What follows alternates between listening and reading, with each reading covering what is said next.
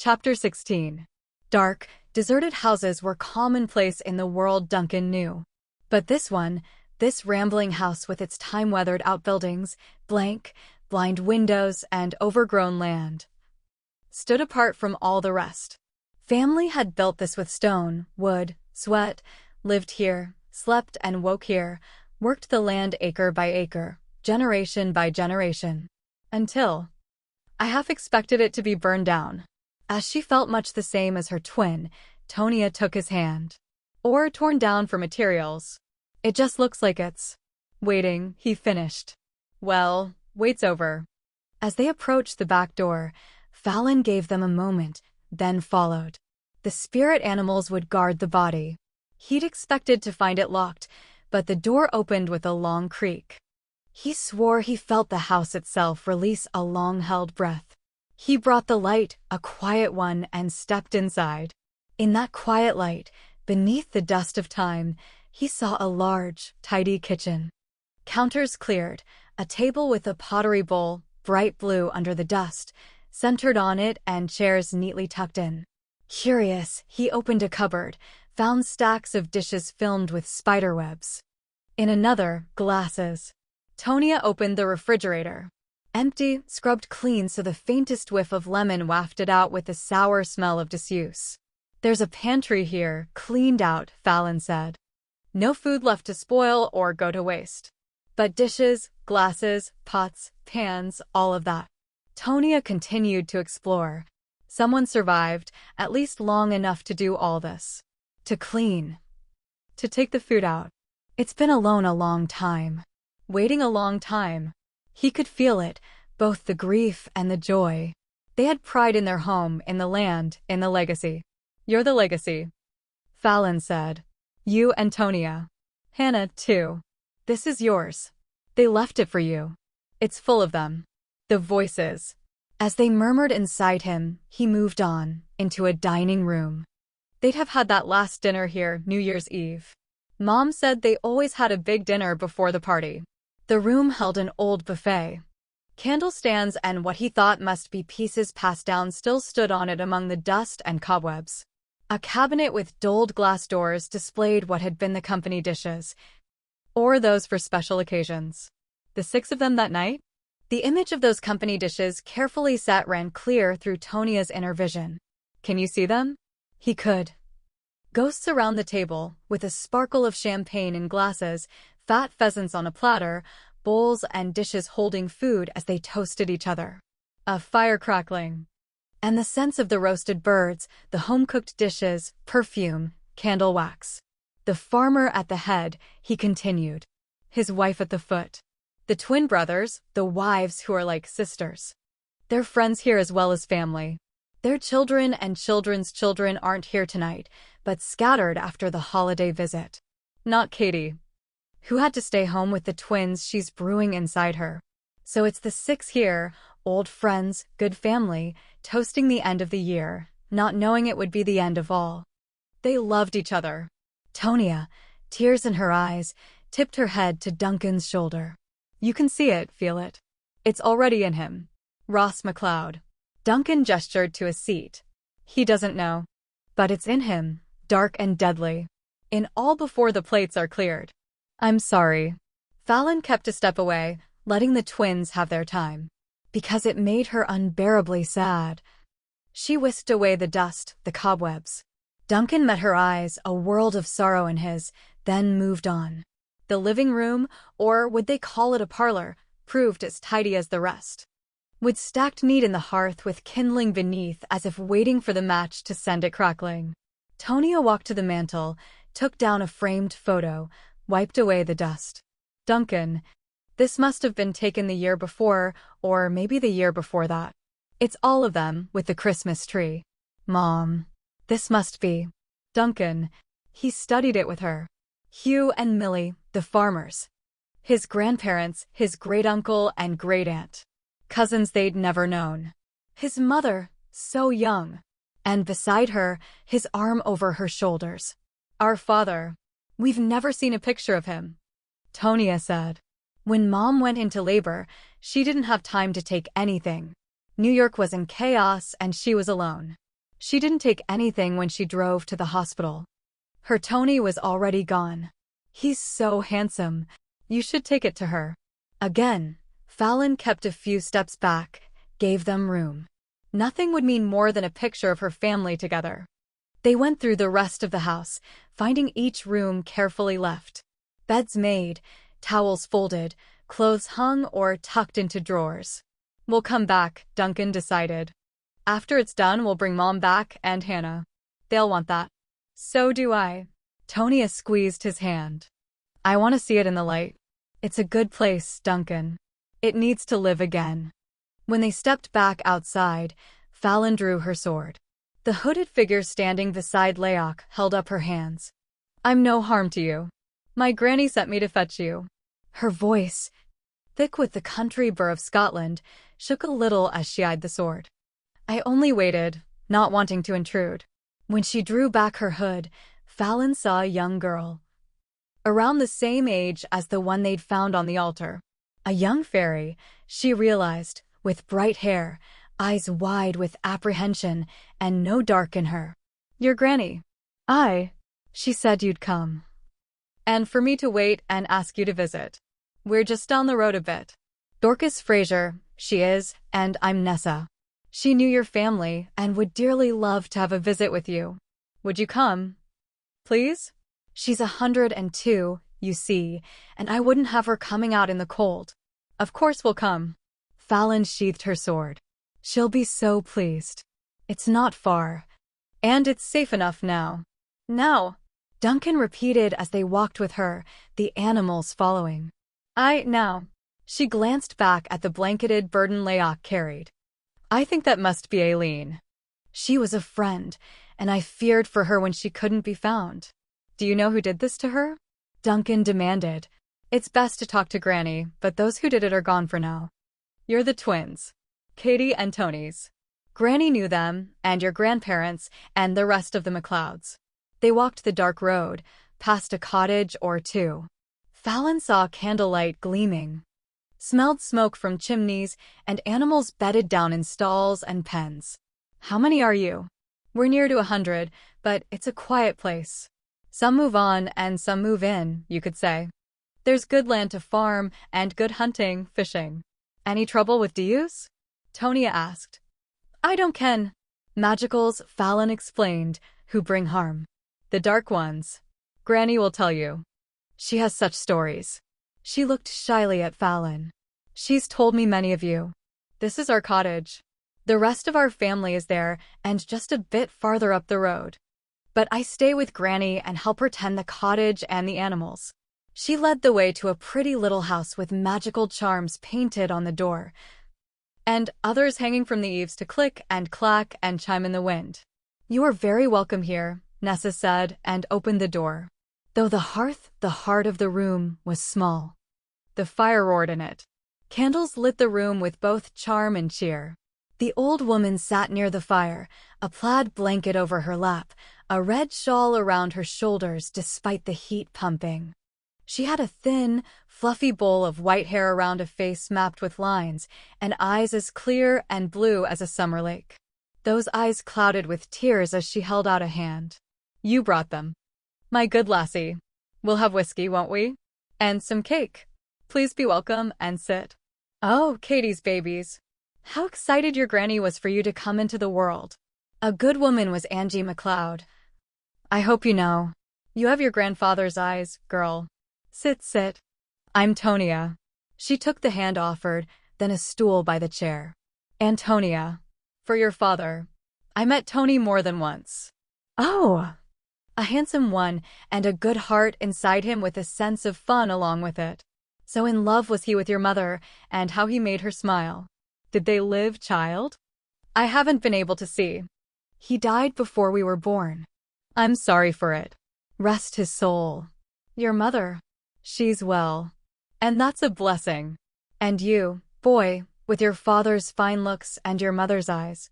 Duncan. It's nice to meet you, Mrs. Fraser. Duncan, for the McLeod end of things. You'll give your mother my best, won't you? The best from old Dorcas Fraser, who lived just down the road and used to give her ginger biscuits. Yes, ma'am. Your family were friends to me. I knew the Duncan you're named for. Flirted with him when we were younger than young. Sit here now, there's a lad. She drew a breath and, clear again, her eyes met Fallon's. I wondered so many times why I would live and live, wake every morning to a new day. So many new days. Some reasons I thought were for my Nessa. How could I leave my sweet lassie? Now I know I lived and lived and lived some more so to welcome the McLeods back home. And to welcome the one into mine. Bright blessings on you, Fallon Swift. And on you, Dorcas Fraser. She took Mrs. Fraser's hand and marveled at how bold and bright the light burned in a body so stiff and bent with age. She took the chair offered as Nessa passed out whiskey and cake. The whiskey's good, Mrs. Fraser told them. We still know how to make it around here. And the cake my own Nessa baked just this morning. You said we'd have guests tonight and to put a little extra love into it. Her grandmother cackled. So I did. My Nessa is full of love. To the love, we'll drink then, and to the light. They lifted glasses, and Fallon learned the whiskey was indeed good. You'll have questions. You sit now, Nessa. For you should hear the questions and what answers I can give. How is it the house hasn't been touched? There are things inside, Duncan continued, that would be of use to you and others. The house is of the McLeods. Those of us who come from here respect that, and those who've come since are told. I think the house itself holds others out. It let you in, you can. Your blood. After all, Hugh died within 2 days after your family left for home and for London on business. Millie, a strong woman was she, lived 2 more. I nursed her, as when the sickness came. I only became stronger. So I nursed her, and then Jamie, your cousin. You cleaned the house, Tonia said. Cleaned it, made their beds. As a friend would do for a friend. My son and my granddaughter, who lived, helped with it. We took the food, but nothing else. Thank you. Duncan took her hand again and, following his heart, kissed her thin fingers. For tending to our family and our home. We buried them, and so many others, in the churchyard. There was hope in some that it would pass and things would be as they were. Fear as well. And no word from outside for some time. Some fled, never to be seen again. Others came and stayed. Those like we here, and those who accepted that magic was back in the world. I know the day you were born, she said to Fallon. I saw it that night, that last night with the party lights and the celebrating. I took Ross McLeod's hand and saw. A good man. And none of his doing, not of his knowing. But it would start with him. And on the night he died, in that moment the dark struck, your light burst free, sparked by the blood of the Tuatha de Danann. The blood the McLeods would pass down to theirs. You would be born in the storm, and delivered not into the hands of the one who sired you, but into the hands of one meant to rear you. She sipped more whiskey. You've known loss, all of you, and still so young. You'll know more. Loss can shake faith if you let it, and the dark gloats when faith seeps out with loss. The dark comes here, too. The old woman nodded at Fallon. It does. They come to the Stiath de Salas. Shield of light. Aye, the circle, the shield, the evil they unleashed. And every year, near to the time it opened, they come and make a sacrifice to the dark. Granny, they found Aileen. A long, long sigh as she reached for Nessa's hand to comfort. I feared it. Since the first year after year 1, they come. They lure a young one, usually a girl, but not always, into the woods. The woods were once green and full of game, a good place. Now cursed by what lives there. What lives there? Tonia asked. It has no name, I know. No face, no form but what it steals. It's a dead place now, that wood, and no one dare enter. I don't know what they do to the poor girls there. I can't see, or it may be I won't see. They tried for me only last year, Nessa said. But Granny has charms on my window, on the door. And I wear this. She gripped the charm around her neck. Still I felt the pulling, I heard the music, so bright and fun. I went to Granny and stayed all night in her bed. It was Maggie went missing that night and never found again. She was but 12. Who are they? Fallon asked. Has anyone seen them? The first year there were 2, a man and a woman. Both handsome, but a false front, that beauty. Scarred they were under it, and beneath the false front and scars, souls dead and black as pitch. Shivering, she drew the shawl closer around her shoulders. I saw them fly over the McLeod farm, him on black wings, her on white, and she threw flames at the house. But they bounced away like balls as they flew on. To the circle, to the wood. It was that night the first of the children went missing. Eric and Allegra, Fallon stated. You know them? They killed my sire. They've come every year in January. Each year. But the next after that first they had a baby, and they became 3 who fed the dark. The child grew, pretty as a plum, but with hair dark on one side, pale on the other. As were her wings. Petra. Duncan's hand balled into a fist. There's more in her than in them. Because they trembled a little, Mrs. Fraser used both hands to lift the whiskey to her lips. Nessa added wood to the fire, whiskey to the glasses. More dark in her, Mrs. Fraser continued. And a madness you can feel wild on the air as she passes over. Only days ago, they came, but like these last few years, only the mother and daughter. I killed Eric. Or I wounded him. Fallon corrected. My father, my life father, finished him. As is just. Only those? Tonia asked. No other DUs, dark ones? We hear tales of dark ones, others. But none have come here but those 3. Now 2. I see them, though in the week they're known to come. I close the cottage tight. But I see them. She tapped her temple. And on the night they feed the dark, storms rage. Granny says. Nessa hesitated, then continued at her great-grandmother's nod. She says they leave us be so we'll stay. And we'll keep having children they can take to the wood. We're taught not to listen to the music, to wear the charms, but some don't really believe, or the lure is too strong. Can you stop them? We'll stop them. Have you seen the black dragon? As the glass tipped in her granny's hand, Nessa reached out to steady it. Is it real then? I thought it a fancy. I've seen it soar over the wood. And into it, but no one else has. And in a dream I saw it sleeping inside the stone dance, but there's been no sign of such a creature. It guards the source. Fallon's eyes deepened as the vision rose. It spies, in dragon shape and man shape, and plants dissension like weeds to grow and choke off the light. It serves its master as does its rider. As does the pale witch. It mates with the mad one, and in her seeks to plant the seed that will become the child. In the child, the source reborn so the dark rules all. Fallon got to her feet. We will strike them down, with sword, with arrow, with blinding light, with the blood of the gods, because we must. Look for the light, grenade, she told the old woman. When you see it burst like the sun, when the tree of life blooms on McLeod land, you'll know it's done. I will look. I will pray, and we will send our light to you. She took the woman's hand. Thank you for your hospitality. Can you tell us where to find Eileen's family? Nessa will take you. She kissed Fallon's hand.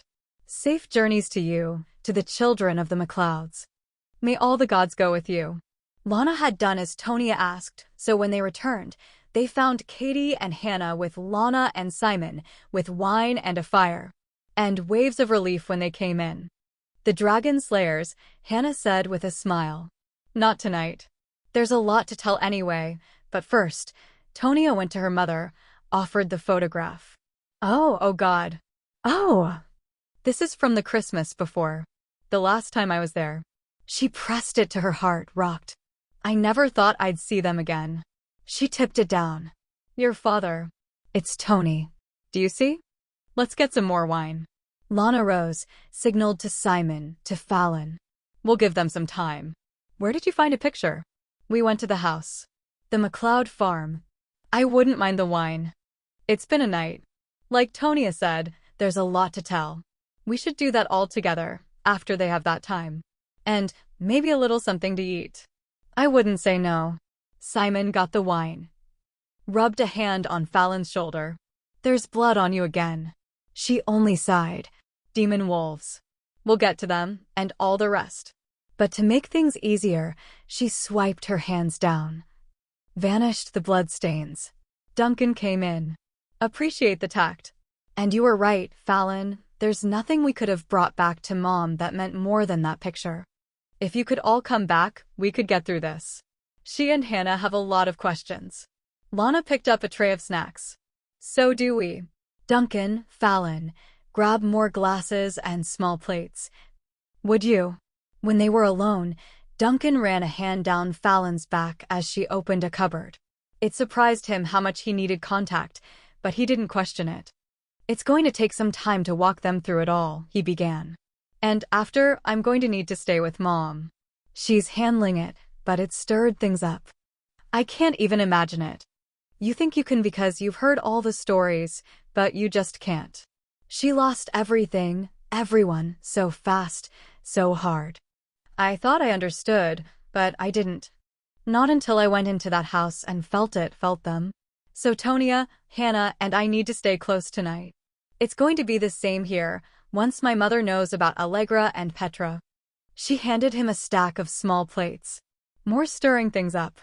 I promised my three a hunt tomorrow. Maybe you'd like in on that. I'm doing a couple classes at the academy in the afternoon, but I've got the morning. First light, East Woods? That works. Buy you breakfast at the community kitchen after. That really works. As they carried in the dishes, Duncan realized he'd, inadvertently, obeyed Simon's strong suggestion during their conversation. He was taking Fallon on a date. For 2 brisk, bright hours past dawn, Fallon rode the woods with Duncan. The night's snowfall left a fresh, fluffy 6 inches over the forest floor. The air smelled of pine and purity as they followed the tracks of a wild boar.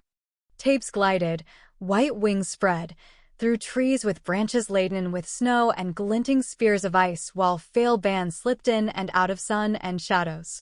Here, the woods pulsed with life. The heartbeats of trees slow and steady in their winter rest, the quick beat of birds on the wing, of animals small and large, the bright pulse of pixies dancing through the ice and snow. Light and life here, Fallon thought, unlike the dark and death in the wood on McCloudland. They didn't talk of the dead wood, of war or ghosts, of tactics or strategies, but argued books and DVDs. Exchanged bits of gossip. It occurred to her they'd never just ridden through the woods, with a hunt more of an excuse to be together than a real purpose. They'd rarely talked of inconsequential things or explored each other's thoughts on them. People had done just this once, maybe not with sword and bow, but they'd spent time talking about so many things that didn't lead to life or death. Now, when war drums beat constant, taking an hour or 2 for only that became precious. She'd remember it. Because she would. She reached over, drew him closer, and kissed him with the owl soaring overhead. And the sun streaming onto untrampled snow. He got a better grip, added some punch to the kiss. Oh yes, she'd remember it. Then he eased back, put his fingers to his lips. She caught the scent, too, and waited while he drew an arrow from the quiver on his back. The boar nosed through the trees. His bad luck, Fallon supposed, that the wind carried their scent away from him. Duncan loosed the arrow, took it down, shot Fallon a quick grin.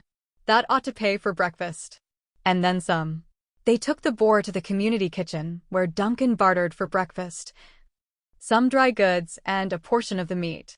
When they settled down to eat, she noticed a couple of those injured, treated, and not back to full duty sharing a meal along with a handful of recent rescues.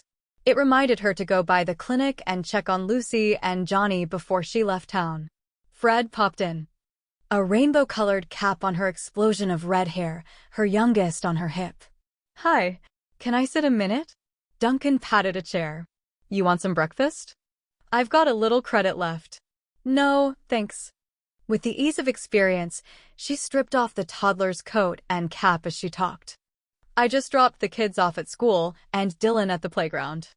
The preschoolers are building snow people. She set Willow down, unearthed some wooden blocks from an enormous bag. Build us a castle, cutie. Your dad made her those blocks for Christmas, she said to Fallon. She's crazy for them. He and Eddie are working on the tractor again. The alchemists are working on the corn fuel, and they think it'll work. Anyway, she blew out a breath.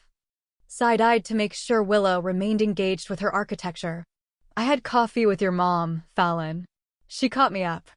I haven't talked to Eddie yet, but anything that has to do with Allegra, he'll want to be part of it.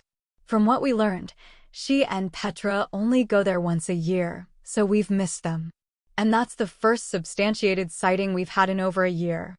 They're not done, and I don't mean just with the awful things they're doing in Scotland. I know Arlies is on her way to Montreal, but when she gets back, I think she and Chuck should, I don't know, put out an alert. Allegra and Eric worked with the PWs on the first attack on New Hope. They may be with them now, or still. We'll find them, Fred. Duncan assured her with a hard gleam in his eyes that spoke of vengeance. They'll come after you. You, Tonya, Fallon, Lana, especially. They want us all, but especially you. And that's to our advantage. Fallon finished her eggs. Neither of them are what you'd call cool heads, and we will be. Neither of them are quite sane, and we are. I believe in you. And I believe the good always beats back the bad. But crazy and bad? It's unpredictable, so, be a little wary. Once Fred gathered up the blocks, Duncan studied Fallon. We didn't talk about them. No. I want to say I know how much Denzel meant to you, and I understand the need to even the score. It can't be evened. No, it can't. I know how I felt when I struck out at Eric, and what blew through me was dark. It was revenge more than justice. I had to pull away from that, and so will you. You'll need to be a little wary, Duncan, because it's a powerful feeling. It's seductive. I need to end her, for Denzel, for that girl we found and all the ones she laid out on that altar. It'll be justice. Whatever else I feel when I do end her is mine to deal with. Faith. Yet I argue not. Against Heaven's hand or will, nor bait a jot. Of heart or hope, but still bear up and steer. Right onward. John Milton. Chapter 17. It worried her, but Duncan was right. It was his to deal with. If she asked him to believe in her, she had to believe in him, believe his light, his heart. Both strong enough to resist that dark surge. She knew its pull, and had to admit she'd felt it tug inside her the night before when she'd seen what had been done to a young girl. Murder, slavery, torture, mutilation, those were horrible crimes. But human sacrifice? An even deeper evil. So yes, she wanted to end them, this mate of her uncle, her own cousin. She wanted to spill the blood of her blood, and knew she'd have to beat back that dark surge to come out whole again. Another choice, she thought as she rode to the clinic. One that might prove the hardest of all to make. It surprised her when Tabes dropped down to Leaka's saddle after she dismounted, and Fail Ban stood on guard. She'd expected them both to go on their way. You don't have to wait, she told them. But if you do, I shouldn't be long. No one sat in the waiting chairs, which she deemed a good thing as she made her way to the offices. She found Rachel at a desk reading some paperwork with her half-glasses on her nose. Slow day. Rachel took off her cheaters. Sat back. At last. Hannah and Jonah are doing some routine exams. Not one emergency this morning, she said, rapping her knuckles on the desk 3 times. We were able to release a few more this morning, so it's actually pretty quiet. Quiet enough I was just going over the supply list for the expansion. It's going to take some doing. But Bill Anderson and his team of miracle workers, which includes your father, say they'll make it happen so we can, potentially, break ground this spring.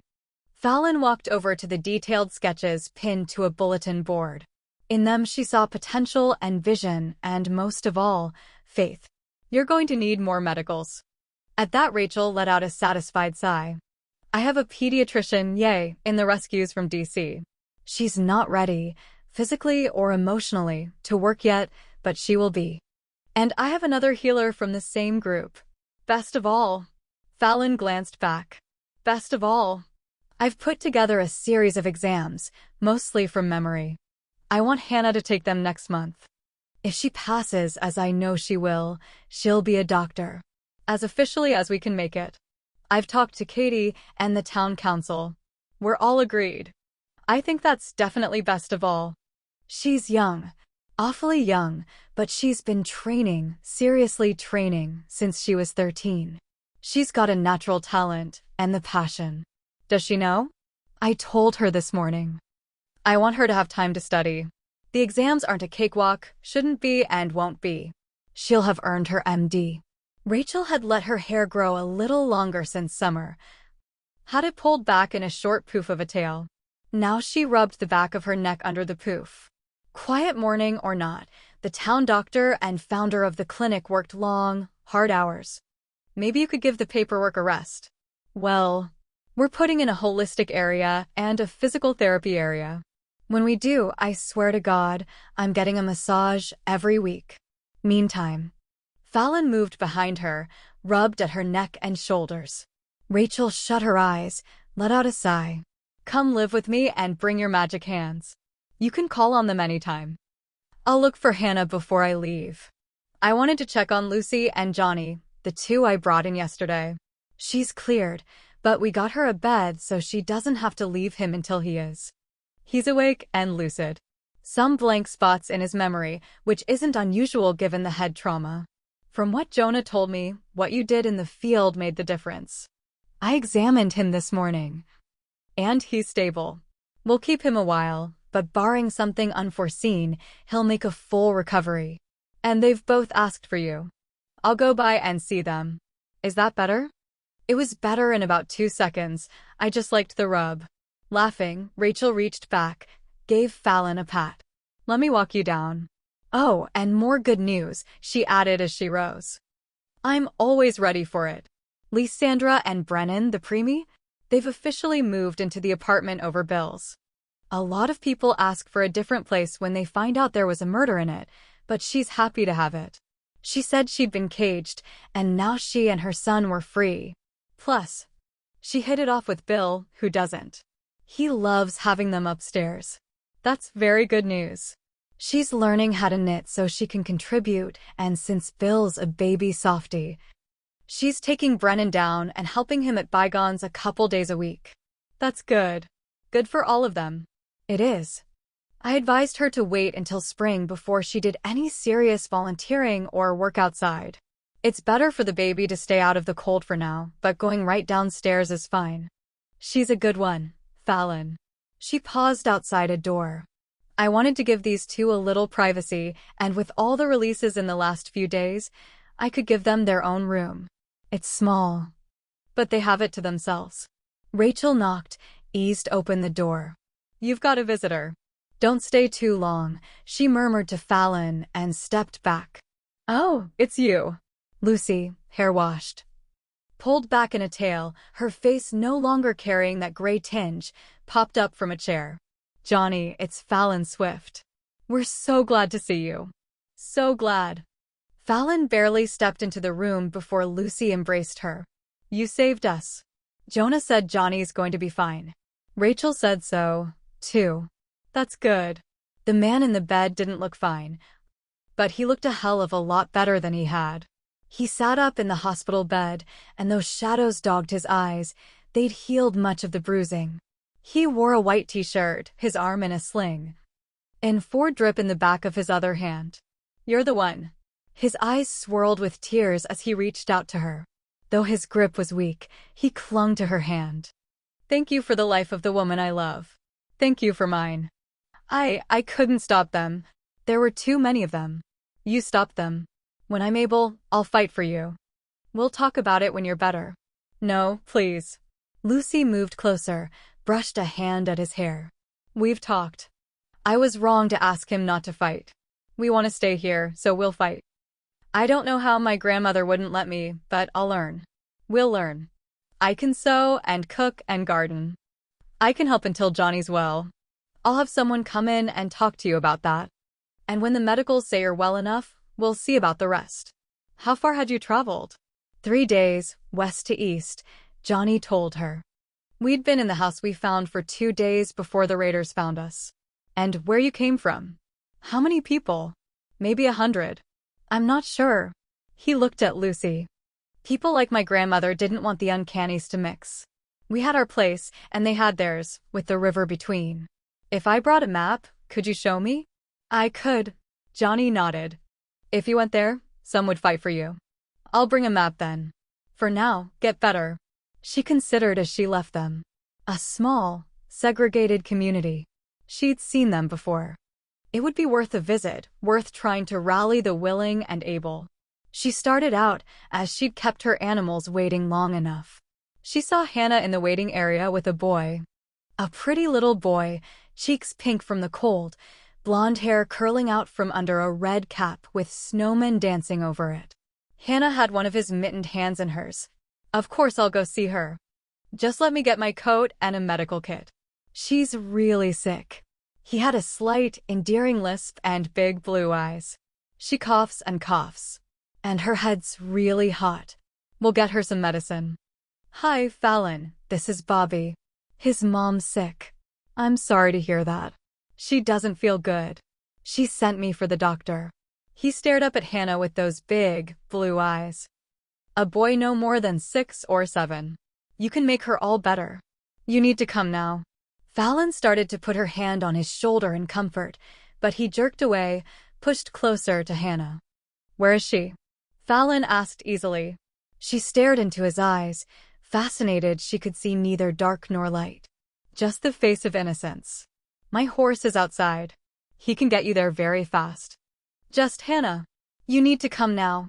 It's okay, Bobby. We'll go now. It's all right. She smiled at Fallon, but surely didn't see her. Not with those blank eyes. Sure. Wouldn't want to get in the way. She moved fast, shoved Hannah back, threw power at the boy. He screamed at her, and those blue eyes went black as a crow's wing. The bitch is mine. With his child's hand, he tossed a stream of fire at Hannah. Fallon simply caught it, crushed it. When he heaved the next at Fallon, it crashed against the shield she threw up. Do you think your power exceeds mine, imp? I want her. He pounded against the barrier, little fists full of hate. I want her. I want her. Give her back. Go to hell. Fallon suggested as she heard the sound of feet running behind her. Stay back. It's not fair. Tantrum tears spurted from those black eyes. You're mean, and I'm gonna tell. We'll kill you all. You'll burn and burn and burn. I see you now. I see the dark in you. It'll eat you up. Chomp, chomp, chomp. On a scream of laughter, he tried to flash, then looked wildly around when he stayed in place. To Fallon's astonishment, he dropped down to kick his feet, beat his fists in the air. You're a mean girl. Mean, mean, mean. I want to go home. Let me out, you shitty head. Christ, what a brat. You're not going anywhere, so calm the hell down. Who sent you? Temper stained his face an ugly red, tears turned it blotchy. But those black eyes gleamed into Fallon's as he rolled into a crouch. A little spider, she thought, poisonous for all its size. The Princess of the Dark has a message for you. Eat this, cousin. He gathered himself, pulling power, sucking it in as he might suck an air to blow. Even as Fallon warned, don't, he unleashed a flood of fire. She saw his face. The shock and fear on his face, before the flames struck the barrier, flew back and consumed him. Oh my God. Rachel, still kneeling beside a shaken Hannah, scrambled up. No. Fallon gripped her arm. He's gone. There's nothing you can do. He was just a child. Age doesn't change it. He was a dark, uncanny cloaked in innocence. There's nothing left, not even ash. Hellfire doesn't leave ash. You'll want white sage, salt, a cleansing ritual. Digging for calm, she turned away, helped Hannah to her feet. I'm sorry I knocked you back so hard. I had to get you clear. What happened? What was that? What do you remember? She pressed a hand to her temple. I was just finished with an exam. I heard my name. Somebody calling me. And there was a little boy crying then. Nothing. Hannah pressed her fingers to her temples as if to push out the rest. I don't remember anything. I was on the floor. And that thing was screaming. He had you in a trance. He had power and skill, despite his age. He wanted you to go with him. He told you his mother was sick in bed, needed a doctor. Yes. I think. It's foggy. He was going to kill me. I don't think so. I think he was sent to take you to her. To Petra. A bargaining chip. To get to Duncan and Tonia, to you, but absolutely to them. The shock and confusion on her face shifted, instantly, to cold rage. That little bastard. How did he get through security? Rachel demanded. I think that's why she sent a child. Small enough to slip through the security posts, and she'd shielded him. Even I couldn't see into him at first. And that's when I knew. She's not as clever as she thinks. In any case, we'll fix that. You're okay? She asked Hannah. Yeah. I feel it. She winced as she rubbed her ass. Small price to pay. Have Duncan and Tonia make you a charm. They'll know what to do. Wear it, 24/7. Right now, we're going to exam so I can look you over. I'm fine, Ratch. I landed on my butt. But maybe a little something for the headache. It's from being pulled out of the trance abruptly. And not by the one who put you in, Fallon explained. The herbal remedy's better for that than the chemical. Got it covered. Come on, Hannah. Okay. Thanks, Fallon. Rachel led her away. Glanced back. So much for the quiet morning. Fallon went directly to Will to report the breach, left it to him to work out how to tighten security. Then she went to her mother to work together on a magical overlayment. That left her little time to check on the prisoner transfers and the progress of the delegation to Quebec. She spent the evening trying various locator spells, searching the crystal, but could find no trace of Petra or Allegra. I'll get through, she said aloud. Sooner or later. By the time she dropped into bed, the 2 hours in the woods, the simple kiss, the quiet, seemed incredibly far away. And very precious. She'd just drifted off when she felt a snap in the air. Just me, Duncan hissed before she hurled something nasty at him. He lay down beside her, wrapped around her. Hannah, I'm stupid grateful you were there. She's okay, right? Thanks to you. He kissed the nape of her neck. I can't stay. I want to stick close another night. You made the charm for her. Yeah. Had to be pretty, she insisted. He nuzzled Fallon again. Tonia handled the design so it would be. So it's pretty enough for Hannah and effective. She shifted around to nuzzle back. Mom and I worked out an overlayment for security. I think it's effective too. We thought we had enough already, but kid demon from hell. Who expects that? Fucking Petra. I can't find her, Duncan. I looked, but I couldn't find her. I will. We will. Nobody messes with my sisters. He kissed her cheeks, her lips. I can't stay. But I could take an hour. Her lips curved against his. This is a really good way to spend an hour. Fallon spent time with her maps, huddled with her father, Will, Eddie, and others over battle plans. She worked with her mother on potions, with Kim on herbals. To keep her hand in the game. She visited the barracks for some sparring, the academy to monitor a class on spellcasting. And while she continued to search for Petra through the crystal, she roamed through it to mark other areas. Study, consider. When her mother came in, Fallon sat with her maps at the dining room table. Back at it? Yeah. Want some tea? After a morning in the community kitchen, I'm ready for some. Sure. Thanks. It's wicked cold out, Lana continued as she moved to the stove to put on a kettle. I think it's a night for beef stew. Will you be here for dinner? Should be. Fallon rose as Lana ran her hands over a teapot to warm it. Mom, I have something to ask you. All right. Lana opened a cupboard, considered her teas. Chose a ginger spice. I've pinpointed the area where Lucy and Johnny came from, the segregated community I told you about. Some people never learn, do they? We're all in this together. Working, living, loving together makes us whole. It's that, how you're an example of that. Know how to communicate that, it's why I want you to go. Go. Lana glanced back. To what Lucy calls Riverbend. There are at least 100 people, and they've managed to defend themselves against the occasional raid. Some, on both sides of the river, will fight if they're given a reason. I need you to give them one. You and Dad. You want me and your father to go. Try to convince people who refuse to mix together to fight together. It won't be the first time. And I can't think of anyone better suited. You, Dad, and Ethan. Ethan. A family. A blended family. The one's family. That's a factor, Fallon agreed, and moved in to measure the tea. A witch. An NM soldier, a young animal empath. Two people who survived the doom and made a life. The son who's grown up in the world they've helped build and protect. Have you talked to your father about this? You first. It's harder for you because I'm asking you to take Ethan. I've seen what you gave up to leave New Hope. And I know what you gave up to leave the farm and come back here. You did it for me, but not only for me. You did it because it had to be done. I need you to show these people what has to be done. Lana stood back while Fallon poured the boiling water into the pot. That's not all. No. There are 2 more settlements.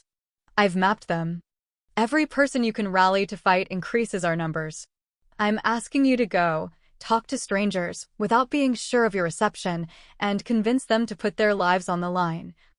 To send their sons and daughters to fight. When would we? I'm hoping you'd be willing to leave tomorrow. Tomorrow? But she had a rotation in the community kitchen and needed to pick up some things from the tropics.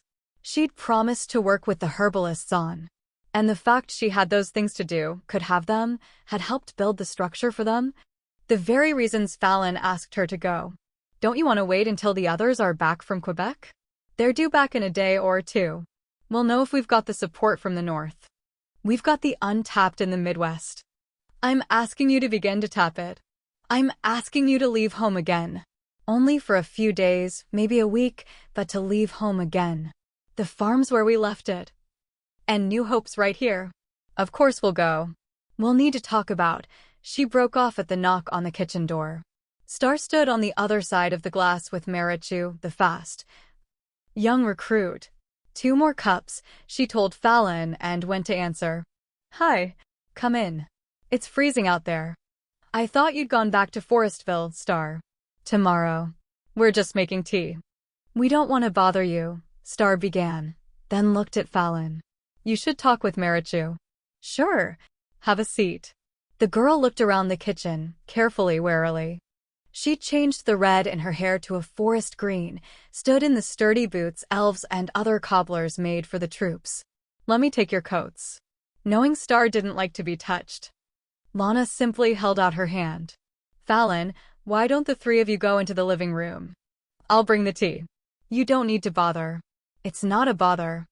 If Star said she needed to talk to Marichu, Fallon thought, and gestured for them to follow, she needed to talk to Marichu. She'd neglected the fire, she realized, while she'd worked with her maps. So flicked out a hand to send it flaming again and added a log. The girl studied the room as she had the kitchen. Sit, Fallon invited. Star. Her face carrying scars from burns so deep even Magicks couldn't erase them, hesitated, then took a chair. Her body carried scars, too, Fallon knew, from Petra's attack.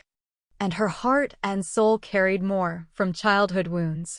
Outside of training and battle, she trusted and interacted with few. Marichu struck Fallon as much the same. But clearly they'd clicked. Lana brought in a tray. As Fallon walked over to take it from her, she murmured, "Stay." Fallon set the tray on the table. Cookies, too. We're in luck. I've got it, Mom, she added. And began to pour out the tea. So what do we need to talk about, Marichu? I need to fight when you go to New York. Fallon set the first mug down in front of Star, poured another. The age you listed is a little shy yet for combat. Not that much, and I'd have just lied if I'd known you had some stupid rule about it. I fought in DC. And you broke ranks. You weren't on the squad for the lab and containment center. So what? That's not the way, Star replied. I fought in DC, Marichu insisted. I'm faster than any damn body who isn't an elf. I'm better at hand-to-hand than most of the older recruits. I won the last archery tournament, and I'm better with a sword than most. You said so. I said you'd improved with a sword. She has. Star said to Fallon. I've stayed since DC to check on progress with the recruits, and I'm going back to the base tomorrow. Marichu's improved in every area. Fallon poured tea for her mother. Herself, then sat cross-legged on the floor, took a cookie. You broke ranks, Fallon repeated, and would have put an arrow in Carter after he'd surrendered and posed no threat. One hard glance from Star had Marichu cutting herself off. You're right, and I've been disciplined for it. I deserve to be. And you were right, what you said in the lab. We're not like them. We can't be like them. I'm asking to fight to prove myself. New York's going to make DC look like a scrimmage. The DU forces were strong in DC, but they've dominated in New York for over a decade. I know, Marichu snapped back. I was born there. Gaze level, Fallon bit into the cookie. Were you? My parents were resistance. My mother was killed when I was 12. I'm sorry, Fallon said. She was a soldier. Pride rang in the girl's voice. She died fighting. They found the safe house where we kept the kids. She and the others beat them back, protected all of us. She died fighting. After that, my father wanted to get me out. We argued about it a lot, but he said he was going to get me out. Get me to New Hope. Here. Everybody knows about New Hope, but mostly doesn't believe it. Everybody knows about the one, but mostly doesn't believe it either. No longer able to resist. She leaned forward for a cookie. But they fight anyway. My dad made me leave. Sometimes they smuggle out kids, or the old, or the ones who can't take it anymore. He made me go with a group. And said he'd find me when he could. But once we were out, everything went wrong. The crows came and the black lightning. Everybody scattered. Then there were PWs. And they were taking everybody they could or just killing them. I got away. I'm fast, so I got away. But I couldn't get back into the city. She was hurt, Star said. It wasn't that bad. I told you it wasn't that bad. She was hurt, Star repeated, and got lost in the smoke, couldn't find the way back in. Some resistance scouts found her, took her to their camp. Then to a small base farther south. They wouldn't take me back to New York, so I took off when I could. And Fallon prompted. I should have stayed with them. I understand that now. But then, I just wanted to get back to my dad. So I took off and I couldn't get back to New York. I figured I'd try to come here. Dad drew out a route. It wasn't exactly right, but I followed it. I ran into more PWs and they hurt you, Fallon finished. Really hurt you that time. Damaged your wing. They were going to execute me, but I got away. I still got away. Then your scouts found me. Why didn't you tell anyone before about New York? I didn't know you. Fair enough. All of it, Star encouraged. Okay. I figured, at first, I'd learn stuff here, more skills, and I'd take off again, try for New York. But then, I know that's not the right way. I can't do it on my own. Nobody does it on their own. A good lesson. Fallon allowed. Do you know Chelsea? Lana asked her. Yeah. Our group stayed mostly on the lower. We had other groups on the upper and the mid. I lived in Chelsea. Lana held out the plate of cookies. I know. There are lots of stories. It's not like it was, my dad said it's not, so it's not. But I know how it is. I know where you can find resistance who'll fight. I know where the PWs have a stronghold in what was Brooklyn and where the military bases are in Queens. I've got maps in the other room. Fallon rose. Show me. I'll show you if I can go and fight. Show me, Fallon repeated, then we'll decide. It took more than an hour, and when they left, Fallon pored over the maps, the notes, the new markings. I need more map paper. I have to redraw. You're going to let her go. Lana sat, hands folded on the table. She's so young and still headstrong. You can see the headstrong even though she's trying not to show it. Maybe not to be it quite as much. Her father's in New York, and I'm going to hope she learned her lesson. Won't make the same mistakes. Still, I told her she needed to sharpen her skills with a sword, and she'd need the go from every one of her instructors. You're going to let her go. I know you. Lana said. All right, yeah. What do you think she'd do if I said she had to sit this out? She'd take off. If I said she needed more discipline, same thing. I know that too. Just as I know Duncan and Tonya, and most of the others, were already in the fight by her age. But with so many joining, we've been able to up the age for combat, give them more time. Her father's in New York, Fallon said again. Everyone she really knows, the world she considers home. I can't stop her, so I use her, yes, but she goes back with an army. She doesn't go back alone. And still, it makes me sad. I can know you're right, that I'd very likely do the same and still be sad. I'll get your paper. Rising, Lana stepped over, pressed a kiss to the top of Fallon's head. With the new information, Fallon huddled with her parents, Duncan and Tonya, Will. She added Katie, Jonah, Rachel, and Fred for their knowledge of old New York. Tony and I lived here. Katie laid a finger on the old map. My parents here, his here. This is the hospital where you were born. DU Central now. Duncan said, then immediately looked at Katie. Sorry, Mom. No, that's the reality. New Hope's home, where I raised you and your sister, where we made our life. They've twisted and burned what was my home, but that doesn't mean we can't and won't take it back. I lived here, started out here, Rachel said, but I wanted my own place. And an easy commute to the hospital. I didn't grow up there like Katie and wouldn't know the area nearly as well as Jonah would, as he drove those streets every day as a paramedic. We were based here, covered this section. It took him back, those street names. I imagine some of the buildings are gone, some of the streets destroyed, but the layout's the layout. We took the boat from here to get out, decided to try for Hoboken. Hell of a night, Rachel said, and laid her hand over his. Yeah, it was. We could get troops into Brooklyn by water. Boats. Mere people. Jonah nodded at Fallon. There were bridges, tunnels. Marichu says the tunnels, for the most part, are for the dead and the lunatics. The bridge from Manhattan to Brooklyn destroyed, leaving Brooklyn essentially cut off. If we come in as you left, by the water, we can retake what they've claimed. From the outside in, while we flash more troops into the center. We do the same in Manhattan. Arlise and I worked here in Midtown. She lived close enough to walk to work. It all happened so fast, Fred remembered. People dying, people killing, people running. The Magickals, well, there was a lot of confusion at first. I mean, one day you're an intern, learning the ropes of broadcasting, running around New York with a cool job, a dumpy apartment you love. And the next you've got wings. It's not like being born knowing. It's a rush and a little scary at first.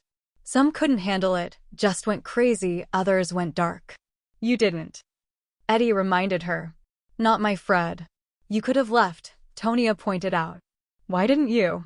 Arlise, the people we worked with. They needed me.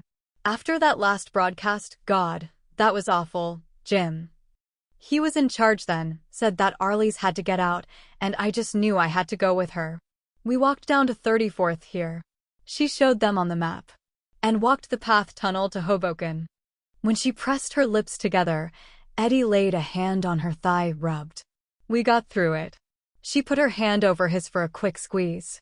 The thing was, Hoboken was pretty deserted. But it wasn't destroyed. Not even looted much. PW base now, according to Marichu. We take it out, Fallon said. Make it ours. We're fighting on a lot of fronts, Fallon. With the others. We'll study the maps, old and new. PWs in New Jersey, DUs and PWs in Brooklyn, military in Queens, and all of that in Manhattan. That's why we'll win. Not in a day, not in a week, not in a month. But we'll win. We'll drive them out. I was conceived there, like Duncan, Tonya, Hannah. Ross McLeod traveled back from Scotland to die there. The firsts of New Hope found each other there. And found their way out. Now it's time to go back. She looked at Fred. You could have escaped when the time came over the water on wing, but you went into the dark because a friend needed you. And you, Jonah, on the edge of despair, chose life because a stranger needed you. Arlise chose truth rather than the safety of lies. Chuck gave Arlise and Fred shelter and a way out. Katie gave a helpless infant a mother and family. Rachel stepped into the unknown because she was needed. My mother left everything she knew and loved, met a stranger and his dog on the road. And helped them. That's what we take to New York. And that's a powerful weapon. Can't argue with it, we'll admit it. But I'd feel better going into this with a shitload of swords, arrows, bullets. And soldiers. And we will. But we'll also go with the light, strong, and powerful enough to shut down the dark. Chapter 18. It felt a little strange and altogether amazing to sit in Fallon's kitchen while she fixed breakfast. Just the two of them, Duncan thought, in the big house. Her parents and Ethan had left the day before. His mom had steadied up, with the framed picture of her family on the mantel. He'd be a fool not to take advantage of some Fallon time. And he was nobody's fool. For the first time. They'd spent the night together in that big house, and now the morning after. He wondered if she wondered if this served as a kind of gateway into their future. And just where the gate would lead. He let her cook because she made it clear he sucked at cooking. He didn't think he was that bad, but why argue? Besides, he liked watching her, the confidence, even a little flair. She set the plates on the counter, sat beside him. Looks great, smells great. He sampled a forkful. Tastes wow. What is it? Pesto and roasted tomato omelette with some goat cheese. Take after your mom. She's the best cook in the world. She'd say there's not a lot of competition. Are you worried about her, about them? She tasted the omelette. Found herself pleased she'd pulled it off as she'd been taught. No. I worried I'd worry, if you get me, but I'm not. It's all steps somehow. I just wanted to fly, to take some time to think. And there was Lucy. Now through her maybe we get a couple hundred soldiers. And maybe one of them points us in a direction that gets us a couple hundred more. We'll need them. Is that what's worrying you? New York. I hear the worry. I'd be stupid not to worry. It's a big bite. And what was said the other day isn't wrong. It's not enough to be right. We need soldiers and weapons. He said nothing for a moment as they ate in the quiet hum of the kitchen, in the warmth of it while winter held cold and hard outside. They can't always understand. He began. Will's a hell of a commander. Tough, smart, courageous, committed. I learned how to fight from him, learned how to fight smart, but he can't always understand. He accepts and respects magic. That can't always be a snap, either, right? I guess I don't always think often enough from their side. Just listening to Fred. How she talked about those weeks in New York when everything changed. How she changed. Will, Eddie. The other NMs, with the big exception being your dad, are always going to think the conventional way first. Even after 20 years in this world, they lived that long and longer in the other. I figure that's a good thing. Curious, she shifted to him. Why? Because that's how the world works now. The mix. We're a mix of conventional, or what was conventional, and magical. It works best when everybody accepts. You and me, we've got that mix right inside our own families. So does Will, so does Eddie. I figure that's how it's going to be now. That's another reason we'll win. Check that. I've spent some time at the barracks and the academy since I came back. Some students, some recruits are going to need more seasoning. You've got some like Denzel. It gave him a pang, always did, when he thought of his friend.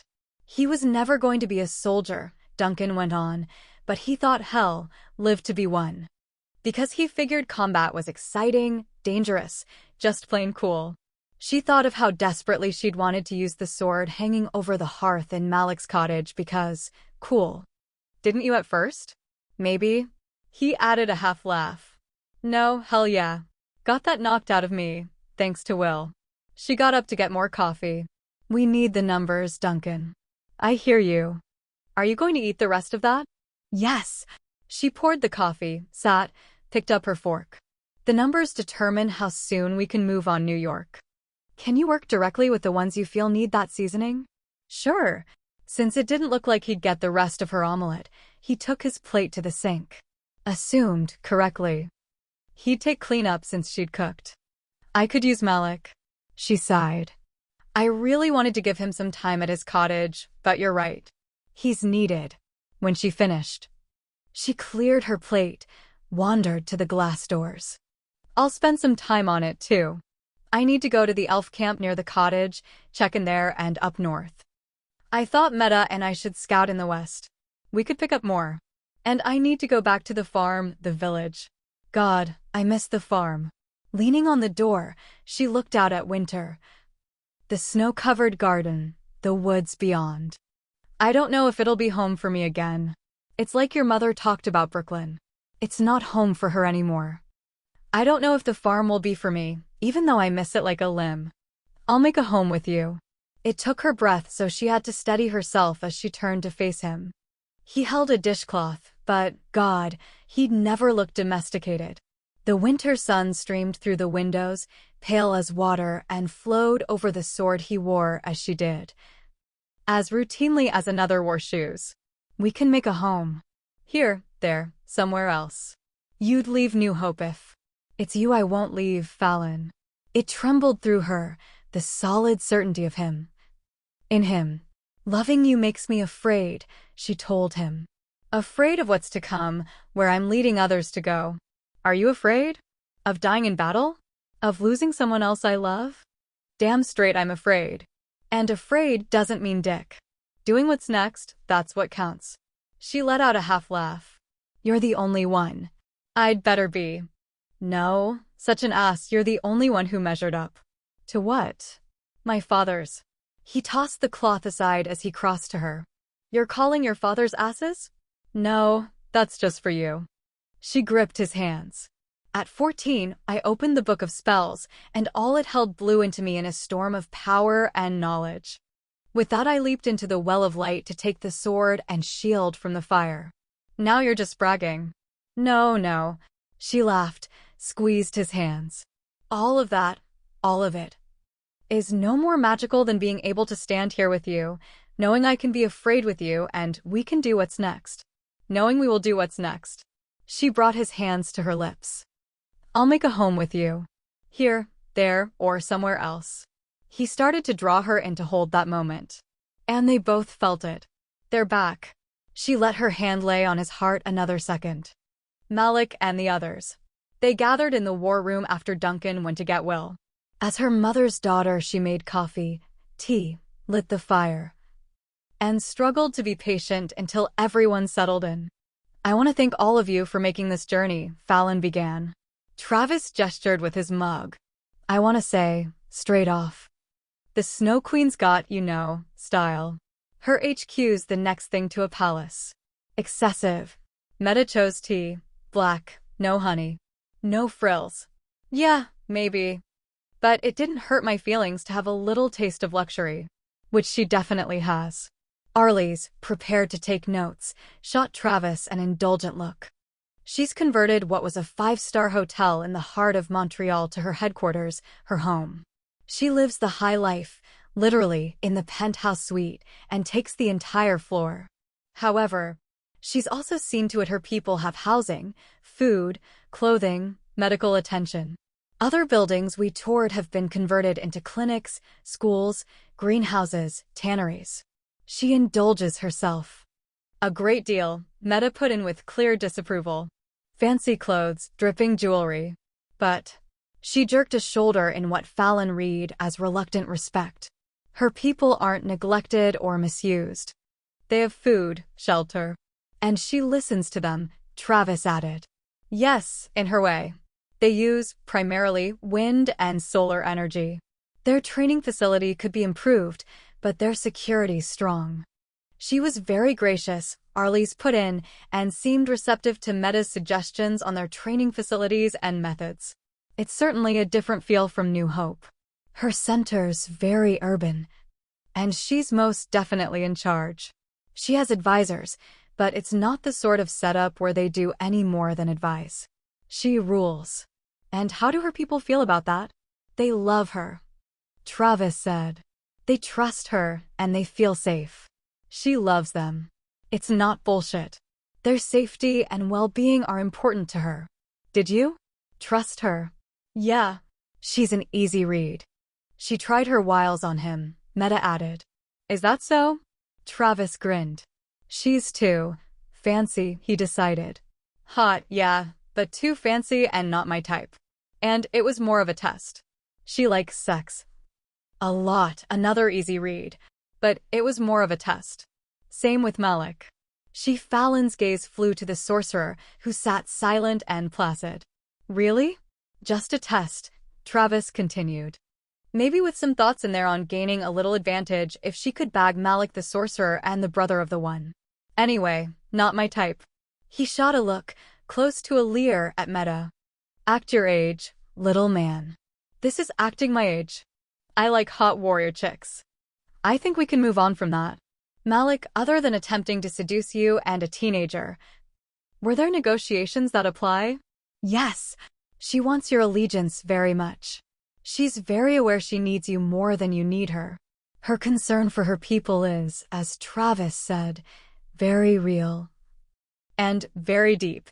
She is particularly concerned that the children in her region are not only safe and educated and sheltered, but happy. Her ambition is not slight. She wants the region, and believes she can bring it safety and prosperity. She's not wrong, Arlie said. She's ensured loyalty because she gives it. It may be a kind of benign dictatorship, but we're in a different world. I didn't see any cruelty in her or her rule. She offers 2,000 fighting troops for that allegiance. 3 now. Malik poured more tea. Winter chilled his bones now in a way it hadn't for centuries. 3. She has 4, Travis told her. An easy read. But we agreed she needed to hold back a portion to secure her city, her people. Malik nodded. There are old and young and others unable to fight who need protection, as well as the city itself. The 3,000 come with arms, and her forges will continue to produce weapons. As you suspected, she has other alliances. With these negotiations, she brought in those leaders. They are both smaller groups, but we have, between them, another 1,500. Over 4,000. Feeling the surge, Fallon sat back. What did we promise in return? We recognize her rule and the sovereignty of the other alliances.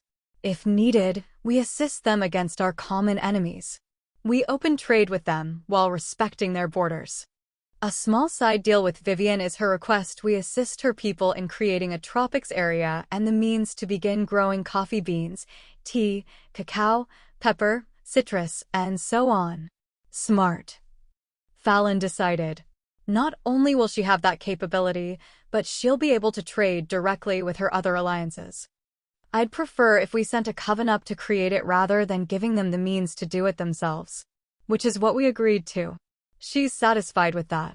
Good. Over 4,000 and, with luck, nearer to 5 when Mom and Dad and Ethan get back. From where? Travis demanded. I thought they were just busy somewhere. They are. Just not in New Hope. She explained the mission. Listened to the back and forth. Then rose. I want to thank all of you. By successfully negotiating these alliances, you've given us a strong advantage. We have allies in the north. And thousands of troops who will fight with us. We'll need them to take New York. Meta, would you be willing to go west with me to find more? To hopefully find and forge other alliances? I answer the call of the one. Travis, I need you on this one. He sent a wide grin to Meta, who answered it with a stony stare. No problem. Arlies. I'd love to read what you'll write on this in New Hope News. It's all but written. I promised Vivian a copy. They have and that's very rudimentary IT, but Chuck will figure it out. Okay then. Malik, if you could stay for a minute. The rest headed out, Duncan and Travis to the barracks, Will and Arlies back to New Hope, and Meta to prepare for the next journey. Fallon poured Malik more tea, moved to sit beside him. 3 words to describe Vivian. Vain, ambitious, loyal. I can work with all of those. I'll add she envies you. Me? Your power and position. With the envy is genuine admiration and a little fear. I can work with those too. Is there any reason to think, if we help her secure Quebec, establish herself as head of that state, she'll want more? Pleased she thought beyond the battle, he picked up the tea. I think not. Quebec is personally important for and to her. More would require more work. I believe she'll be a staunch ally. She sent you a gift.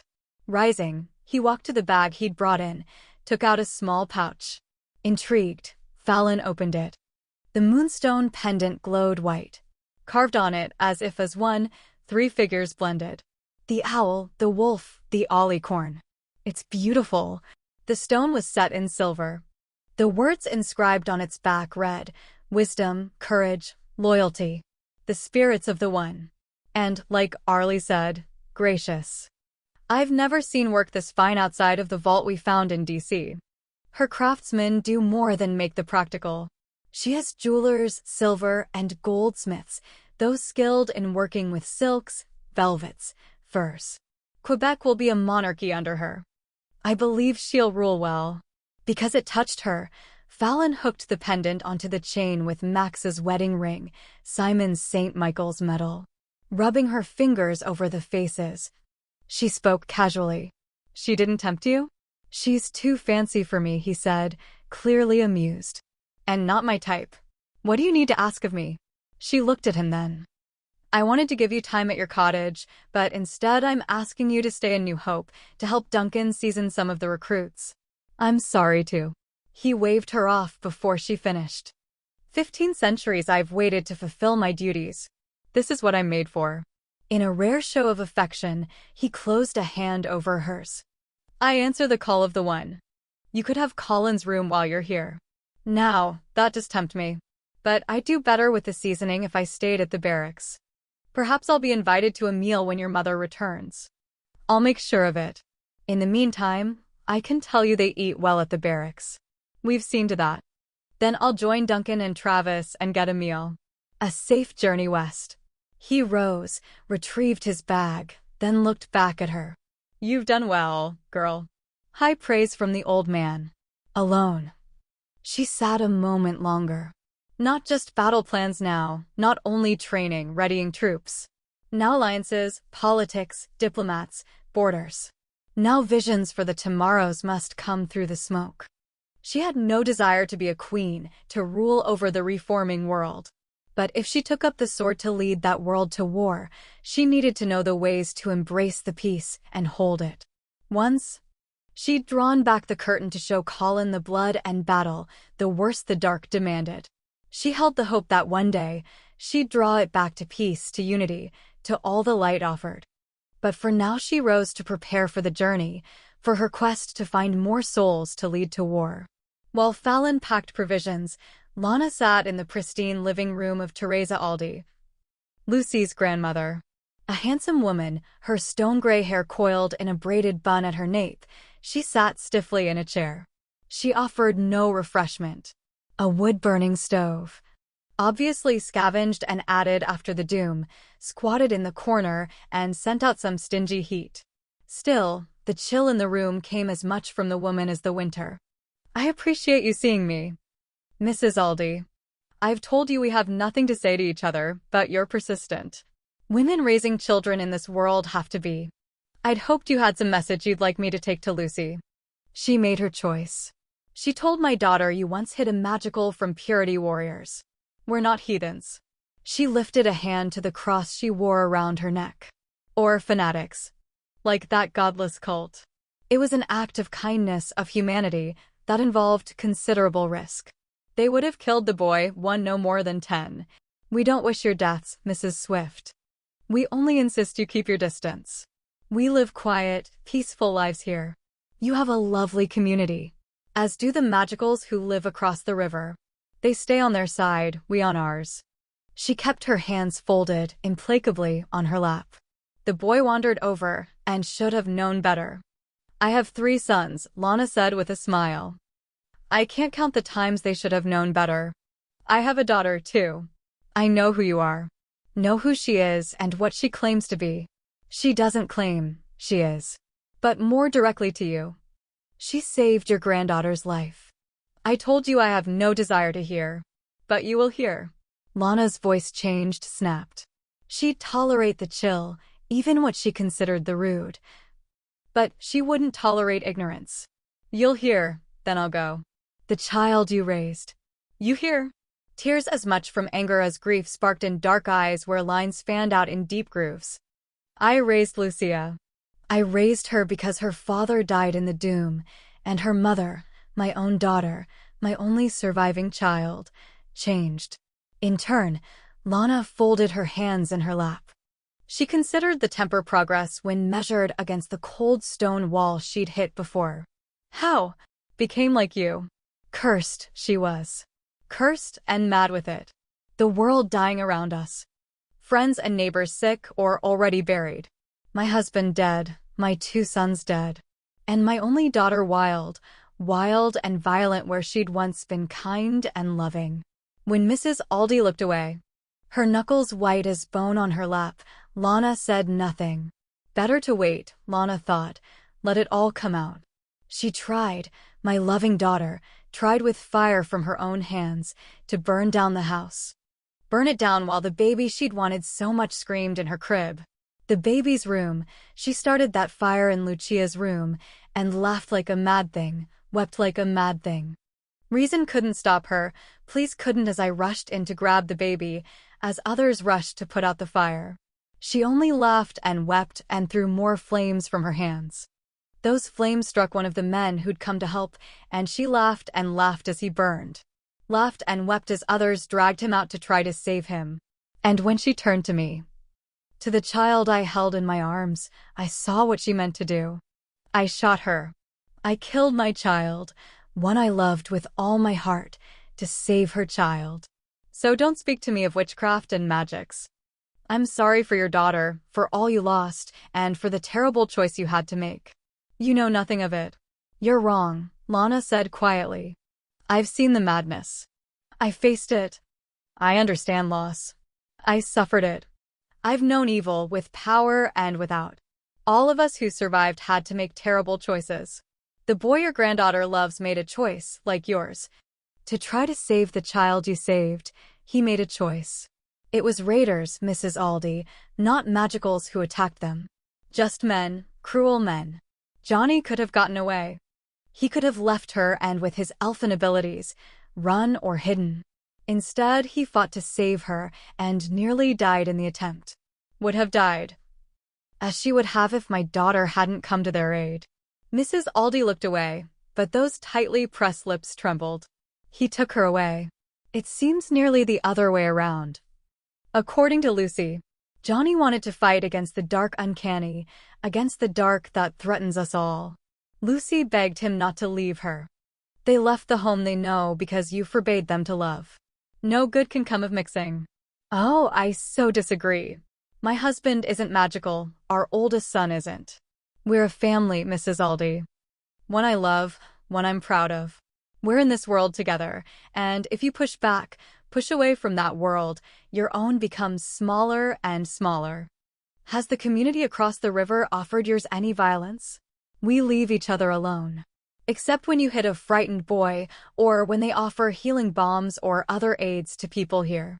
You should ask your neighbors, Lana said when Mrs. Aldy blinked in shock. Ask yourself if your pride and your bias, and it is bias, is more worth clinging to than the child you saved at such a terrible cost. A child who loves and misses you. She asked me to give you this. Lana rose, laid a letter on the table by the chair. Thank you for seeing me, she said, and left the woman with a choice to make. Fallon spent 10 days in the West.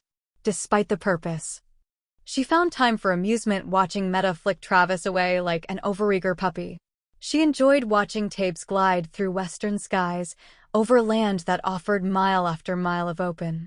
They often slept in that open, under stars so brilliant it made her throat ache, drifted off to the music of coyote and wolf. She found the potential for a base in Sedona. A place she hoped to revisit with the staggering beauty of the Red Mountains, the Magicks that whispered in the air. In the canyons, by boiling rivers, Fail Ban raced and hunted. Near crystal lakes that reflected the Spearing Mountains, hawks cried and circled overhead, deer roamed thick through forests, leaped through high grass with white tails bobbing. Elk bugled at dawn and swarmed like an army over grasslands with no fences left to block their path. Bear larger than she'd ever seen fished in streams while cougar and lynx hunted over rocky slopes. She watched the majestic flight of an eagle, the stunning dive of a peregrine, and understood the wonder Duncan had felt during his time in the West. In settlements and camps, she spoke to leaders, conversed when it suited in Arapaho, in Sioux, and once, to an old woman's delight, in Dutch. They roamed through ruined cities, empty towns where ghosts roamed as thick as the deer and elk. It amazed her how many useful supplies had been abandoned, like the cars and trucks, the ranch houses, the cabins, even the weapons inside them. Wild horses ran the plains in living rivers of speed and grace. Buffalo, hides thick with winter, cropped the swaying grasses. Generations ago, this land was taken from my people. Meta scanned the land, the mountains from the saddle. We'll have it back. It won't be taken from us again. Do you think that's what I want? To take? If I did, I wouldn't fight beside you. But like the North Queen wants what she sees as hers, me and mine want what is ours. There won't be reservations. We won't be driven off again. This is home. And for those, not of your tribe, who see this and believe it is or could be home, there's room. Meta shrugged. There's room for those who respect our sacred places, who work the land with respect, or leave it as they find it. I've already given you my allegiance. This isn't bargaining. It's truth. I've already given you my allegiance, Fallon returned. This isn't bargaining, but another truth. The land here, or in the east, over the oceans themselves, isn't mine to give. But it will be held in the light by your people and all people. I pray for the day we see that truth. But we have a war to win first. As she rode on, Travis let out a long sigh. She just gets hotter. Fallon rolled her eyes and nudged Layok into a trot. Later, as the sun dipped, sent its first roses to bloom over the peaks in the west, she spotted a settlement tucked into the basin near the foothills of what her map told her was the Sierra Nevada. Should be good farming land, Travis commented. Good pasture. Whatever's left of Reno's to the northwest. And Lake Tahoe. It could be a good spot for a base. Fallon scanned the houses. The farmland, probably ranch land out here, she corrected. Let's see if we can convince them to join up. Maybe we can spend the night here before we head north. I don't see much security. Meta continued on in an easy walk. We're still, a mile away? Scanning, Fallon looked for any sign they'd be met with hostility. They've got cook fires going. I can smell them. Meat cooking. No electric power. I can see solar on a few roofs, and somebody built a couple windmills. We'll ride in slow, so they have time to look us over. And the crows came. With their first shriek. An alarm sounded with the manic clanging of bells. Even as Layok leaped into a gallop, riders on horseback poured out of the trees, headed for the settlement. The air rang with gunfire. Tore with screams. Fallon saw a flash of fire streak from one of the houses, take out a rider. On the gallop, Meta knocked an arrow, took out another. Travis. Grab that kid. 3 o'clock. He looked where his sister indicated, said, "Oh hell," and veered off toward the little girl who stood frozen with her hands over her ears. Fallon drew her sword and rode into battle. At least 30, she thought, most armed with handguns or rifles, a few with axes or swords. They shot wildly, indiscriminately, and, even without Travis's empathic ability, she sensed a kind of desperation. She blocked bullets, slashed with sword. If she inflamed the guns, she'd disarm the defenders as well. Even as she considered it, Failban leaped on a rider. Tore him off his mount. She caught the symbol of a PW tattooed on his arm. On another slap of magic, a fireball whizzed by. She felt the heat from it, entirely too close. She wheeled Layok. Shot her own fire at another PW. When he fell to the ground, a woman rushed outside, began to pummel him with her fists. As she charged a swordsman, Fallon had to throw up her shield to block an arrow. She glanced up to the boy perched on a roof with a bow. God damn it, watch it. We're the good guys. It took less than 10 brutal minutes. At the end of it, bodies littered the ground, blood soaked into it. She looked up at the crows, circling under an endless sky painted with reds, golds, pinks, and a magnificent beauty. You're done here. She thrust her sword up and added their bodies to the rest. It's done, she called out. They're down. Travis? A-okay? They're not all dead, he added. Good. I want to know where they came from. Meta. She turned. You're hit. Egg rays. With as much disgust as discomfort, Meta looked down at the sleeve of her jacket, torn by the bullet, stained with the blood from the wound. I bartered my ass off for this jacket. I'll fix it, and you. It's done, Fallon called again. We're here to help. I'm Fallon Swift with my brother Travis. And Meta of the First Tribe. A man stepped out on the porch of a house. Maybe 30, she thought, with a scruffy beard, a mop of brown hair under a cowboy-style hat. Yancey Logan. Thanks for the assist. Glad we were in the neighborhood. Are you in charge? He took off his hat, dragged his fingers through the mop before he set it back in place. I might be. Seeing as they killed Sam Tripper, who more or less was. A woman stepped out behind him with a wailing baby on her hip. Fallon felt a quiet power from both of them. You're welcome here. Yancey. She's the one. Okay, honey. He blew out a long breath. I guess we should start cleaning up this mess out here. Chapter 19. They burned 22 PW bodies and 3 from the settlement they called Bright Valley. Fallon worked with a healer on wounded, both friend and foe. She tended last to the knuckles of the woman who'd run out to use her fists on a downed PW. I don't think we'd have held them off if you hadn't shown up, so thanks. I'm Anne. Anne, you're welcome. She glanced over as Yancey's wife, Faith, half Apache on her mother's side, Fallon remembered, brought her a mug of tea. Thanks. I gave some balm to Wanda, your healer. You should use some a couple times a day for a day or two.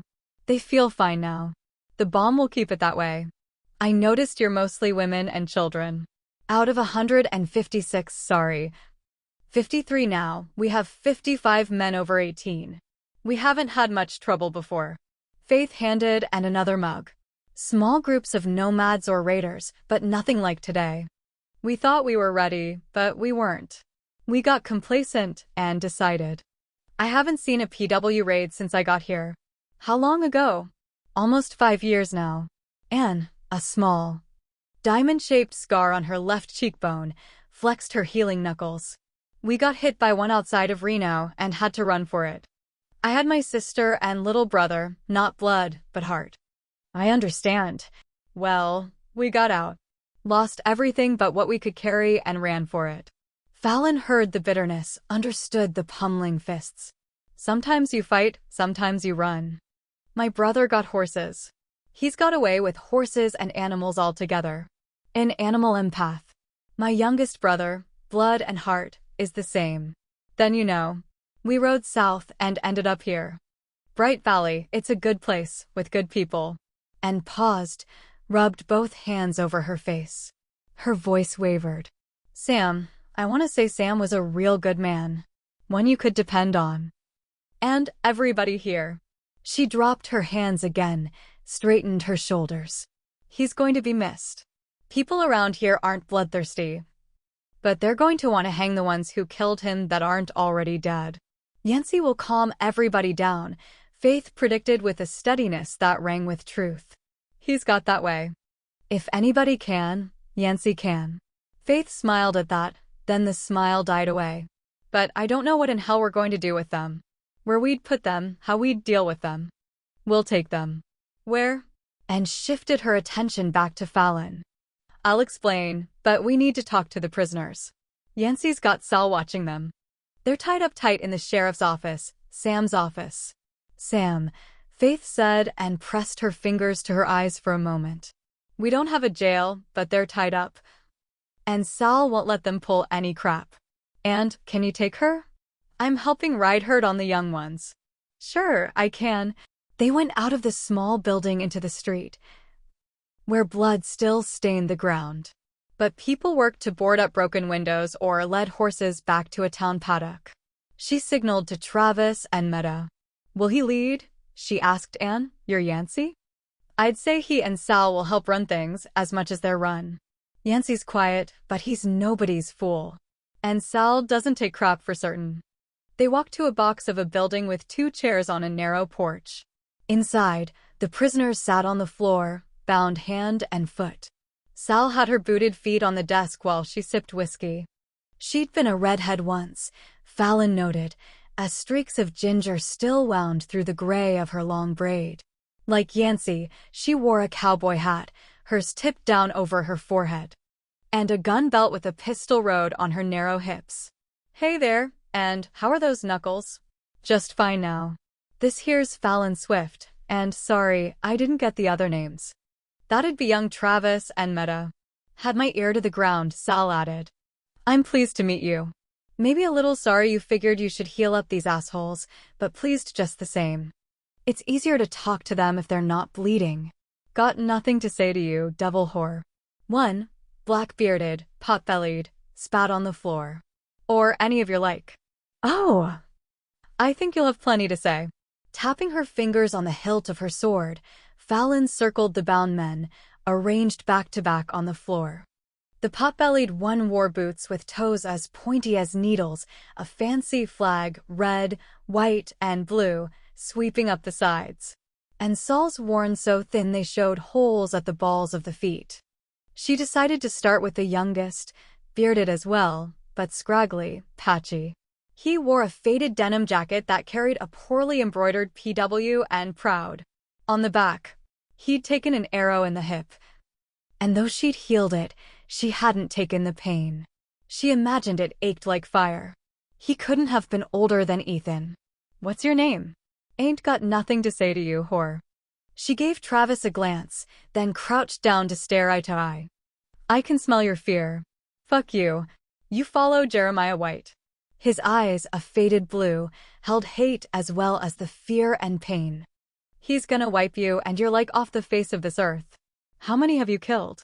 How many women have you raped in your quest for purity as defined by Jeremiah White?" He twisted his mouth into a sneer that helped dampen any pity for his pain. "Many as I could." "You tell her, Ringo." She glanced to her left, to the bald man with the grizzled gray beard. "Really?" "Ringo. He goes by that," Travis said easily, because it makes him feel badass. "His name's actually Wilbur." "Looks like a Wilbur," she said as he shot a wide-eyed glance at Travis. "I'm going to call you Wilbur." "Where'd you come from, Wilbur? Where's your base? How many in your base?" "Fuck you, whore." "Excuse me." Travis nudged Bayan, walked over, slammed a fist into Wilbur's face. "Call my sister a whore again, I'll pull your guts out through your broken nose." The move surprised her, she couldn't deny it. Travis preferred diplomacy over fists. But at the moment, the glint in his eyes didn't have a hint of the diplomatic. "That's all right, Travis. Being called a whore by a cowardly rapist named Wilbur doesn't bother me. You know these people want to string you up like you've strung up the innocent Magickals you've tortured." She cocked her head, smiled in a way that drained the color bravado had put into Wilbur's face. "Maybe I'll let them. After all, their community, their rules. Or I could try to reason with them if you tell me what I want to know. Where's your base?" Though tears leaked from his eyes, blood streamed from his nose, he said nothing. "California." Travis supplied. "The northern part, sort of central, he thinks. They called their base Second Eden." "Shut your mind down, asshole," the black-bearded one snapped. "That demon's pulling thoughts out of your head. Try shutting your own down." "Pete," Travis suggested. "Wilbur here's afraid of the rope." "He oughta be." Enjoying herself, Sal drank more whiskey. "It's something we've got plenty of around here." "How many on your base?" When Travis punched Wilbur again, Fallon brushed him back. "Jesus, Travis, enough. You didn't hear what he was thinking about you and Meta and these other ladies." Trying to keep his mind off the question. "Give me a minute, they're all thinking at once." "Earthquake." Okay. Okay." Travis shut his eyes. They had about 200. The bald guy, hi, Tom, he and some others made it up there from the LA area. Earthquakes there drove them out. Then bang. They get hit with another in their Eden. Leveled the base, killed most. The ones they rode in here with lived through it. They've been riding for weeks, lost a few on the way. Haven't had much luck hunting, mostly because they're dicks, got good and lost a couple times. Again, dicks. They've been out of supplies for days now, then spotted the settlement here. Nodding. Fallon rose, circled them again. I can take it from there. Follow the logic. They'd kill everybody they could, rape and enslave the rest, take the food, the horses, cattle. Maybe settle down right here until they figured where to go next. Time to get that rope. Sal tossed back the rest of the whiskey, winked at Fallon. Wilbur began to blubber, literally blubber, with tears and snot leaking. Fallon walked over to ease a hip on the corner of the desk and leaned in to whisper in her ear, "She doesn't mean it." "I got that. Would you mind if we talked outside, Sal? And maybe Ian could find Yancey. Travis and Meta can stand guard here. I could use some air." "That's some trick you've got, young fella," she told Travis. "And you got a solid right jab along with it." And I think Yancey went on down to the livery. When they stepped outside, into starstruck night, Sal hissed out a breath. "Sam Tripper was a friend of mine, a good friend. I'm not going to tolerate any lynching, but we're not going to cut those bastards loose, either. I have a solution that should satisfy you and the rest. Is it a dark hole where they'll never see the light again or have 1 minute of joy? Because, goddammit, Sam was a friend of mine. I think it's close. Tell me this before Yancey comes. How many of the women could be trained to fight and be willing?" "All of them. No hesitation. Every blessed one." "Good. I can send someone to help with that and with your security." "How many would you estimate are battle-ready now?" "What kind of battle?" "Major." She took off her hat, slapped it over her thigh a few times. "Maybe a dozen here could handle that." "Maybe." Fallon watched Yancey walk, a lanky stride, from the paddock. People rushed toward him, obviously asking questions. He took the time, she noted, to answer before moving on. Would he be one of the 12? He would. He's not as placid as he looks. He can ride like a son of a bitch and shoot the same. Got a level head on his shoulders. That was my impression.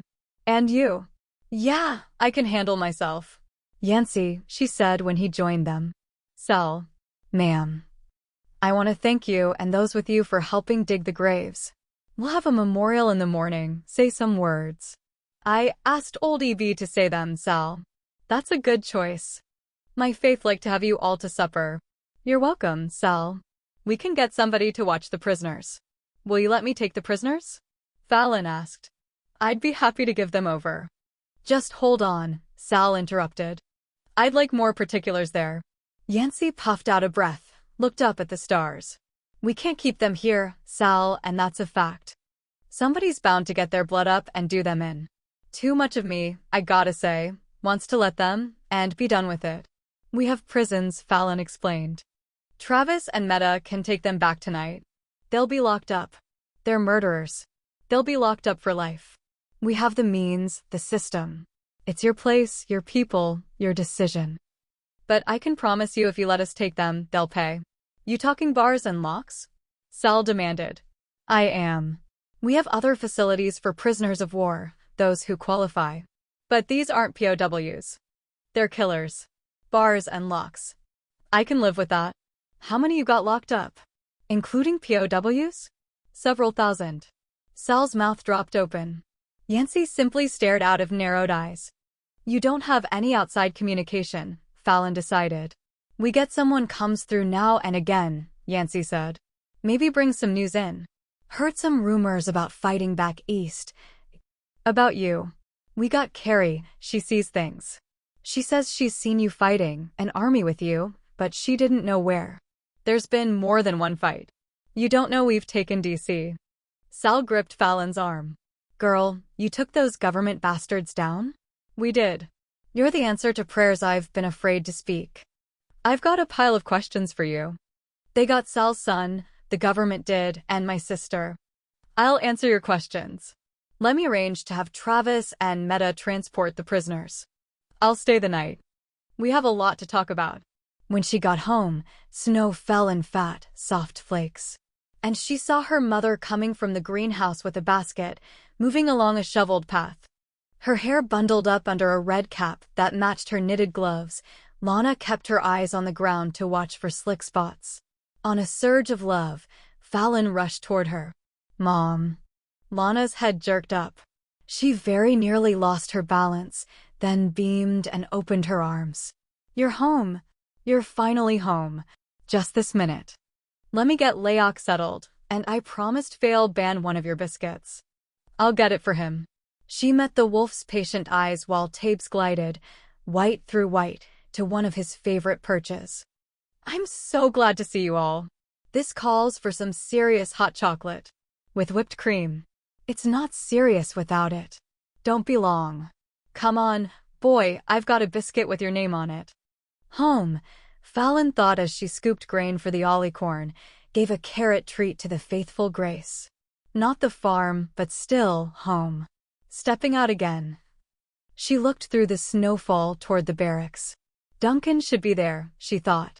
She sent her mind toward his. "I'm home." Moments later, she heard his voice in hers. "I'll be there as soon as I can. I missed you." So smiling, she walked through that snowfall and into a kitchen that smelled of chicken soup, bread, and, gloriously, chocolate. "Have you eaten?" "Not since breakfast. I stayed a little longer than I'd planned. Then it's soup first. I'll get it for both of us." "Where's Dad?" she asked as she got bowls, ladled them with soup. "Hunting party. Ethan's in town. He's had this idea to hold a kind of vet clinic. They'd both be here if they'd known you'd be home today for certain. I stayed longer to help with some basic training, combat, and magical. Bright Valley's an interesting place. So I hear. Travis filled us in. Earthquakes in California? Apparently severe enough to destroy a PW base. I flew over to see for myself. It's rubble. The prisoners? In the Hatteras facility. It seemed the best choice for now. Hard cases. Lana said as she turned the hot chocolate to low, sat to eat with her daughter. Travis said their minds are, at least for now, hardened. Even the young one. He also had a lot to say about the land out west. The mountains, the plains. He enjoyed every minute of the trip and said you'd managed to recruit over 500. A lot of the 500 are green and greener than green, but they can be used as non-combatants. "I want to hear about your trip." "Well, it's cemented I'm an East Coast girl. All that flat land. Miles and miles? I like the hills. And my God, Fallon, the wind. It just screams over that flat land. And so much of it empty," she said. "It brings it home just how desolate the world is now. You can forget, living here in a busy, thriving community, that there are miles and miles of nobody. And Riverbend? Small and segregated, as you said. I tell you. When you see those miles and miles of nobody, it shows how ridiculous it is to live barely a stone's throw from other people and behave as if they're not there. Bigotry comes in all levels. It's never right or smart or productive. You talked to Lucy's grandmother, the formidable Mrs. Aldi. A very tough nut to crack. Did you? I'd say some cracks opened. She does love Lucy, or Lucia, as she calls her. Dee's attacked when Lucy was just a baby, so Mrs. Aldi's prejudice has its roots there. And Lucy's mother came into power. A witch. As if she just needed to touch, Lana reached out. Ran her hand along Fallon's arm. Like too many in the beginning, the change drove her mad. She tried to burn down the house, with the baby in it. Oh my God. Mrs. Aldi saved Lucy, and to save her, killed her own child. To have to make a choice like that, it's no wonder she's bitter. It's a terrible burden, Fallon, a terrible price to pay. I had more sympathy for her when she broke enough to tell me. In any case, after we talked, and after she read Lucy's letter, she gave me one for Lucy in return. She isn't giving her blessing, but she's giving her acceptance. That's the gateway. She's so beautiful, Fallon thought. She'd seen it all her life, knew it went beyond the physical, but in that moment, over soup in the kitchen, it simply struck her hard. She leaned her head toward Lana's shoulder. She saw something in you. She had to see it. I don't know about that, but she heard me. Finally. And on the other side of the river? Not as stubborn, Lana told her. The sentiment there seemed to run from apathy to resentment for their neighbors. I'll say you were right to send your family. It gave us weight and status we wouldn't have had otherwise. And Ethan, along with an injured puppy, helped turn the tide on the NM side. How's that? This poor little pup had been mauled by a larger animal. They were going to put him down, and the little girl who loved him begged and begged her father not to kill him. He was suffering. And they didn't have the means to help the poor little guy. But Ethan intervened, was able to keep the puppy calm, begin to heal him until I got there. The little girl hadn't named him yet. The little guy was barely weaned. He's Ethan now, she said with a laugh. A sweet little mutt named for our boy, who showed them in a very real and simple way that magic can be kind and compassionate. The upshot is, we have 48 willing to fight. And your dad thinks others will come along. That's really good news. Oh, I have better. Lana rose to finish off the chocolate. We found the other communities you earmarked. Add 73 more. And best of all, she tipped her finger in a bowl of cream to whip it. We found, or they found us, a band of nomads who'd traveled east from Idaho, down through Colorado, into Kansas, picking up more along the way. This way, Fallon. They were coming east to find you, to fight with you. Nearly 700. 700? Fallon's spoon clattered against her bowl. That's more than I ever hoped for. There's more. Nick sent word he's added 300, bands migrating up from the south, again on their way to find you. Every base is adding more. The light. My baby, it spread, even through those miles and miles of nobody. They're coming to fight for you. She felt the lift, the thrill of light spreading. We'll take New York. We'll take it back from the dark. We'll take it for the light and for you, Mom. For you and Max. She looked over as Duncan came to the door, pulled it open. Welcome home. Hi, Lana. Hi yourself. Come in and shut the door. We're about to have some hot chocolate. He stomped snow off his boots. I could go for some, thanks. As she got the mugs, Lana studied the way they looked at each other. Love, she thought with an inward sigh, that came with longing and a healthy dose of lust. And for the goddess's sake, kiss the girl. Good idea. He strode across the kitchen, lifted Fallon off the stool, circled her once, and kissed the girl. He couldn't stay long, but had a little more time with Fallon when she walked back to the barracks with him. She watched the troops train. Battles didn't wait for fine weather, so they held their mock fights in the snow, taking on Magicks ghosts and each other. Others did the same, she thought. In the West, the Midwest, the South, the North. And more, still more, would come. At Lana's invitation, Duncan and Malik joined the family for dinner. She put on a hell of a spread, a kind of welcome home, Duncan imagined, with a rack of lamb, potatoes that looked like accordions, which, it turned out, Ethan called them, roasted with butter and herbs. Kale, nowhere on his list of favorites, done in some creamy sauce that made him a convert, a fancy salad crunchy with sprinkles of grain. Bread, wine, and the promise of lemonberry tarts for dessert. With all of that, it wasn't hard to follow Lana's rule of no war talk during dinner. Instead, they talked of the plans for expanding the clinic, Ethan's addition of a veterinary clinic, Hannah's upcoming exams, and the practical joke some of the recruits had tried, and failed, to pull on Malik. They figured they'd catch Malik in his shower, Duncan relayed, and one of the Magickals would flip the water to ice cold. Some objected to training outdoors in the recent ice storm, Malik explained. Wouldn't bother you. Relaxed, Fallon wagged her fork. Even when I got an actual bathroom, after a year, Malik still used the stream, which equaled an ice bath from October to May. Refreshing. Malik lifted his wine. They'd hoped for shouts and curses, got nothing, Travis said between bites. But that's not the best part. When the recruits hit the showers after training, turned on the water. It wasn't just water that came out. Snakes, Duncan said with a grin. You can bet there were shouts then. Screams, shrieks, pandemonium. We ran in there, Travis and I, figuring we were under attack. And holy shit! Wet, naked recruits from both sides running around, skinny little snakes slithering all over the place. And this guy? Travis jerked a thumb at Malik. He just sort of glides in. Mr. Dignity poofs the snakes, then glides out again. Never says a word. I believe they understood without any. I like snakes, Ethan said cheerfully. Dad doesn't. They should have feet like everybody else. Simon shot a smile at Malik. Remind me not to get on your bad side. I'd tolerate a great deal in exchange for an invitation to a meal such as this. And we haven't even gotten to dessert. When they did, Lana lifted the ban on war talk. I'd like to see the cowboys, Ethan mused. And the buffalo, the mustangs. They're pretty magnificent. Fallon confirmed. I asked Meta to go back to help get them battle-ready. She agreed. That's a good choice, Simon decided. The nomads have people who can work with the communities in the Midwest, but you should think about making an appearance there. Let them see you. All right. In the next few days.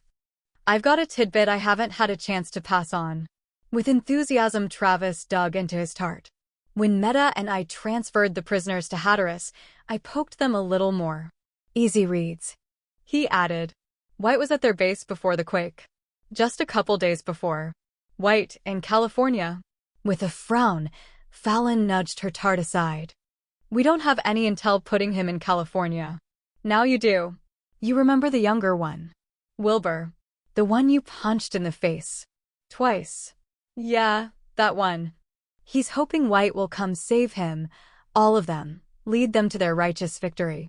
He kept thinking how it was the biggest day of his life when he heard White in person. Preach at the base in California. The dude's a true believer.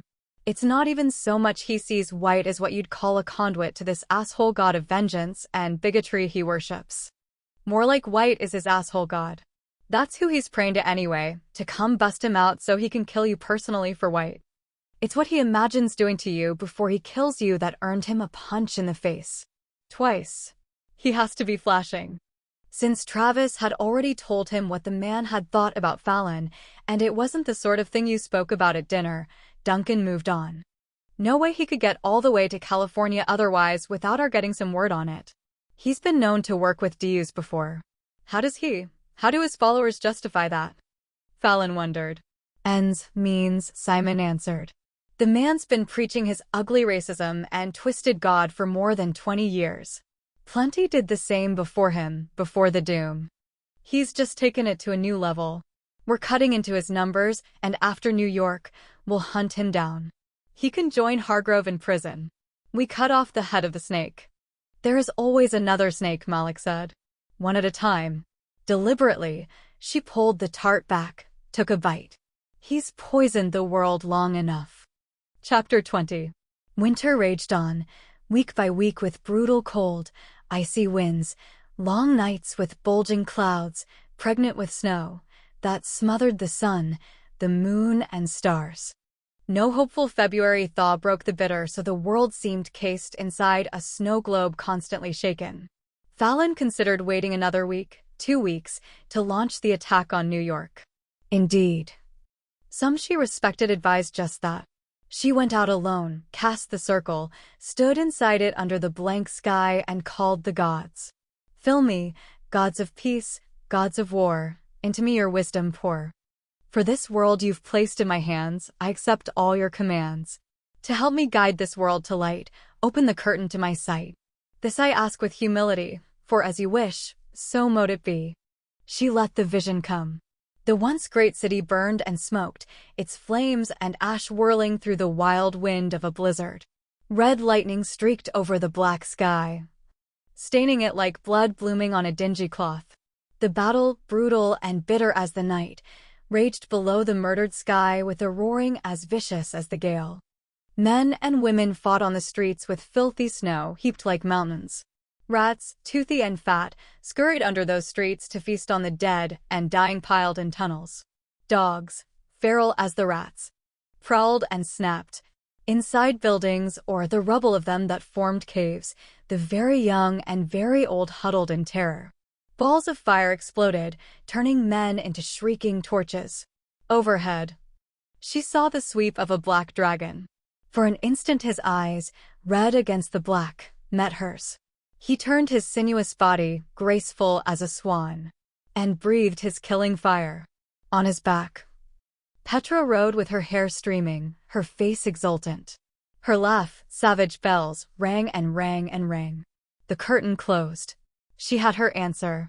Fallon waited another moment, letting the vision fade. Then closed the circle. Duncan stood, wind streaming through his hair, just outside it. I didn't know you were here. You were a little occupied. I couldn't sleep. Then Wake dreamed of you standing here.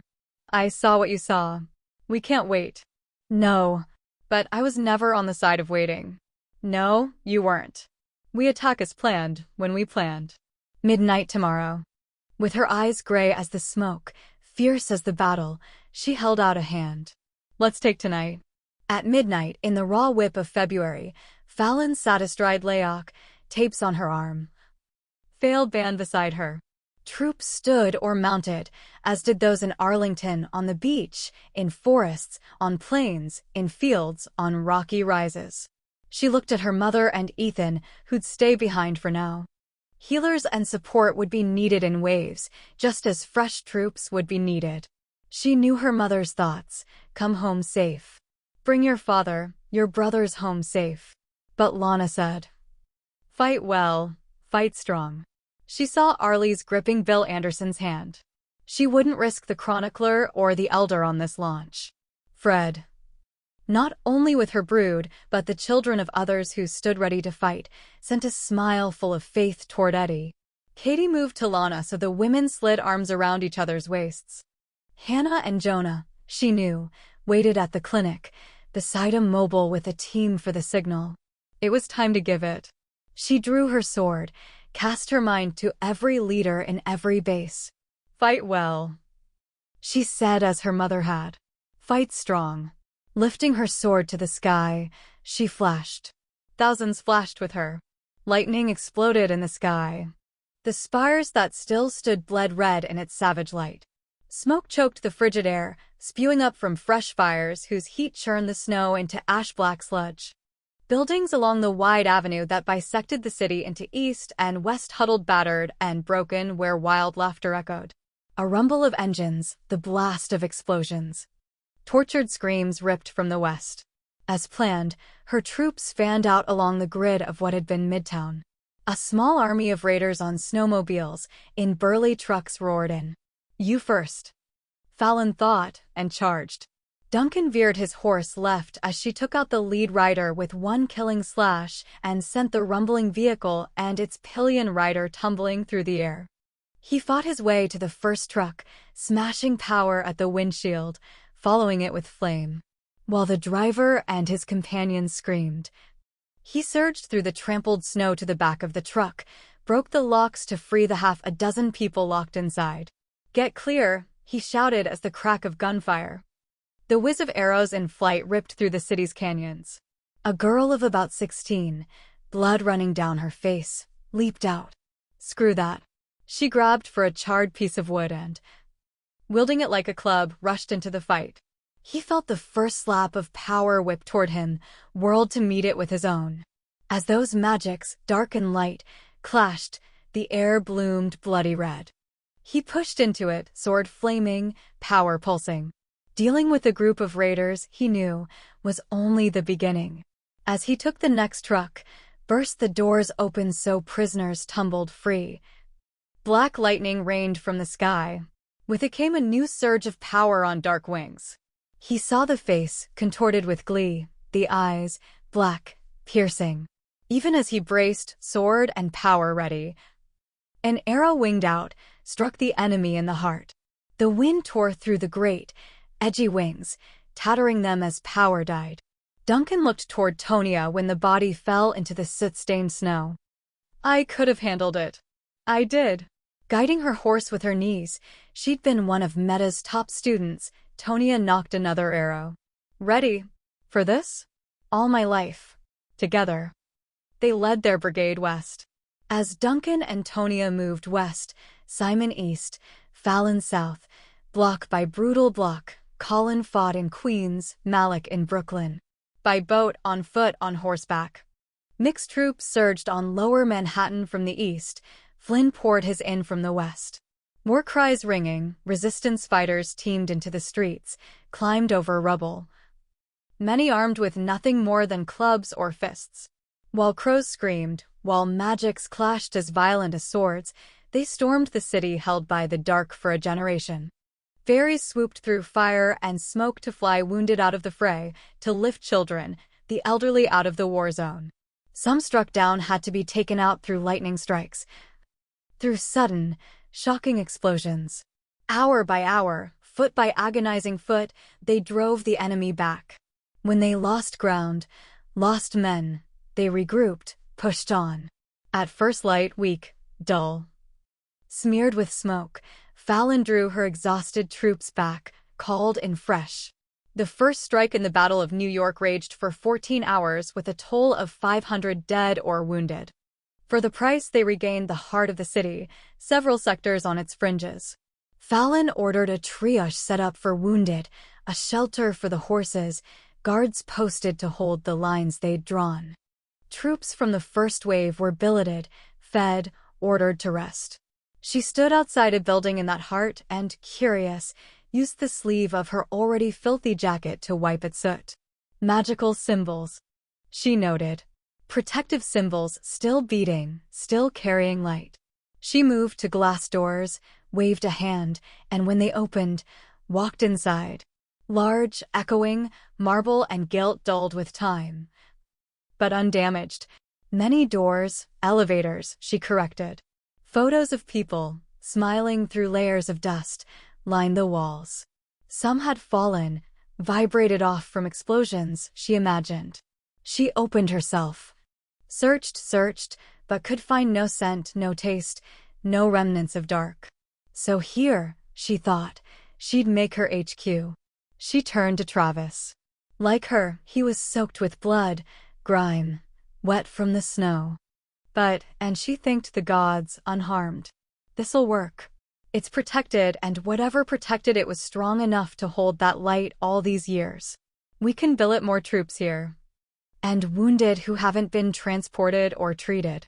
She rubbed at the dirt on her face, managed to make it worse. We need to send elves to the other commanders, get updated sitraps. You need sleep. Hey, me too. As soon as we're set up. We need to hold the ground we took today. And I need, as soon as possible, a list of the dead, a list of the wounded.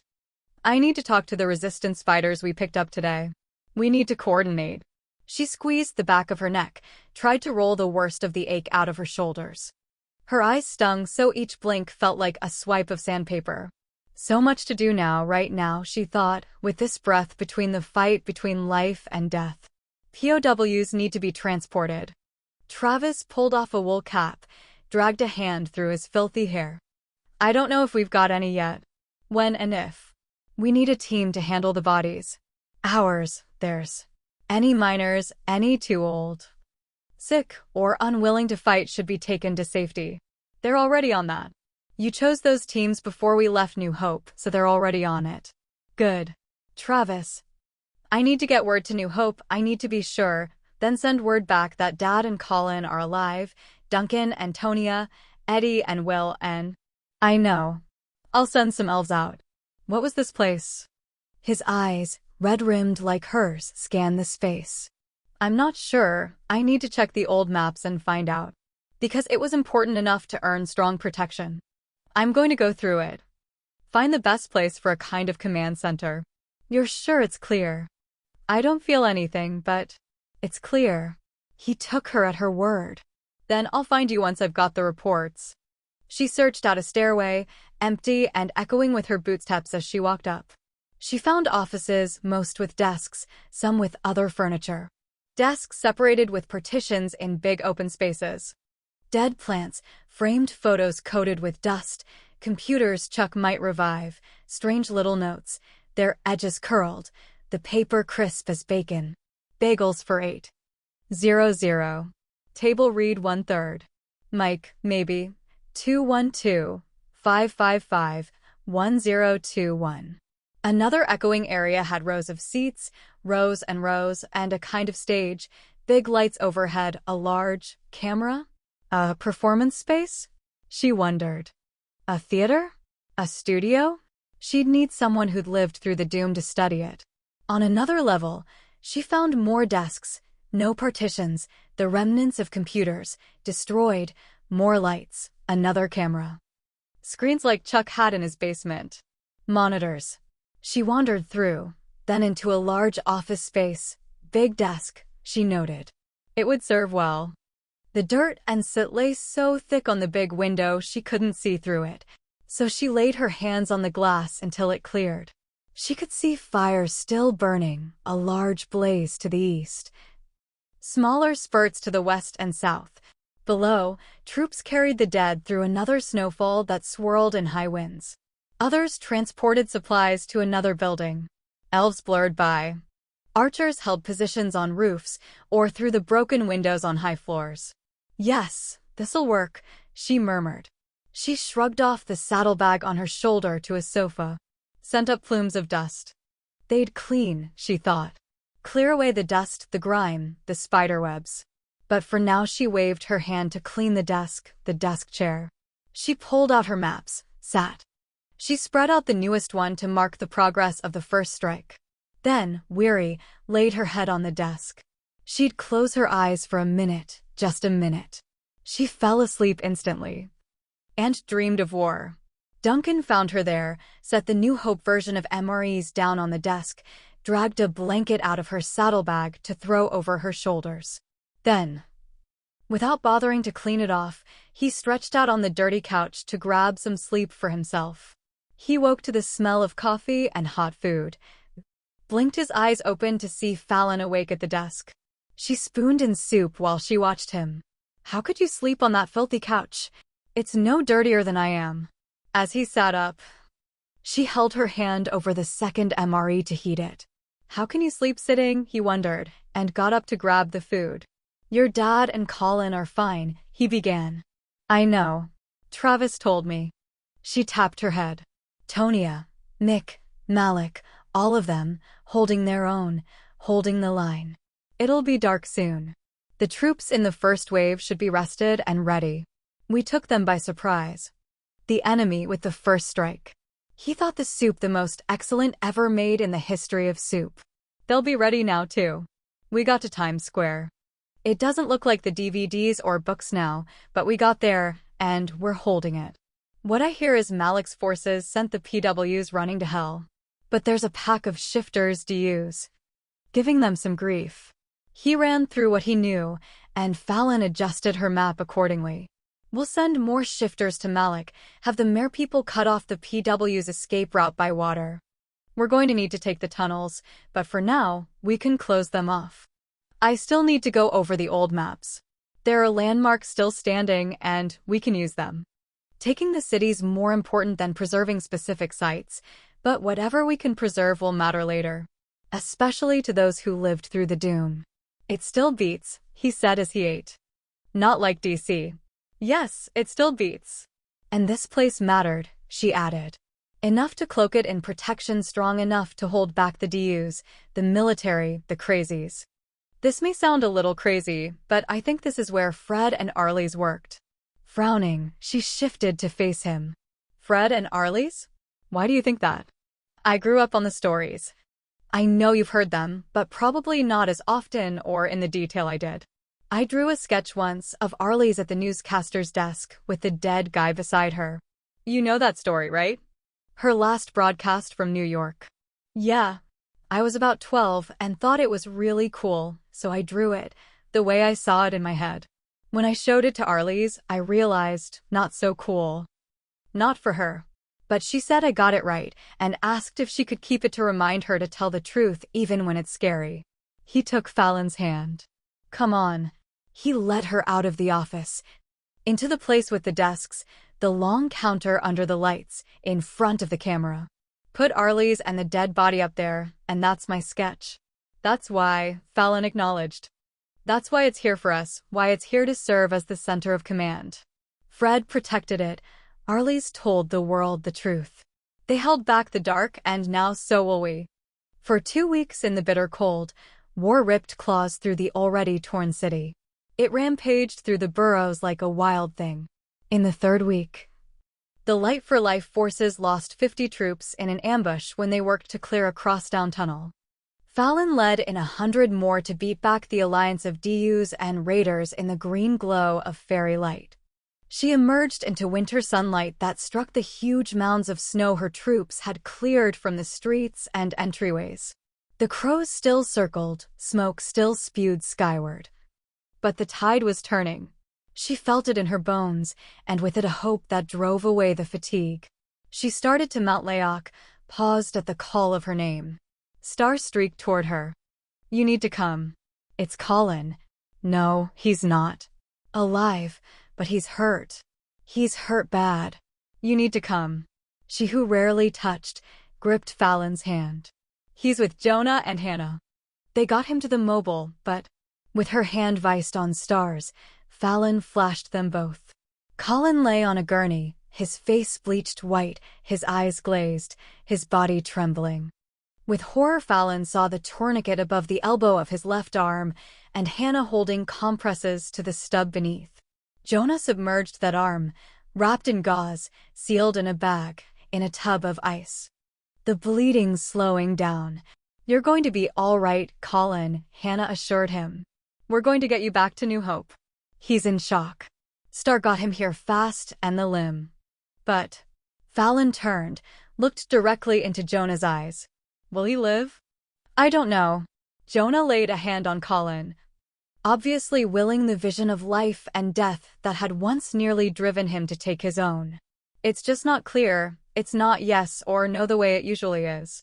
"Then it's not no." "Can you reattach his arm?" "Not here," and he drew her toward the back of the mobile.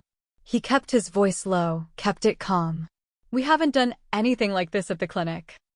I don't know if Rachel can or not. She'll try. Like Hannah said, Star got him here fast.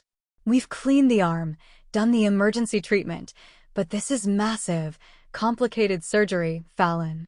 And we can't flash him back. The blood loss, the shock. He wouldn't survive it. Then he stays here. Star, I need you to get my mother. Get someone who can flash and get her here.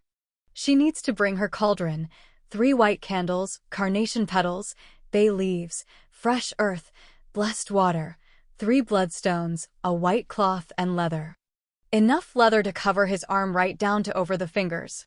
Her healing balm, her strongest healing potion. Have you got all that? Yes. It was a sword strike, she added. It took his arm. And still he killed the enemy before he fell. I'll be fast. What are you going to do? Hannah bathed the cold sweat from Colin's face. I cleaned the wound. And Jonah's protected the viability of the severed limb, but we need an ore, and even then, he's not going to lose his arm. After nudging Hannah aside, Fallon leaned over her brother. Colin, look at me. Hear me, see me. I can give you back your arm, but it has to be your choice. It won't be the same as it was. Do you understand? No.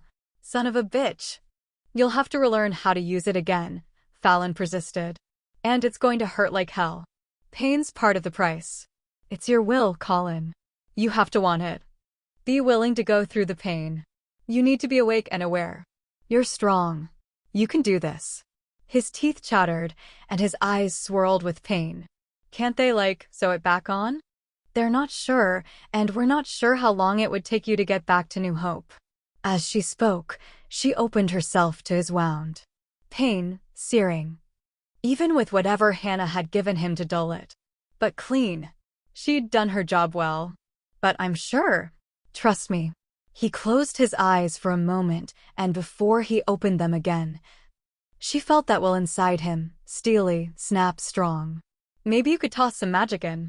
Make it like a super arm. Let's just get you whole again. I need more room. We need to move him outside. Out, at Fallon's swift, ferocious glare, Hannah bit back the objection. She could hear the battle raging, only blocks away from the safety zone in Midtown. North now, Fallon knew, moving slowly. Steadily toward the great park. As they set the gurney in what had once been a promenade near the ice rink where during the winter months people had spun and circled, slipped and tripped, Star flashed back not only with her mother, but Ethan. Good, she thought, the more family the better. Lana rushed to Colin. There's my boy. Mom's here. Let me see. We need to cast the circle. Fallon took the satchel her mother carried. And fast. I need to see. I might be able to. You can't. Brisk to the point of cold, Fallon cut off her mother's words. The voice that struggled not to shake. I've looked. But we can. The book of spells is in me, that knowledge. There's a chance, but we cast the circle first. Ethan, you'll help. Set the candles in a triangle at Colin's head. Light them. Star, rouse some of the troops off rotation. Magic can draw magic. I don't want any interference. How can we help? Jonah asked. Get your weapons, stand guard. Mom, the circle. All right. You hold on. As the scarf she tossed on snapped in the wind, Lana pressed a kiss to Colin's brow. And with Fallon and Ethan, cast the protective circle around her oldest son. Float the cauldron over the candles, Fallon told her mother. And in the cauldron put 7 carnation petals, 7 bay leaves, 1 bloodstone.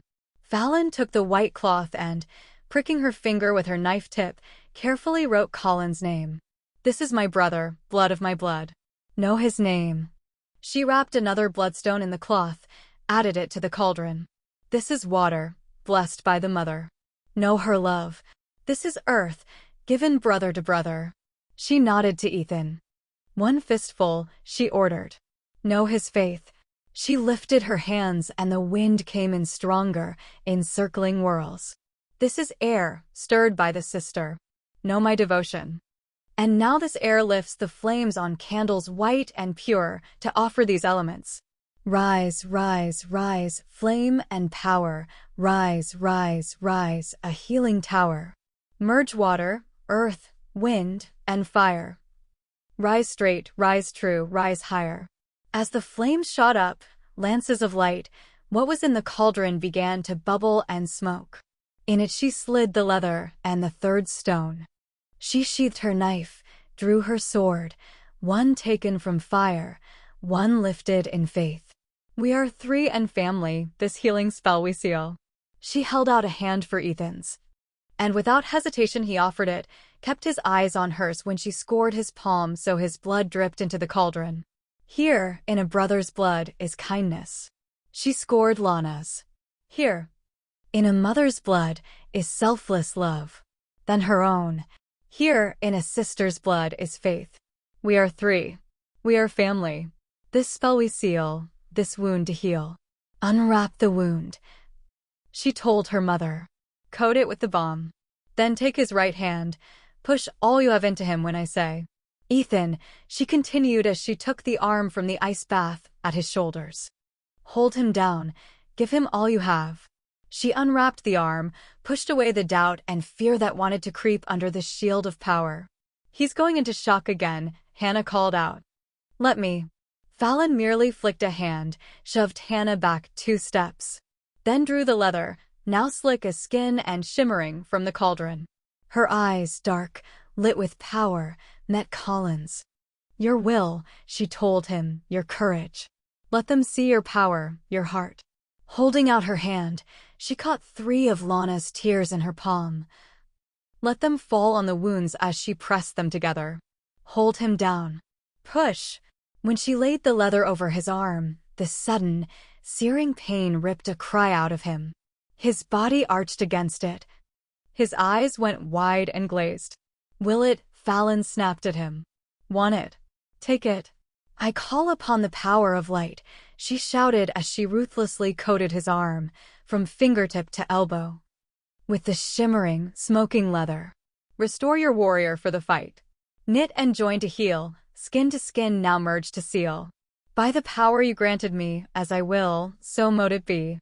Light flashed from her hands, streaked over his arm. She heard the crows, ignored them.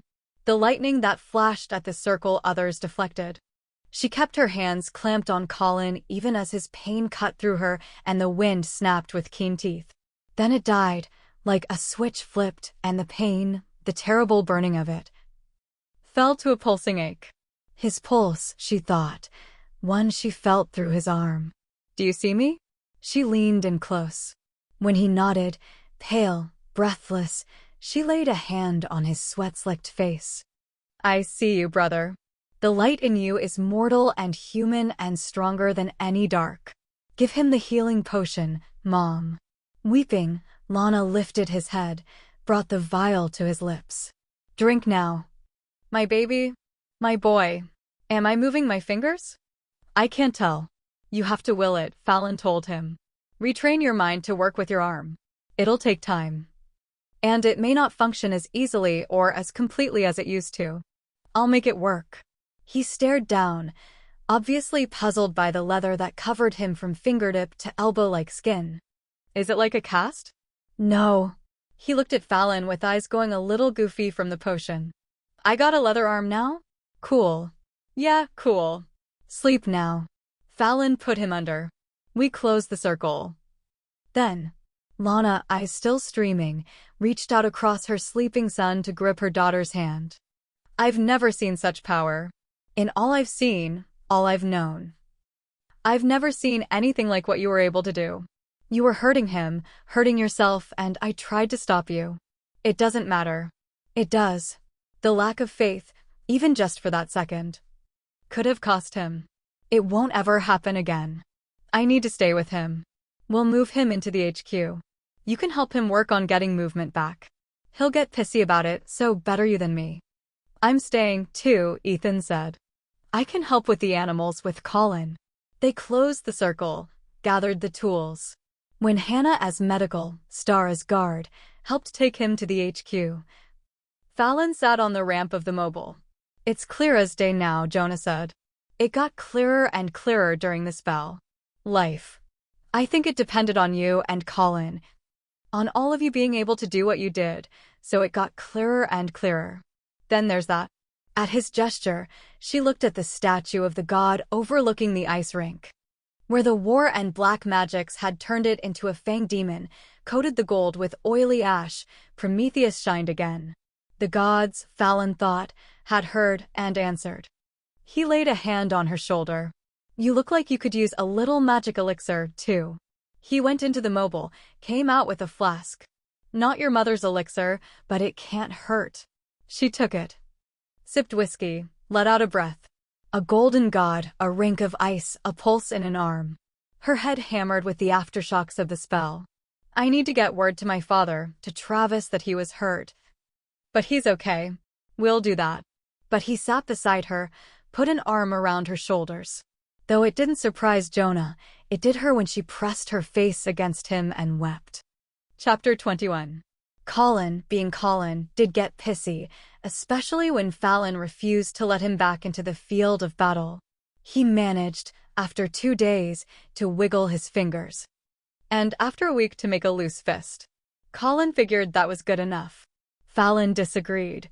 It's not my sword arm anyway, he argued, stomping around the room so the beads dangling from his warrior's braid clicked and clacked together. What's the BFD? Fallon, marking the latest map, nearly regretted that her brother had recovered enough to be on his feet and hound her. You can't even lift a cup of coffee with your left hand yet. I won't be drinking coffee. I'm going to die of boredom, and the goddamn war is going to be over before I'm back in it at this rate. I wish the second part were true. He moved, restlessly, wiggling the leather fingers of his hand. We've taken Queens, Brooklyn, most of Lower Manhattan, all of Midtown. We've lost 1,500 men and have another 300, including you, medically unfit for duty. We've yet to be able to advance above what was 58th Street on the west side. He paced, now working the fingers of his restored arm into a fist. We need to take Central Park. It's their last real stronghold. Once we do, they're broken here. I'm aware. I'm working on it. Get battle ready, Colin, because when we're secure here, I want you to take 1,000 troops and root the enemy out of Pennsylvania. He stopped pacing, flexing, scowling, turned to stare at her. The whole state. That's right. They're scattered there. But still a presence. Run them to ground. Vivian's troops are going into upstate New York. I'm going to have Mick move into Georgia. She gestured him over, showing him her plans on the maps, and intrigued him enough he stopped bitching. She turned when Arlies and Fred came in. "I didn't think you were coming until later," she said to Arlies. "I didn't know you were coming at all, Fred. I wanted to see. I've got friends riding herd on my herd until tomorrow." Fred slipped a hand into Arlies's. "I can't believe it's still here. So much of it's still here. Even after they got word back to us, I didn't believe it." Arlies walked to the window, pressed a hand to the glass. "So much gone, but so much here, too. I didn't want you to come until I felt we'd secured enough, but Mom kept pleading your case. She knows how much it means to you. She knows what both of you did here." "Not alone," Arlies added. "Jim, Carol, Steve. They could have left, but they stayed. God, I wish we knew what happened to them. They got out." Fred moved up to slip her arm around Arlies' waist so they stood at the windows. Heads tipped toward each other. "God, I hope so. I just know they did. I just know they found a way." Comforted, Arlies drew Fred with her into the newsroom. "When I first started working here, it was a high point of my life. And I was, by God, going to work my way to the anchor desk." "You did," Fred reminded her. "Not the way I imagined." She walked to it now. To where she'd sat for that final broadcast. They'd cleaned it, she thought as she skimmed her fingers over it. But she could still see the blood and gore. Still feel the way that blood had rained warm on her face when Bob, poor Bob, had chosen despair and madness and death.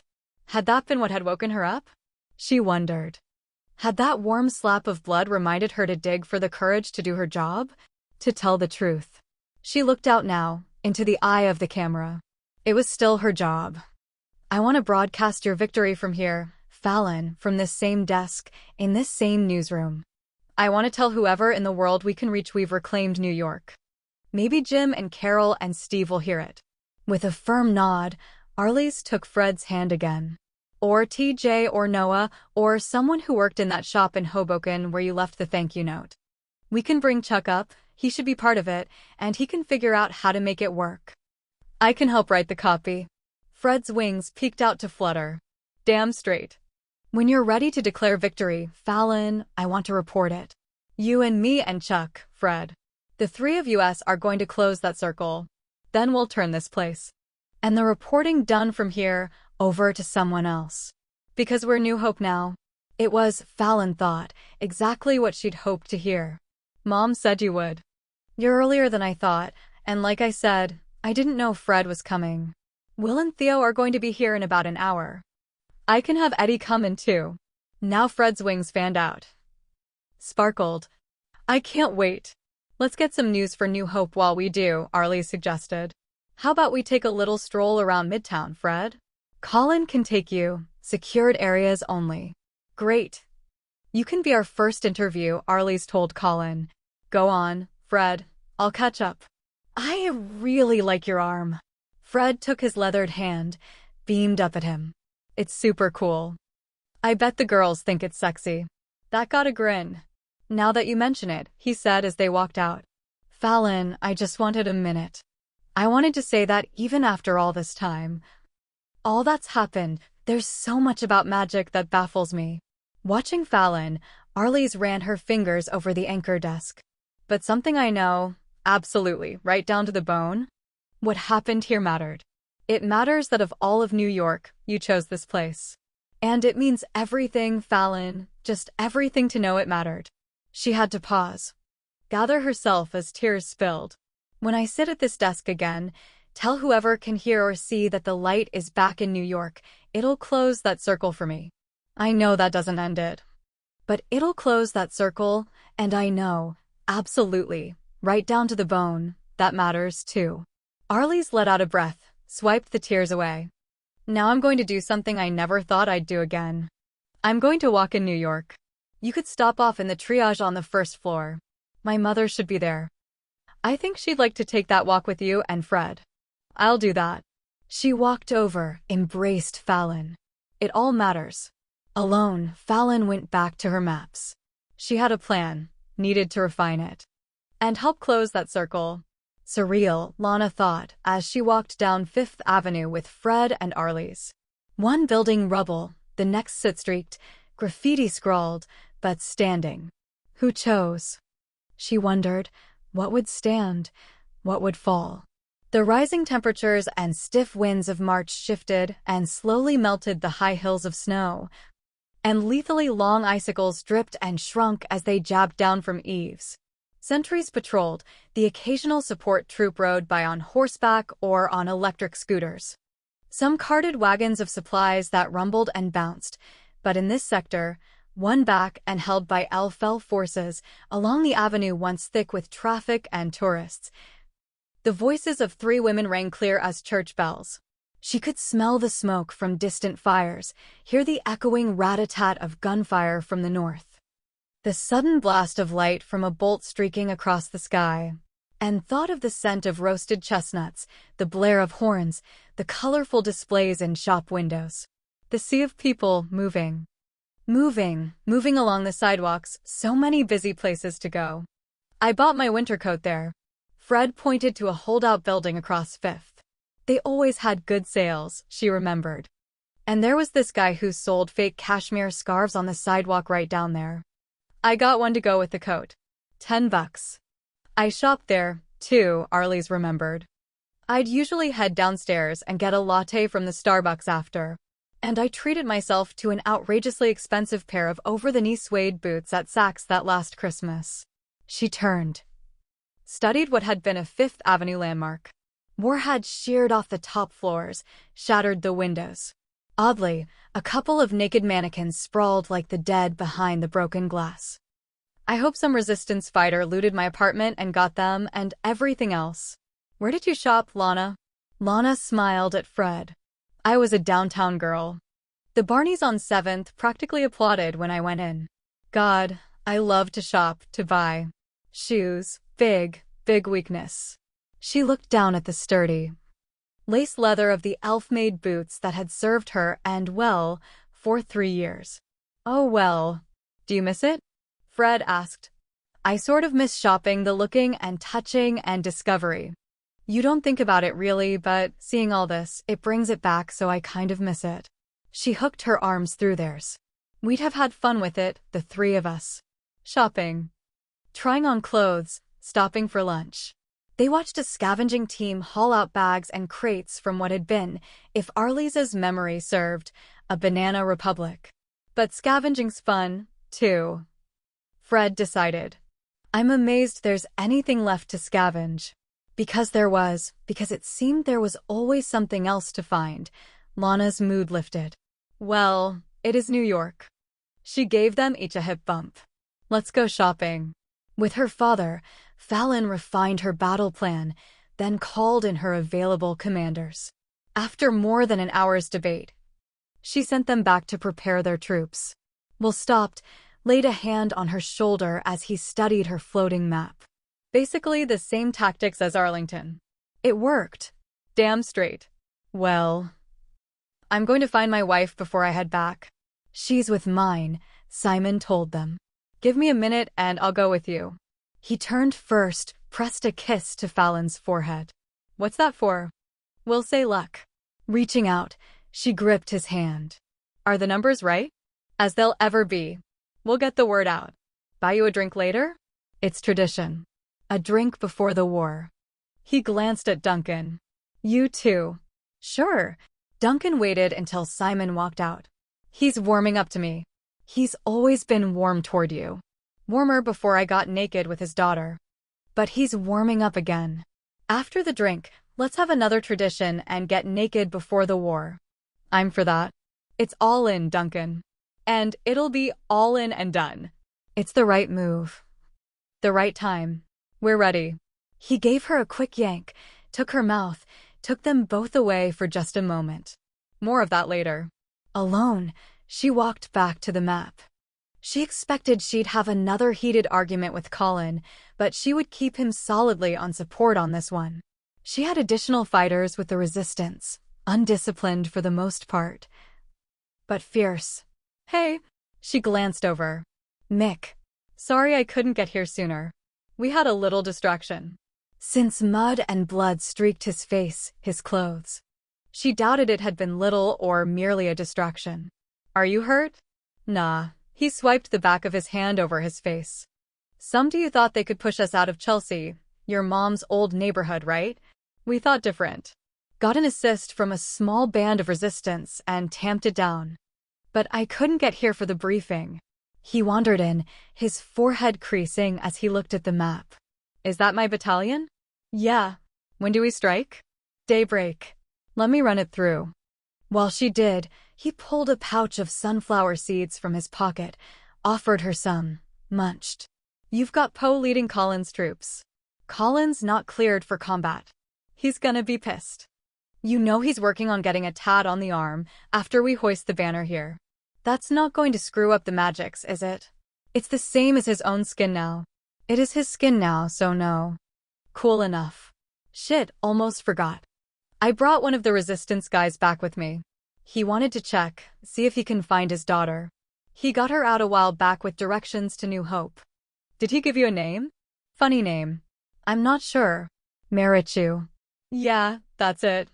I told him somebody around here probably had records, or could find out. I know her.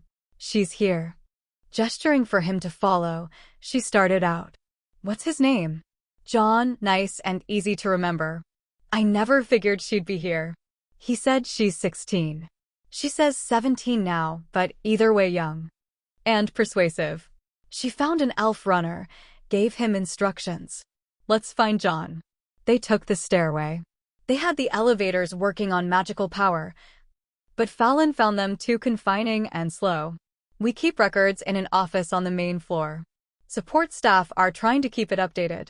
Rotating troops in and out, wounded, casualties. How's your father? And Min? Dad's good. Min took a hit. Nothing serious, Mick said quickly. Just some shrapnel in the leg. He'll be up and running for tomorrow. Good to hear. She flicked him a glance. We're okay, right? You and me? Yeah.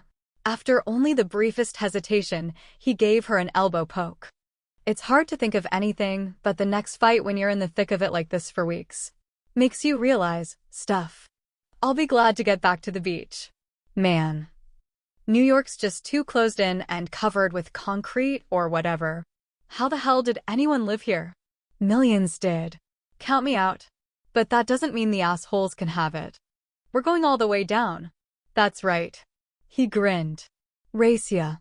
For a precious few minutes, she was back in the woods, in their fairy glade, in the youth, racing Mick to a finish line. When he edged her out, she shook her head and laughed. You had a head start. Blew you away. He pulled open the door. In one section of the gilded lobby, medicals treated wounded. In another, support staff issued new supplies when needed.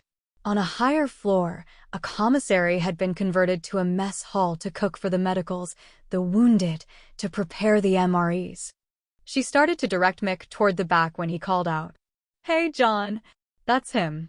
Fallon saw the man, black beard with a sprinkle of gray, tired eyes, worn and muddied boots, move toward them. He had a limp, a slight one, and a rifle slung over his shoulder. They're checking. His voice, gruff, grave, held the fatigue she saw in his eyes. Said it would take a while, and I could get some of the meal packs for my people. We're fighting the same fight, Mick said cheerfully. This is Fallon. Fallon Swift. John scrubbed his hands on the thighs of his pants before offering it. It's great to meet you. We never lost hope, but there were days and nights when it was hard to hold on to it. My girl. Marichu, she said. She reached us. He closed his eyes, then pressed his fingers to them. Thank God. Thank God. I had to get her out, make her go. I didn't see any other way to she's okay. She's fast, Fallon decided as Marichu streaked through the main doors. See for yourself. Dad. Colorful hair flying. She all but leaped over the marble floor.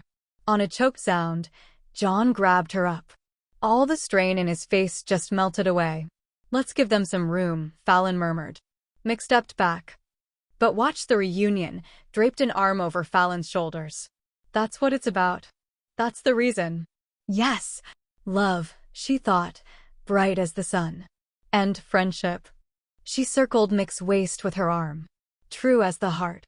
That night she felt both lying in Duncan's arms, and when they rose, vowed to take the reason, into battle. Power pulsed through her.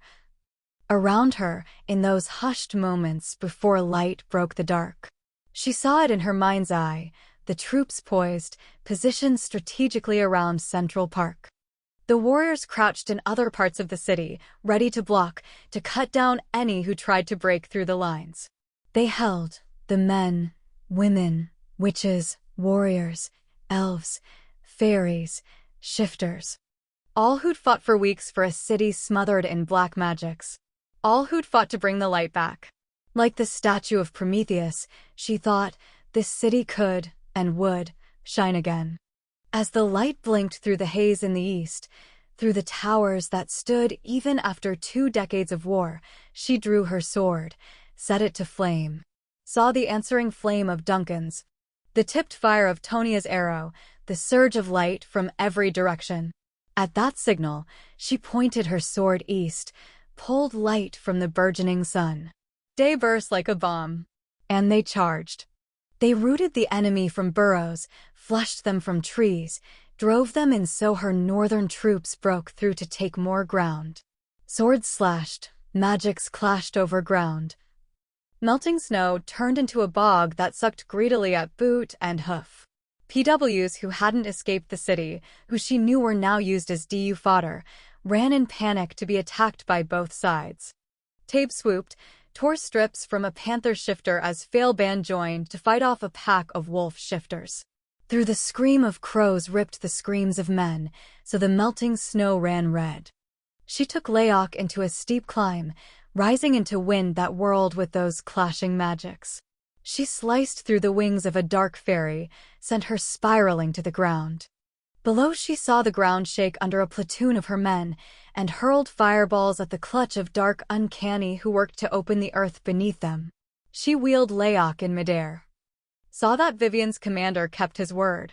His troops surged in from the north, trapping the enemy between walls of warriors. Diving east, she fought with her father, pumping power and flame against the hail of black lightning. It sizzled to the ground, scorched.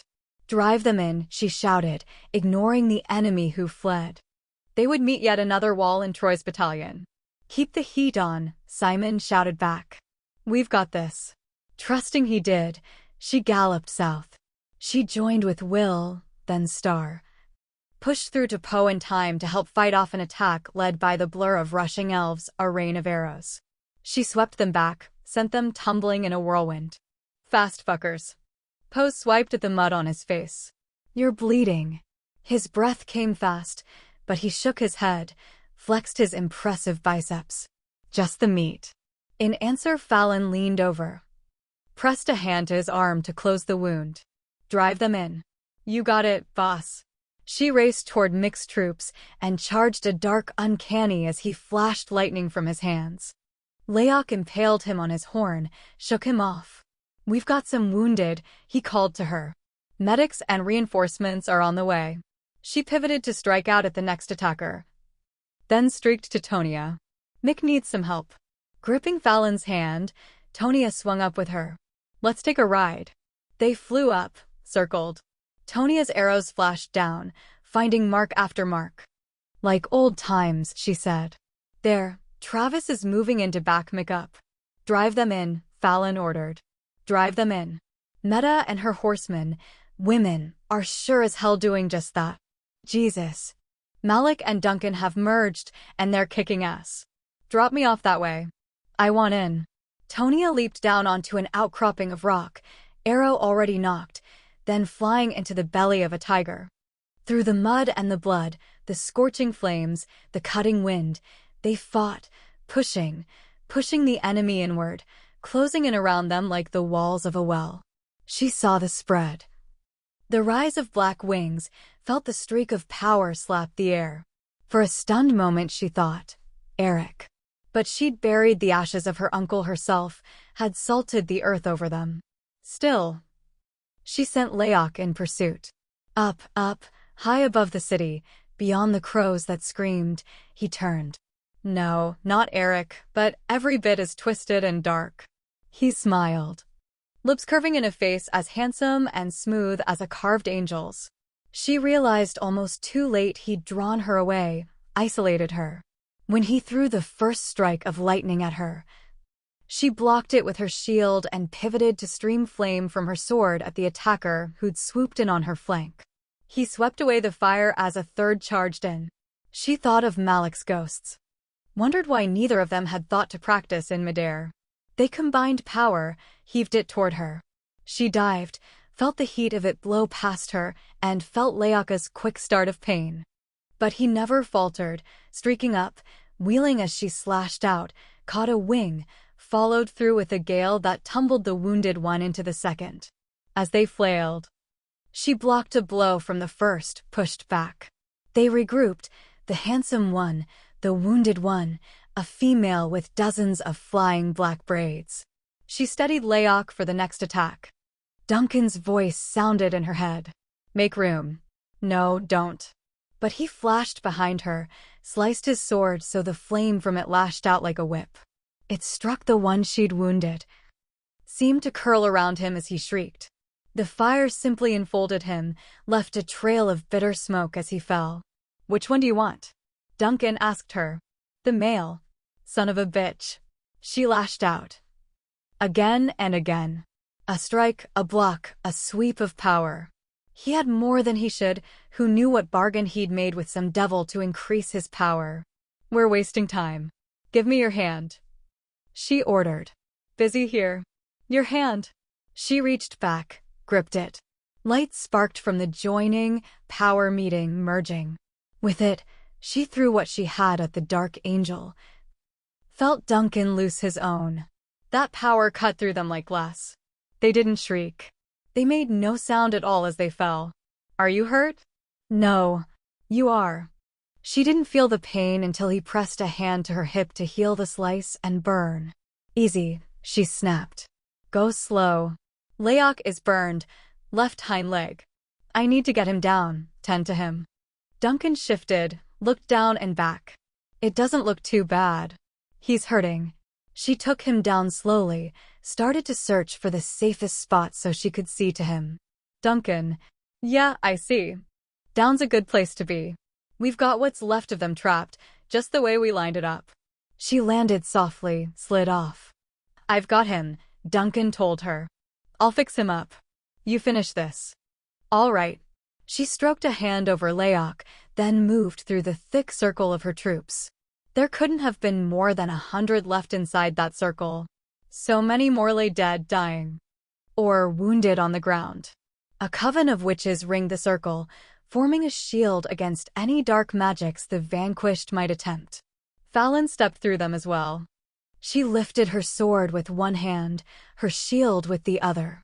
She pulled power, more power, from the streaks of sun that burned through the haze.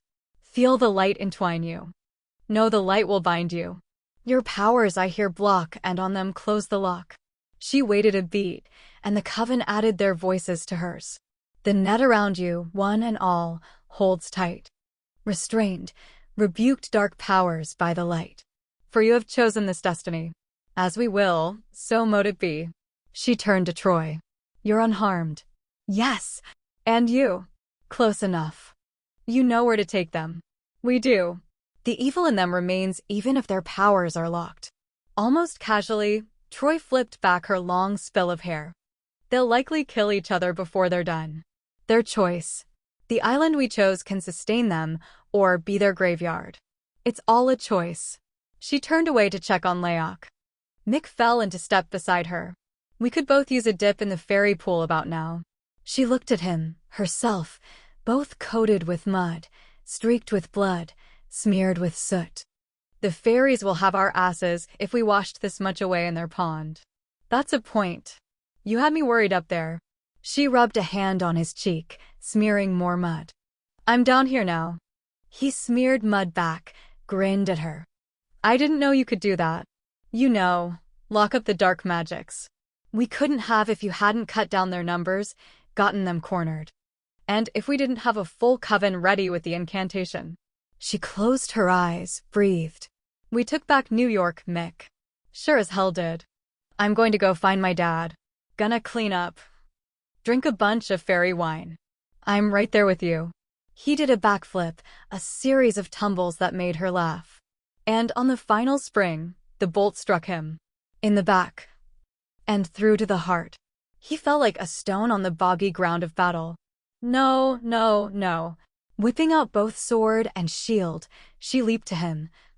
Raised the shield over him to protect him from the next bolt. The black dragon glided overhead. On his back rode Petra. She heaved fire, scattering troops, but her eyes, those mad eyes, never left Fallon's. Her hair, her wings flowed, black on one side, white on the other.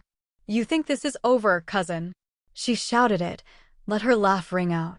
You think this matters? But he mattered, didn't he, you weak, stupid bitch? He mattered to you. Oops, gone now.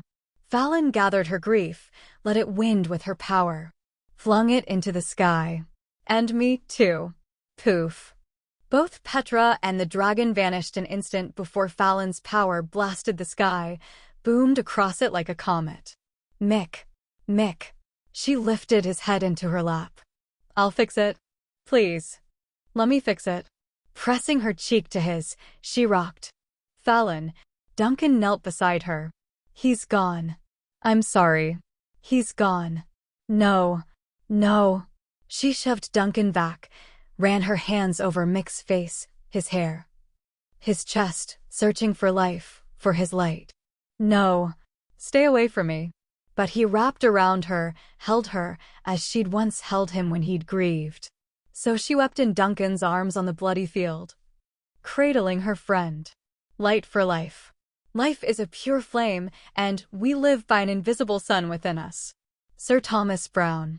Chapter 22. She thought she might drown in grief. She sank under the swamping waves of that grief, so every breath poured in more until it saturated her heart. She barely felt it beat. She sent for Mick's father. But she wouldn't have Thomas see his son lying in the mud. Instead, she took Mick to a triage tent, dismissed everyone, and washed his body herself. Let her tears mix with the water as she bent to touch her lips to his. She cleaned his clothes of mud, of blood, dressed him again, tenderly. Though her hands shook, she braided his hair. I like the blue, she managed, then touched her fingers to the bracelet she'd made him so long ago. It wasn't enough. I wasn't enough. Thomas stepped in. She stepped back. To honor his grief. She pushed down her own. I have no words, she began as he took his son's hand in his. I have nothing to give you but my own sorrow, and you have enough sorrow. But I will pledge to you. Take this oath that the one who took his life, his bright, joyful life, will pay for it with her own. I swear it to you. She started to leave him, to give him his privacy, but Thomas reached out, took her hand and turned to stop her. He was bright and joyful and brave. And so clever. From the moment of his birth, he was my star, shining. He gave his life to fight against all that's dark and cruel and cowardly. A father should never outlive his child, but war often demands it. I would have given my life if he could have lived his in peace and freedom. He let out a broken sigh as he brought Mick's hand to his cheek. He died a warrior, a commander, a defender of the light. He deserves our pride as much as our grief. He has it. He loved you. She couldn't push it down any longer, so the grief swelled up again. I know, Thomas. He shook his head. That love helped make him the man he became. That's our pride. I need, his voice wavered. I need to take my boy home, to the forest, to the green. Yes, I'll take you. You're needed here. For the living and the dead. Those who fought to free the city need to see you as much as they need the banners to fly. I'll make my way home with my boy. My son. I need time with him first. Then we'll make our way home. She moved to the opening of the tent. I loved him too. I know it. So did he. Outside, the air was crisp and clear. Cleansed, Fallon thought. With the dark and cold Magicks driven out. Some, like Mick, had paid for that cleansing with their lives. Those lives would be honored, and the city would be held. And Petra, by all the gods. Petra would pay in pain and in blood. She saw Malik, muddied, bloodied, and straight as an arrow. They moved toward each other. Even in triumph, sorrow that deep cuts to the heart. He will be missed. The gods demand their pounds of flesh, she said bitterly, their vats of blood. His gaze, full of patience, stayed on hers. Victory of light over dark requires sacrifice. Like my birth father, like Mick, like scores of others. I'm aware. What demands sacrifice will have it again and again until this is done. And I, who has chosen to order others to fight and die, will have mine. To kill with a sword coated in vengeance leads to the shadows. If I wasn't meant to feel rage, grief, fury, I shouldn't have been given a will, a heart, a mind. I'll do what's asked of me, Malik. I'll cleanse the world as I have the city. But I will have my payment. She looked out to see the banner flying white over the field. The troops need to see me. And there's work to be done yet. Thomas, he wants to take Mick home. Would you take them? Yes, of course. He laid a hand on her arm. It's no comfort now. But in time it will be to know Mick is part of the light. No, it's no comfort now. He's dead. A statue of a god shines gold in the heart of the city, and another good man who loved me is dead. She did her duty, walked the battlefield, visited the triage tents, the mobiles, the clinics to speak to the wounded, the medicals. With her grief frozen inside her, she did her best to give comfort to those who'd lost a friend or a loved one. She checked on Laok, found fail ban and tapes with him. And going over the Ollie corn from ears to tail, found Duncan had indeed healed any wounds. With the cheers of victory ringing hollow in her head, she made her way back to her headquarters and to her quarters. She found her father waiting for her. Simon opened a bottle of whiskey, poured 2 glasses. Thanks, but I need a shower more than a drink. Have the drink first. He handed her the glass. I want to say first I'm sorry about Mick. He was a good man, a good friend to you, a good soldier. He deserves us lifting a glass to him. Her eyes stayed as cold as fog over a frozen lake. He deserves more. Start here. I've spent more time than I like to think about in combat and plenty of that time commanding others. I know what it is to lose men, as a soldier, as an officer, and what it is to lose a friend. Not the same, Fallon thought. Not the same. Not the same. I didn't feel her, didn't see her coming, didn't anticipate. If I had, that's bullshit. It's understandable bullshit, but still bullshit. She killed him because he mattered to me, because he loved me. I know what she is, but I didn't see this. I wrapped my power into the spell to lock down the DUs who would slaughter us. Every one of us, so I didn't feel her coming. She didn't fight, Simon pointed out. Didn't risk herself. Ask yourself why. Instead of asking yourself why Mick, ask why she didn't strike at you. Or me, your mom, your brothers, Duncan. I don't know. Because you're not thinking straight yet. It was of the moment, Fallon. It was convenient and low risk. He was with you. It was the easiest way to hurt you without putting herself on the line. She wants your pain, wants you to question yourself, blame yourself. Don't give her what she wants. I don't know what to do. I can't think past finding her, ending her. If that takes front and center, you give her an advantage. That's how she thinks, Fallon, and you're smarter. Where was Allegra? She looked up. Stunned she hadn't asked herself the question. I didn't think past Petra, the dragon. I've seen the dragon fly over New York, over the shield in Scotland, but not Allegra. I didn't think about Allegra. Is she dead? Is she alive but too weak or damaged to join an attack? Is she alive and well and on other business somewhere else? Can't know, Simon added. But you can know she wasn't part of this. Petra did this on her own. Yes, it matters. The answers matter. Petra said she didn't care about losing New York, but of course she did. Of course she did. Fallon repeated as she paced. Now she's thinking, Simon decided and waited for the rest. She waited. She's no soldier. She's a killer, but not a warrior, so she waited. She must have been furious when we drove them out. She's waiting to take a victory lap and instead watches defeat. Of the moment you said, and yeah, that was blind fury. Mick's dead because she's a killer, because, like Denzel was to Duncan, Mick was important to me. She probably stayed close all these weeks. Not close enough for me to feel her, to risk her own skin, but close enough. She fears you, even though she thinks you're weak. Fallon stopped. Does she? What would she have done in your place today? With the enemy trapped, defeated, helpless? She'd have destroyed them all. You didn't, and she sees that as a weakness. You love, and that's a weakness to her. She struck down someone you love to exploit that weakness. She miscalculated. I know it. I can't think, Dad. Broken, she thought as she covered her face with her hands. Something broken in her. I can't feel past the grief and the fury under it, bubbling under it. I know it has to be done, but you need a little time. I don't have time for time. But not all wounds are physical, Fallon. If you don't take time, you'll go into the next weekend. Take a couple of weeks, because love and grief aren't weaknesses, baby. Every good commander knows when a soldier needs a couple of weeks to recoup. That includes you. We need to rotate in fresh troops, leave a security force here, bring in people to help the resistance repair some of the infrastructure, others to plant in the green spaces. The beach needs a commander, and one who can start leading some of its troops south. We need. It'll be a long list, Simon interrupted. Get your shower, we'll get some other brains in on that list. Get some food and work it out. But first, he held up his glass, waited. Okay. She let out a long breath, steadied herself, then lifted her glass. To Mick. Duncan headed the burial detail.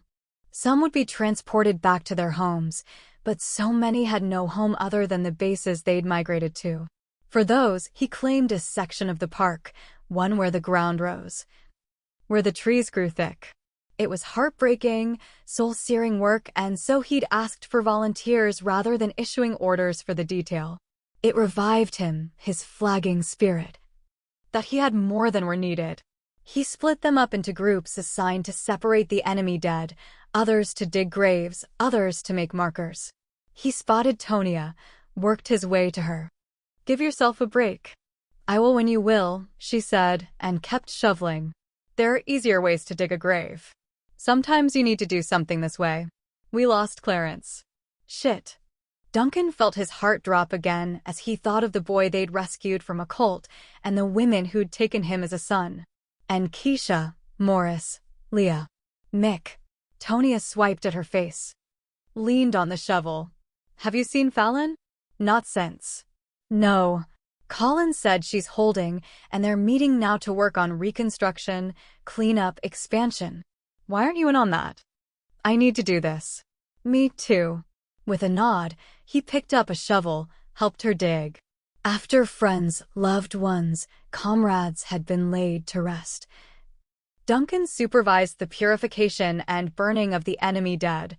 Dusk crept in by the time he went back to the graves. This he'd wanted to do alone. Pulling up power, he brought the greens springing through the mud, a hopeful sea of it over what he thought of as sacred ground. There would be a ceremony in the morning. Even now Tonia worked on those arrangements. Words would be said, tears shed. But tonight, he'd pay his own respects. He'd chosen this spot for the rise of land, the trees, and the rough rocks pushing tall out of the ground. Some formed wide steps, others peaks. He'd already sketched what he wanted in his mind, and now used his magic to bring it to be. He smoothed some of the rough. He sketched a great deal better than he sculpted, so worried a little he'd muck it up. But he smoothed, formed, carved, etched, polished, let the image flow from him into the rock. He chose the form of a fairy for the grace, with wings spread, hands held out to those who lay beneath her. He drew up more, still more, until water broke through the rock, to spill gently down the steps of stone, and formed a stone pool below for it to feed. Above the pool, he carved the five-fold symbol. Finally, he stepped back, studied his work. Best I can do. He turned to leave, saw Fallon, the alicorn and wolf beside her, the owl on her arm. It's beautiful. I couldn't think of any words. It doesn't need any. Look, the fairies are lighting it. He looked back, saw the dance of lights. You used Fred's face. I guess I did. He saw it now. I didn't realize. It's beautiful, she repeated, and again felt tears pushing up into her throat. It's right. Tonya told me you might still be here, and that she and some others have the details for a ceremony in the morning. I need to walk. He fell into step with her, but didn't touch her. The barrier he felt was as real as the stone he'd carved. You didn't come to the meeting. I needed to do this.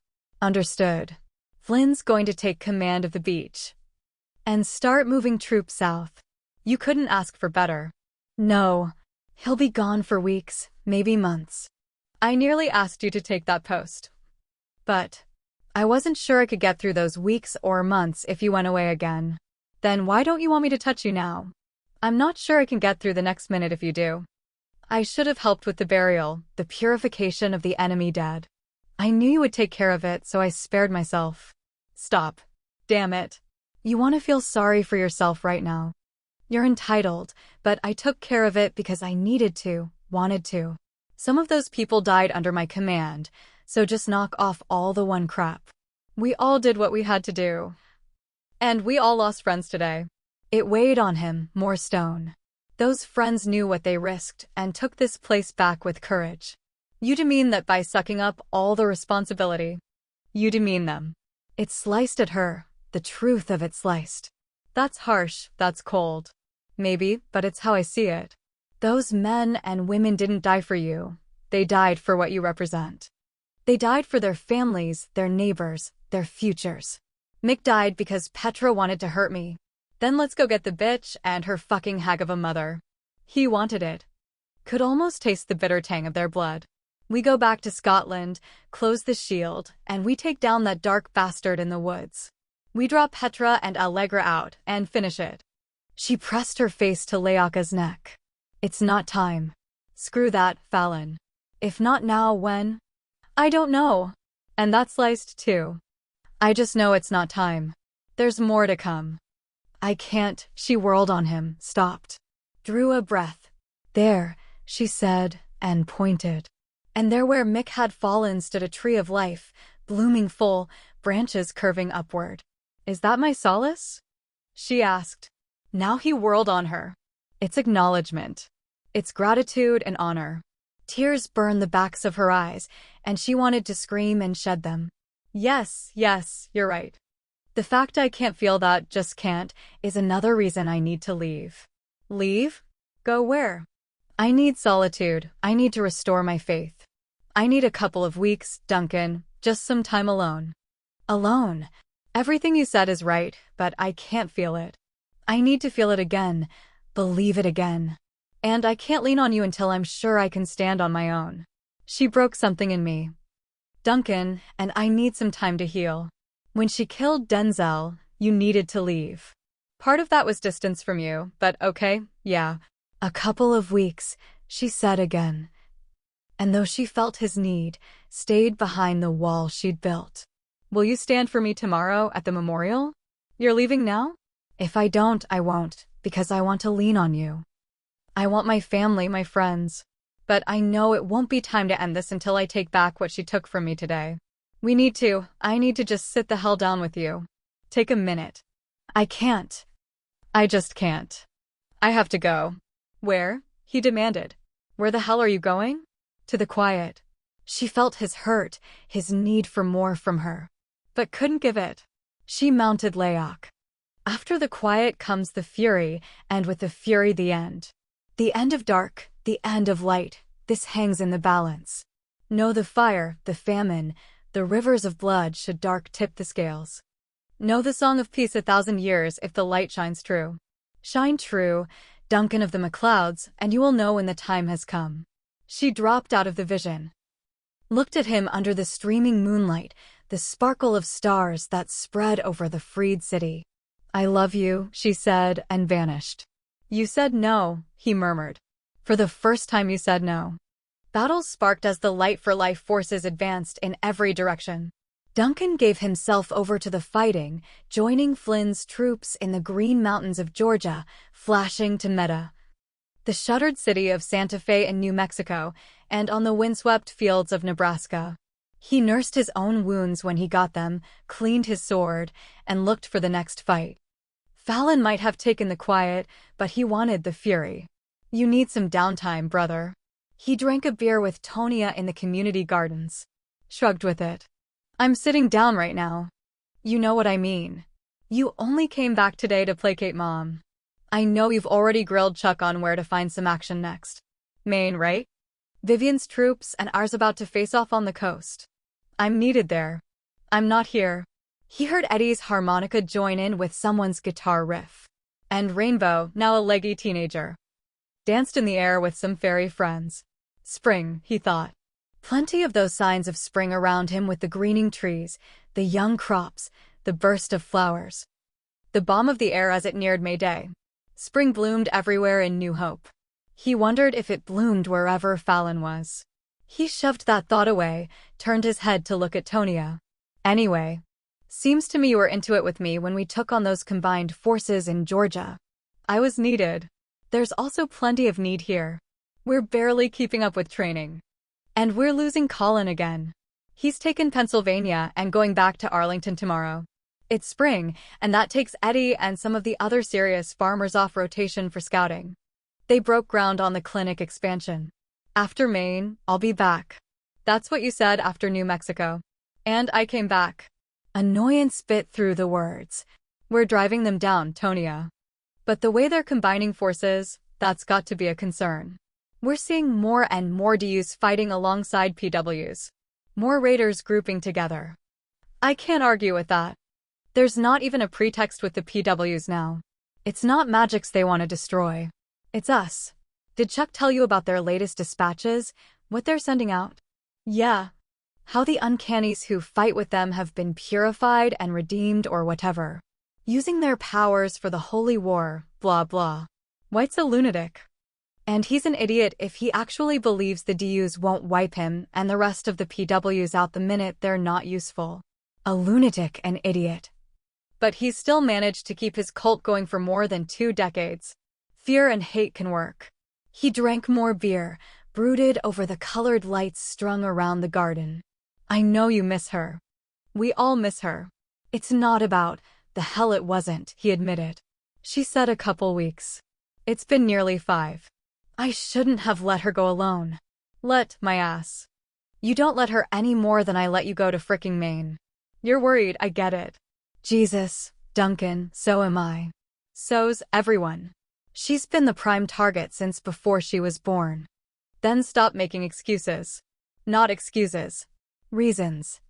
I think living with being the prime target, with being the freaking one takes a toll. Like losing your oldest friend 5 feet away from where you're standing takes a toll. Like training recruits knowing when they're ready to fight not all of them will come back takes a toll. Sounds like somebody else needs some downtime. Tonia heaved out a breath. Maybe. A fiddle joined the guitar, the harmonica. A few people started to sing a song he'd heard a few times about life on the farm. Maybe Fallon had gone back to the farm.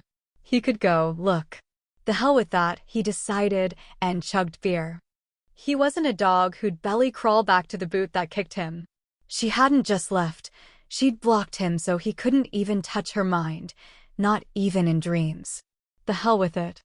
How about you come with me to Maine, he suggested. Then when we drive those bastards into the sea, I'll come back with you. I'll take some of the recruits off your hands. I could use the help. Duncan, no lie. Hannah came over, plopped down on the grass beside them. Here you are. I've been going over clinic plans with Rachel and Mom, and I am seriously done. Where's my beer? Duncan handed her what was left of his. She sighed at the couple of swallows. It'll do. Mom says she's making French toast for breakfast with pig bacon. While Hannah couldn't read minds. She knew her siblings. Oh, come on. You just got back. She swallowed the last of the beer, poked the bottle at Tonia. You too. We made a pact. I go shoot a few arrows with Duncan. And he comes back to take some of the training hours off my plate. Hannah let out a sigh. A deal's a deal. It's fairly quiet at the clinic. Need a doctor in Maine? You're volunteering to take some of the heat off us, Tonia decided. The 3 of us go, the 3 of us come back, and stay, Hannah added, for at least a full week. Mom'll take it better if it's all of us. Best sister ever. Duncan wrapped an arm around Hannah's shoulders. Hey. He grinned at Tonya, laid his arm over hers. Plural. The vocalists shouted out. Thank God I'm a country boy. Eddie added a yeehaw, and Garrett, a shifter once nearly hanged by the PWs, came on the run. Shifted from cougar to teen. Trouble's coming. I found Will. His breath came fast as all three surged to their feet. He's mobilizing. He said Eddie was here and I should. What's the trouble? Duncan interrupted. PWs, raiders, and DUs with them. Maybe 30 miles beyond the checkpoint, moving this way. I'll get Jonah, Rachel, Mom. Hannah ran from the gardens. How many? Duncan demanded. It looked like hundreds. We were just out for a run. We went past the checkpoint. I know that's against the rules, but we'll worry about that later. 30 miles. Tonya pressed. About? They're not moving fast. And we did once we spotted them. I told the others to peel off, alert the outlying farms. But the thing is, I think White's with them. I saw him once when they had me. I think I saw him with them. As his blood heated, he'd wanted to take on White all of his life. Duncan shot a look at Tonya. Understanding, she gave him a nod. Tell Eddie, Garrett. He'll get things started on this end of town. We need to scout past the other checkpoints, see if they're coming in from other directions. I'll alert the barracks and pull in who we need on the way. Duncan swung onto his bike. Something else that came out in spring. Get the Swifts, let Fred know. He revved the engine. You take Flynn. I'll take Malik and Arlington. Fast, Tonya said. Even if they're moving slow. We don't have much time. She flashed as Duncan roared away. They'd trained for this, he thought as he all but flew out of New Hope. Every man, woman, and child had their emergency posts and duties. He alerted them along the way, eating up what he knew would be precious time skidding to a halt to call out the alert to the man tossing a ball to his dog, to the old woman rocking on her porch. He caught some luck at the barracks when he saw Colin and Travis entertaining themselves by putting some troops through night maneuvers. Enemy forces spotted heading in from the south, less than 30 miles beyond the checkpoint. Indeterminate numbers, possibly hundreds. White may be with them. Well, hot damn. Colin managed to bring his two hands together in a clap. All right, boys and girls, suit the fuck up. We've got this, Travis said. Get Dad. Next stop. He spun the bike in a circle. Streaked toward the Swift house. Leaping off, he didn't bother to knock, but shoved open the door. Simon and Lana broke off what looked like a pretty serious kiss. Sorry. Enemy forces moving in from the south. Even as he continued with the details he had, Simon rushed to the pantry, came out with a rifle, ammo. Lana darted into the mudroom for jackets. Ethan's with the horses. Simon will need one, so he'll tell him. Lana shoved her arms through the sleeves of her jacket, voice steady, eyes showing not a hint of the fear. Ethan can alert Fred and the kids. I'll get Malik. Duncan, you get Poe. Simon. She gripped his hand, then let it go and flashed. Simon clipped a holster onto his belt, met Duncan's eyes. Go. 10 miles beyond the checkpoint, the enemy halted. Silver hair streaming, eyes ablaze with fervor, Jeremiah White climbed onto the roof of a truck. As planned. One of the DUs at his side illuminated him so all could see. His voice carried, full-throated, through the soft spring night. Fellow warriors, friends, patriots, tonight, at long last. We will eradicate the sanctuary of the demons that defile our world. Tonight, at long last, our blessed crusade to purify the land, the seas, the very air we breathe ends. We mark this night as God's wrath, delivered through his true children. We will strike them down, rip out this beating heart of their evil. Tonight, in our righteous fury, we avenge our fallen brothers. Arlington, Washington, New York, Philadelphia. Others in the crowd shouted out names of other battles, other places as White spread his arms, lifted his face to the starstruck heavens. And our brothers will cry out from their graves. We'll rip the air with their gratitude as we wipe these demons and all who truck with them from the face of this earth. Burn the witches. As that cry rang out, over and over, the dark uncanny who stood with them remained stone-faced. No sense of irony leaked through. Burn the witches, White echoed. Hang the demons. Strike them down as they flee. Root out the false prophet they worship as the one, for she will face our judgment. And with her death, as promised, as decreed, by her own fiery sword, we take back the world, we ride the glory. Tonight, New Hope burns. He drew his own sword, lifted it high, then sliced it down to point toward the glimmer of lights in the distance. They spread out, squads to attack outlying farms, homes, families, others to circle or flash to the west and east to strike from those directions. Another handful to surge to the checkpoint, take down security as the main forces followed. Still agile and fit, White boosted down from the roof of the truck, nodded to the pair of burly DUs who served as his personal guard. Let them burn, let them bleed. Let them litter the ground of this cursed place with bodies. Through the flames and the blood we'll take her at last. When I strike the bitch down, we'll have all. Troops swept by in a flood, eager for that blood. Others, according to plan, pushed in from the north, with advance teams striking at the checkpoints. Seasoned, experienced warriors, White thought. Some of whom had been with him since the earliest days. Raiders who killed and maimed for the thrill of it. Dark uncannies who sought the end of Fallon Swift as much as the most fanatical purity warrior. And all under his command.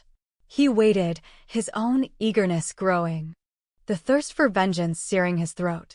Chapter 23. White heard the first snaps of gunfire, watched the first spear of lightning rip across the dark. The crows swarmed in. Like music, he thought. Like triumph. Like power. Finally, what had risen from the dark would know all he was. Now, to the heart, straight to the heart to tear it out. But rather than the gardens. As planned, the protective shield held. When power struck power at the checkpoint, the light spread. In the pale green the fairies brought, the troops, the people of New Hope, Magicals, NMs, farmers. Teachers, soldiers, weavers, potters engaged the enemy. On the road to town, in the woods, over fields, on outlying farms, they struck back. Colin and his recruits met the enemy rushing from the south. Flynn sprinted with troops from the beach through the woods, turning the ambush back on the attackers. At the farm, Travis fought with Eddie while Fred turned the torches and flaming arrows meant to burn down her home to flowers. To the east, Will fought with his son, with Poe and his. At the checkpoint, Simon fired from his sniper's nest, blocked out worry for Lana. She'd refused to join the second line of defense and whipped her power against the dark on the front line. White had haunted her and hunted her, he understood. And Malik was with her. He had to trust. Duncan wove his bike through the oncoming forces, sword slashing in one hand, power in the other. He swung back, the bike another weapon as Tonia loosed arrows from her own sniper's nest. A pair of raiders, and he could admire the chopper under them, barreled toward him. The one riding tandem heaved an axe. Veering to avoid the crash, Duncan flipped power, sent the axe flying back and into the skull of the lead rider. The speed. The sudden loss of control sent the chopper careening off the road, into the tree where Tonia had her nest. Watch it, she snapped out. Sorry. He spun around, saw a couple more raiders. Some PWs on foot, a couple on horseback pulled back to retreat. No, not today. He started to pursue, then saw White. Son of a bitch. Assholes in retreat, he called out. Satisfied when riders on horseback set off after them. He spun around again to confront White. He looked dazed, Duncan realized. Likely from the crash into the shield. But the two DUs flanking him didn't have the same issues. He threw up a block, and still the force of the power strike spun at him nearly unseated him. He gunned his engine. Started to blast out his own. Fallon dived out of the sky, Leaka's wings arrowed up. Both the wolf and the owl leaped off to join the battle. And she, as Duncan fought to keep the flood of emotions inside him dammed, dropped the left guard with one strike of her sword, took down the one on the right with a bolt of light. A swipe of her hand through the air blew White to the ground. Sleep. With him sprawled, she wheeled Layok around, looked at Duncan. "I'm back," she said, and charged into the enemy who remained. "Yeah, I see that." The attack meant to level New Hope was routed in under 20 minutes. New Hope suffered no casualties. Not a single building burned. They gained 30 horses, 10 trucks, 6 bikes, a number of weapons, and more than 600 prisoners, including Jeremiah White. Fallon looked down on him where he sprawled on the road to New Hope. "I know we need to talk," she said to Duncan. "But we have to deal with this first." "Yeah." To both. He took a step back when Lana rushed to her. "Fallon." "Warrior Mom," she murmured, holding tight. "Dad." Still in Lana's embrace, she reached for him as he dropped down from the sniper's nest. "We'll talk, I promise." "Malik. I'm glad you were here. You timed your return well. I saw in the fire. We need to check on the other lines, on the houses and farms." Words coming in, elf to elf. "Like Simon." Tonia dropped down. "We have some injuries. No casualties reported so far. We're still chasing down a few." "Hi, pal." She gave Fallon a light punch on the arm. "Nice entrance." She looked down at White. "And top prize. Let's get him into town. The gardens, I think." Fallon looked at her mother. "It seems appropriate. Arliss is going to want a report on the attack, the capture. We're going to broadcast it far and wide. I'll take him." Duncan set a boot on the back of White's neck, flashed them through. "He's feeling a little rough," Tonia said. "I know. I'm sorry." Fallon sighed. "I'm sorry. Let's get this done."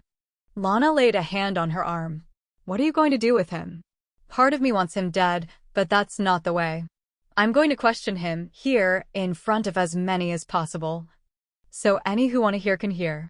I'm hoping Chuck can find a way to record it so we can send it out. So more can hear and see and know. We'll get the word out," Simon told her. "I have a feeling everyone in New Hope wants to hear." She kept him sleeping, it seemed best. Under the colorful lights of the gardens, people gathered. She saw Lysandra, with her son at her side. Garrett, who bore the brand White ordered burned into the flesh of captured Magicals. And Marla, still grieving for the son lost in New York, stood with their remaining 2 children. Her mother, who'd fled what had become home to save the child she carried in her. Before she moved forward to pull White out of sleep, she heard a murmuring through the crowd, one that grew louder. "God, Jonah." On a gasp of breath, Rachel gripped his arm. "With Eddie. Is that?" "Kurt Rove."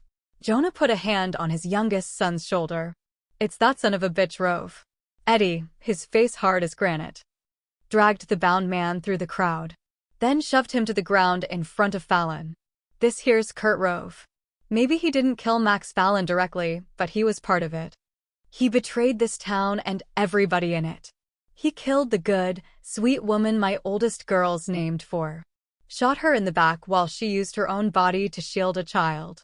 He'd have killed your mama if he could, and you with her. You need to know that, Fallon. You need to see him, and know that." "I do know it, Eddie." She looked down at Rove. At the bitter face scarred by hate, at the eyes radiating it. "I do see him. I wanted to kill him when I saw he was one of the prisoners. Wanted to just put a bullet in him and be done. But I couldn't kill in cold blood. I couldn't do that and face my wife and my kids. It's what makes you the man you are, and not a man like him. I'm gonna ask you for one thing. He doesn't go to some island to make a life. He doesn't get that after what he's done. I'm asking you to lock him up, so he lives locked up, like we've done for men like Hargrove. Like you'll do for White. He earned it, so I'm asking." "It's done." "Okay then." Tears swam into his eyes, and his jaw trembled, but he nodded, sharp and firm. "Okay." He walked back to Fred, to the arms she put around him. "You ain't gonna lock me up, lying bitch." Rove spat at her. "Everybody knows you burn the righteous alive with your hellfire. You'll be disappointed when you find yourself in prison for the rest of your life. We don't execute prisoners. We don't enslave them, torment them. Lying spawn of hell. I should have cut the throat of your whore of a mother when I had the chance." Fallon clutched the hilt of her sword. I wish you and your twisted soul a long life in the dark you've chosen. No. Leave him, she said when Will moved forward to take him away. Let him hear what the one he follows has to say. She walked forward to White. Wake. Still dull from the spell. White's eyes blinked open. As they cleared, as he struggled to get to his feet, found himself bound, a violence came into them. Hate, deep and crazed, with fear riding with it. Things didn't go as you planned, she told him. New hope stands. You don't. More will rise in my place. Legions to strike you down. I don't think so, but they can try. There are people here tonight we freed from you and your followers. Children you branded and took as slaves, people you raped, Magickals you mutilated and tortured. She glanced around, saw Garrett. Remembered the dream, years before, when she'd watched Duncan, Tonia, others from New Hope rescue him. She gestured him forward. What was done to you? His purity warriors captured me. They locked me up with other Magickals. They branded me. They tortured me, beat me, burned me, raped me. They were taking me to be hanged.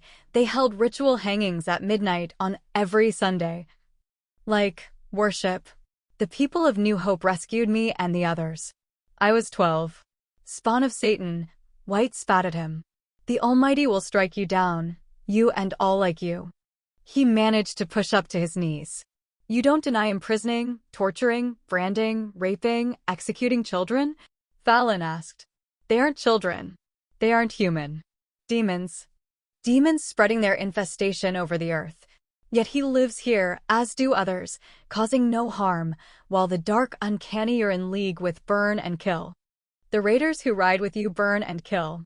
With dark uncannies in your number you attacked the peace of New Hope, trying to end me before I was born. You killed my birth father on this very ground. The fanatical light burned like torches in his eyes. It should have been you. It wasn't. It will be. He threw his head back. Strike me down with your sword, demon whore. I give my life for the God of Abraham. Shed my blood on your demonic altar, rend my flesh for your hell beasts to feast on. I will walk in the kingdom while you burn in the fire. That's a lot of drama, Fallon said with a hint of amusement that had White's eyes glinting. We don't execute prisoners, have any demonic altars. We sure don't feast on human flesh. You're going to have to settle for prison. She felt it, in a snap of an instant, the quick pulse of dark power. And in that instant, threw out her hands to meet it. Black met White with a force that set the ground to quaking. The bonds fell away, White's face and form fell away. Allegra sneered as she rose. You fool. Eric killed White years ago. We took turns wearing his face, leading his idiots against you. And you never saw. I see now. All the beauty gone with no power to spare to disguise the scars that ruined the face. The thin wisps of gray that exposed most of the raw, ridged scalp. Too late. And on tattered wings, Allegra flew up, slicing bolts of fire. I'll be back with an army, finish you. It's not. Fallon murmured as she and others extinguished the weak flames before they hit the ground. And you won't. Wings spread, as silver as her sword. Fallon rose up on them, drew Allegra's fire. Only dark magics, blood sacrifice bring the wings to the witch. You're wrong, Fallon said. Again. She blocked the bolts, held her own fire. Allegra was weak, she thought. Obviously unable to draw the strength to flash. And not a little mad. Pull back your power. Surrender and live. The dark protects me, with the blood of the legions shed in its name. Your light dims against it.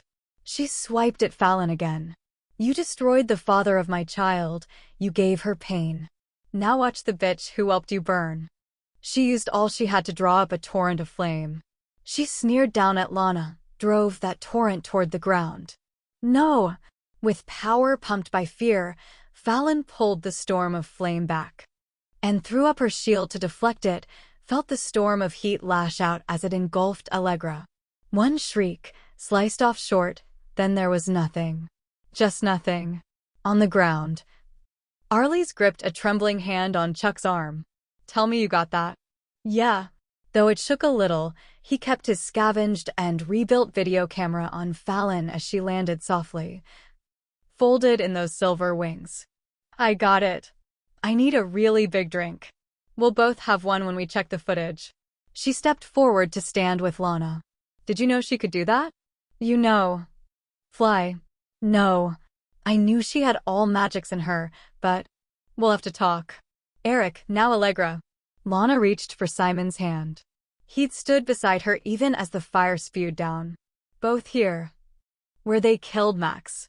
It's justice. Yeah. Steady and sure, Lana brought his hand to her lips. It's justice. People wanted to stay and talk, to Fallon, to each other. Apparently, she noted. Duncan wasn't one of them. She embraced her family. So, wings, Colin commented. They're the bop. The what? It's an expression I'm trying out. It's going to catch on. No, Travis corrected. Wait and see. Let's round up the troops, get them back to the barracks. I'm due in Arlington tomorrow. With set teeth, focused effort, he lifted his arm, closed his leathered hand into a fist, and tapped Fallon's shoulder. Nice work. I need to help with the horses. But Ethan came in for another hug first. She was lost and couldn't be saved. I know. She tried to call for Petra, but she couldn't pull enough power. If she'd stopped trying to kill you, kill Mom, she could have. But she couldn't stop. Glad you're back, he added, and moved off. Think about Petra another time, Simon advised. If and when she comes, we'll be ready. I'm going to help Will with the prisoners. And I'll help with the injured. Lana brushed a hand on Fallon's cheek. There's chicken left from dinner at home if you're hungry. I'll get to it. Then Lana laid her cheek to Fallon's, whispered, Go find him. I will. But she turned to Malik first. You put the last weeks to good use. I traveled and studied and grieved. I needed to. I went to Wales because I wanted to see where you were born. That's where I found my wings. I didn't mean the wings. They were never lost, only waiting. You would have spared her life. Even when she left you without a choice, you didn't take her life in vengeance. You put your time away to good use. He frowned at some dried blood on his sleeve, brushed it away like lint. The boy, however, spent most of his brooding. I'm for a glass of wine and my bed. We'll talk tomorrow. There's still work to be done. Since she couldn't find Duncan, she searched out Tonia. Excellent wings. Want a beer? Not yet, thanks. He went to help with the prisoners. Too many of them for the usual, so he suggested using Haustein's barn, putting a lockdown spell on it, doing a sleep trance on the DUs until we can start transporting them tomorrow. That's a good idea. He has a few. Tonia's McLeod blue eyes softened. He missed the hell out of you, Fallon. Go a little easy on him. I'm more hoping he goes a little easy on me. She decided it was only fair to talk to him if he was willing to talk on his turf. So after the town bedded down for the night, she sat on the curb outside of his house to wait. He'd come back eventually. It occurred to her she'd never done this, just sat in the quiet of new hope. The fact that it could and did settle in again after a night of attacks, bloodshed, violence, illustrated its resilience. It served, to her mind, as an illustration of the resilience of the spirit, of the unity forged by community. Illuminated now by only moon and starlight, it slept. Parents had checked on their children, soothed them into dreams. Lovers shared beds. In the clinic, medicals watched over the sick or wounded. The schools held dark, waiting for morning when instructors and students would file in. With the sun, shops and services would begin the day. The farms would stir awake, the community kitchen would smell of coffee and cooking. There could be peace after war, she thought. There could be normality after nightmares. And, she knew, there could be solace after the grieving, renewal after doubt, hope after despair. She heard the sound of the engine, the muscular roar through the quiet. Driving fast, she thought, driving home. And stood to meet him on her feet. Like the first time she'd seen him in dreams, with his hair blowing in the wind. But he'd been a boy then. The one who swerved the bike to the curb, cut the engine, swung off to face her was a man. She'd considered a dozen ways to start this conversation, and at the sticking point tossed them all aside and said what came first. "I'm sorry." He didn't approach her, but stood as he was. "For what?" "For leaving when you wanted me to stay, when you needed more from me than I could find in me to give. For staying away longer than I'd said I would. And for blocking you out while I was gone, even though I knew it would hurt you. I know why you left, or thought you had to." His voice carried calm. He didn't put a bite or snap in it. "I figure there's a reason you didn't come back when you said you would. I don't get why you blocked me." "I don't get that, and yeah. You hurt me. I blocked you because I was afraid if I let you in, even for a minute, I'd come back." More than a bite snapped out now. "Fuck that. I wouldn't have pushed you." "No. I'm not supposed to say it's me, not you," she reminded him, but it was. "I'd have come back before I was ready because I wanted to be with you and wanted the comfort you'd have given me. I needed you more than I needed to find my resolve again." She lifted her hands, helplessly. "My faith and real purpose, lost in grief and a need for revenge. I lost it with Mick. And I had to find it again. I had to, Duncan, or I'd never be able to do what needs to be done. Everything I wanted was here. You, my family, my friends. If I hadn't left all of that, I'm not sure I'd have found what I needed inside myself to fight again. Or to lead again. Did you find it?" "I did. But I'm sorry I hurt you. I'm sorry I worried my family and friends. I'm sorry I wasn't here to help." "That's a lot of sorry. I have more if you need it." Studying her face, he shrugged. "That might be enough." And in 2 strides, grabbed her, dragged her in. Took what he really needed. "Oh, thank the goddess," she murmured and locked herself around him. "Come with me. Will you come with me?" Without waiting for an answer, she flashed. The light shimmered. Pale green with the sparkling blink of pixies dancing. A pond spread, pure, clear as glass, with moonlight filtering through trees to spill across it. Mists, thin fingers of silver, rose from the water. The air, warm and sweet, held still. "It's your fairy glade. It's where I was before I came back. Right before I'll explain later." Her fingers dived into his hair. "Can we just talk after?" Since he wanted her naked, he swept his hands over her, left her clothes, her sword, in a jumbled pile with his before dragging her down to the carpet of grass. This first. He thought, body to body, skin to skin. This first. "Touch me." Her hands ran over him as she murmured against his mouth. "Bring me back to you. Come back to me." Light sparked as they came together. Over flesh under it. She felt it pour inside her, fill all the spaces she'd emptied out. She'd turned from him to find resolve, and now, turning back to him, found love. And pleasure. The beat of his heart, the strength of his hands, the shape of him, the taste. Here, with him, she could yield or demand. Abdicate control or take. Here with him. She could feel all the joy she'd lost. He gripped her hands to slow them, to slow his own. Looked down at her, at the moonlight mirrored back in her eyes. When he took her mouth again, he stripped off all barriers and let his heart pour into the kiss. "You're my light." She melted under him, let her heart pour into his. "And you're my light." They rose up, joined. Cushioned on the sweet air, bathed in the soft, green light with their own, united, shimmering like the stars. When, once more, they lay together on the carpet of grass, their light quieted to a glow, she pressed a kiss to his heart. "I'm forgiven?"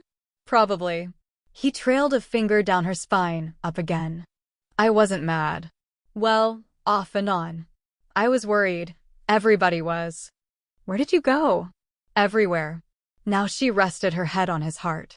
"At first I just needed to be alone, to be gone. The grief, it was so huge and still only part of it. There's so much empty in the world, Duncan. It's not hard to find places to be alone. I've known what would be asked of me all my life, and I carried that.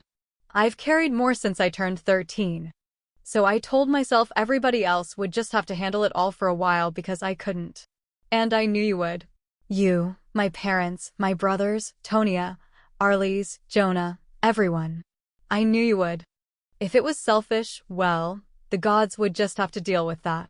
Because I couldn't lead troops into battle when my heart was bleeding or ask anyone to follow me when I couldn't see where to go.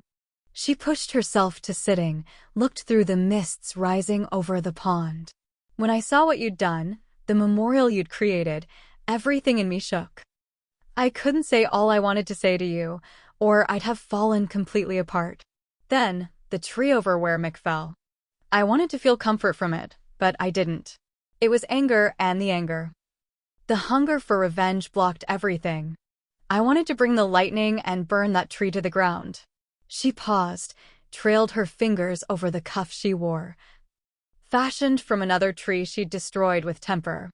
I wanted to leave everything and hunt Petra, only Petra, until I could cut her to pieces with my sword. A sword of light and justice. How could I stay? How could I lead? You could have told me.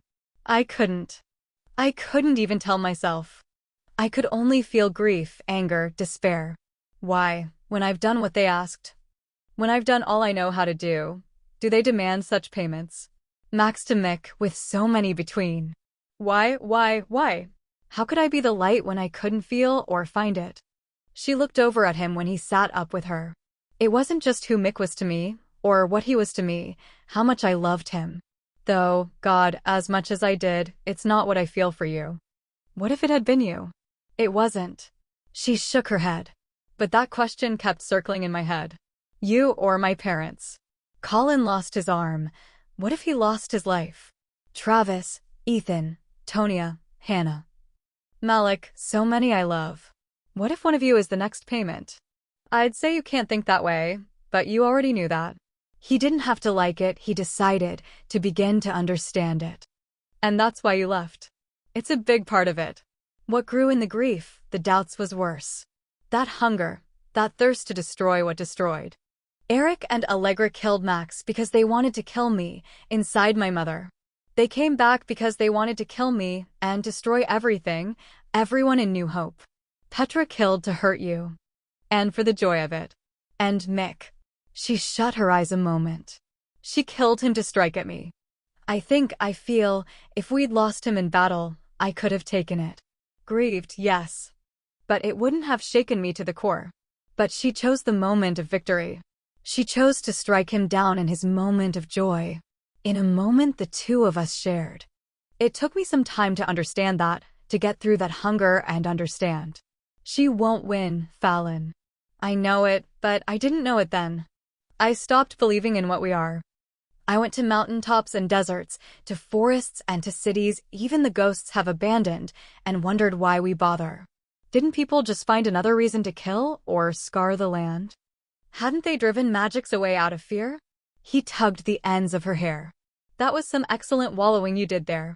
It really was. She tipped her head to his shoulder. But I started to see beauty again. The way the sun strikes the water in a stream or a bridge spans a river. I went to the mountains where Allegra and Eric attacked Max and my mother, Poe and Kim. The house is gone, but the land is beautiful, and there were signs of people working it, finding shelter, making lives. Why that mattered so much, why it started to open me again, I don't know. But it did. So I started to look for more of that. Resilience, faith, effort, caring. And I found it. There are a lot of empty places, Duncan, but there's land being tended, homes tended, families becoming. There's still strength and courage, and there's still joy. I just had to look to see it again.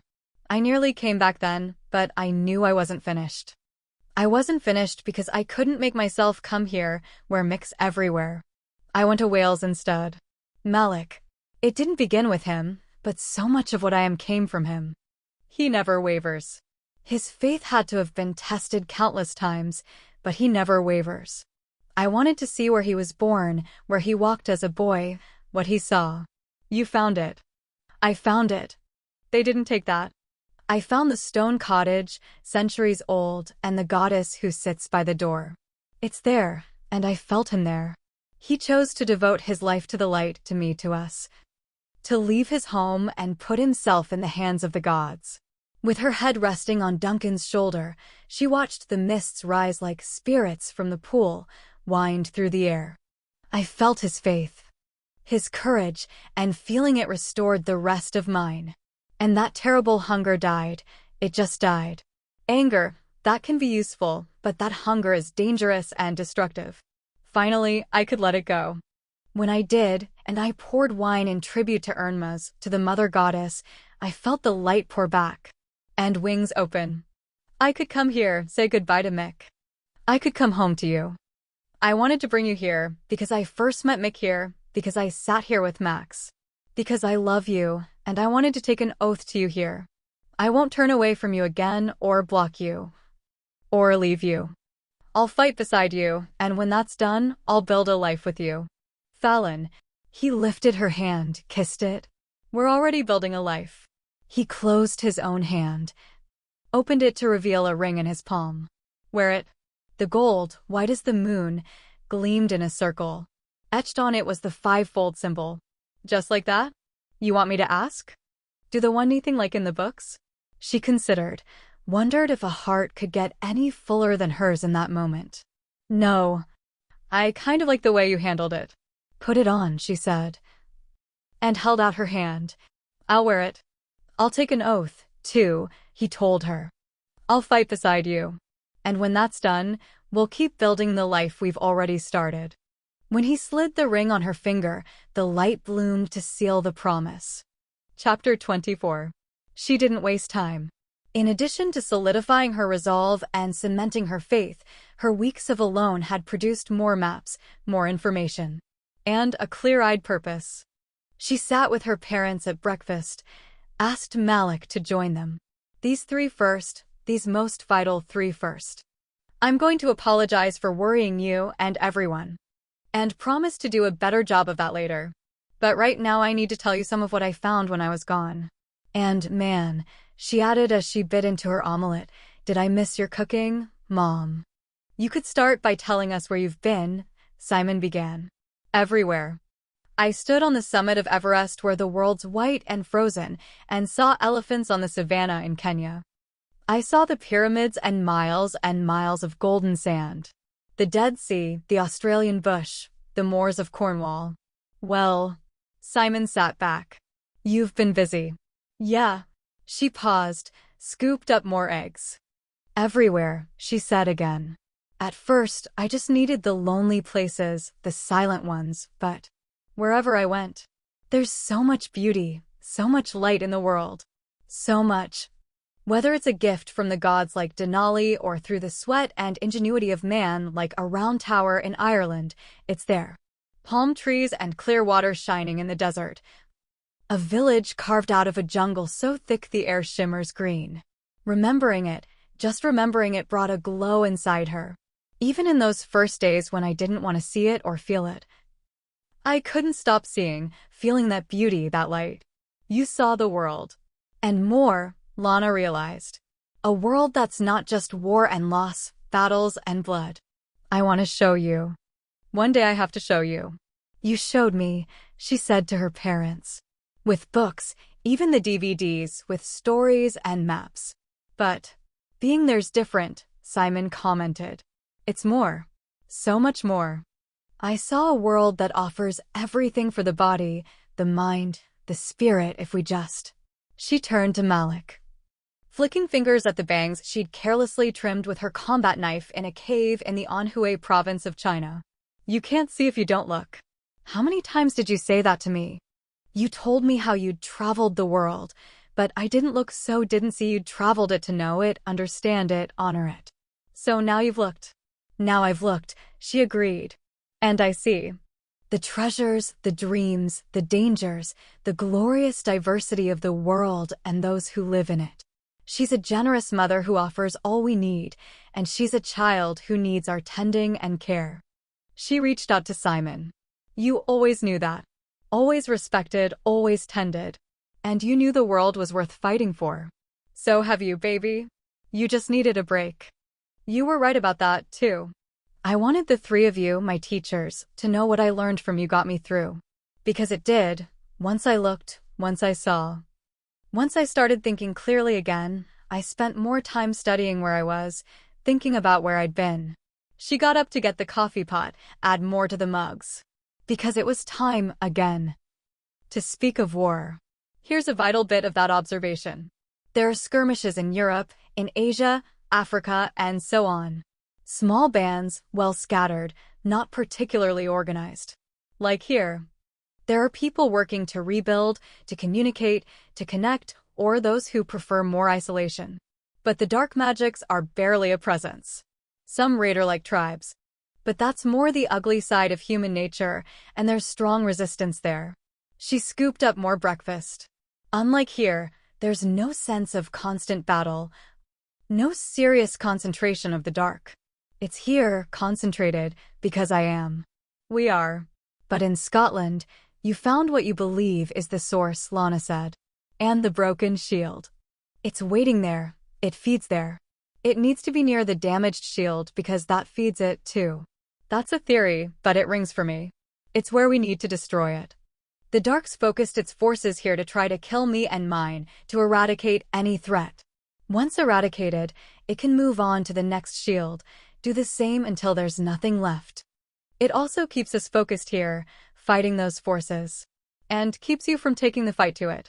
Fallon nodded at her father. Just exactly right. We've still got work to do before we move on that. But once you know the enemy's tactics, you know how to adjust your own, Simon finished. You got it. We're going to keep them really busy, deplete their numbers. The PWs may not be destroyed, but they're severely damaged after last night. They might lift up another leader, but they'll be weak and scattered and shaken by Arlisa's broadcast. You could see that on Rove's face, Lana said. You could see the shock, not shame but shock, when Allegra shed the mask, when he realized he'd been duped. He can spend the rest of his life in prison thinking about being duped. Fallon shrugged that off. A lot of them will crawl back into their holes, demoralized. Simon gestured with his mug.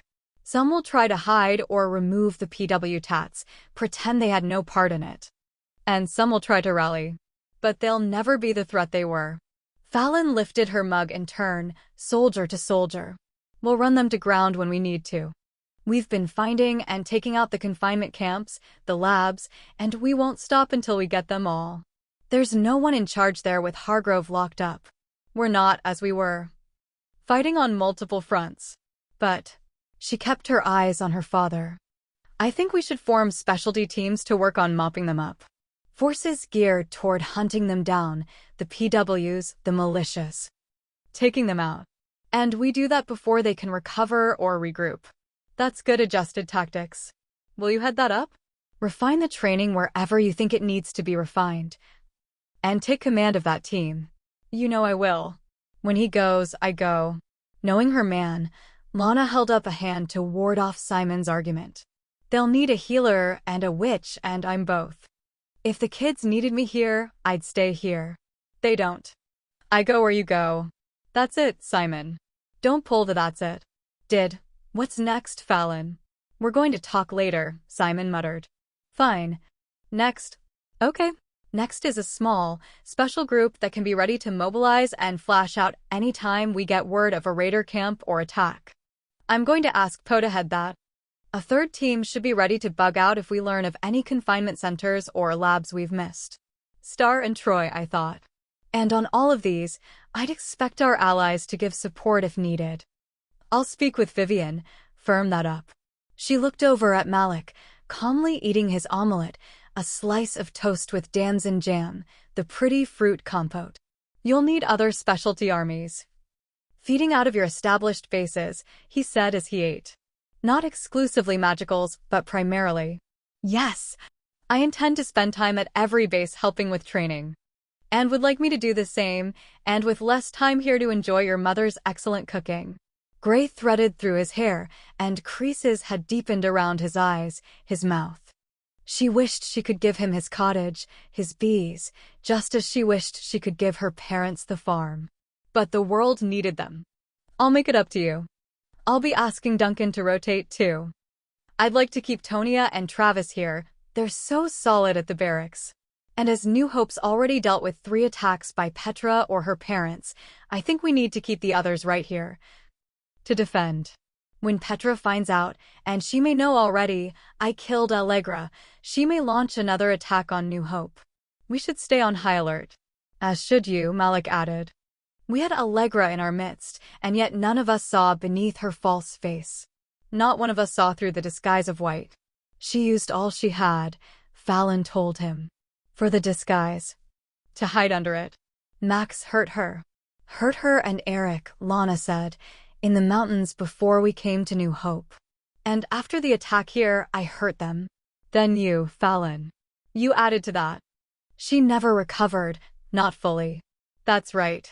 It was just, Fallon thought, that the damage to Allegra's power had started with Max, as it had been just for her father to have ended Eric. It's why she couldn't attack, why she was weak when she did.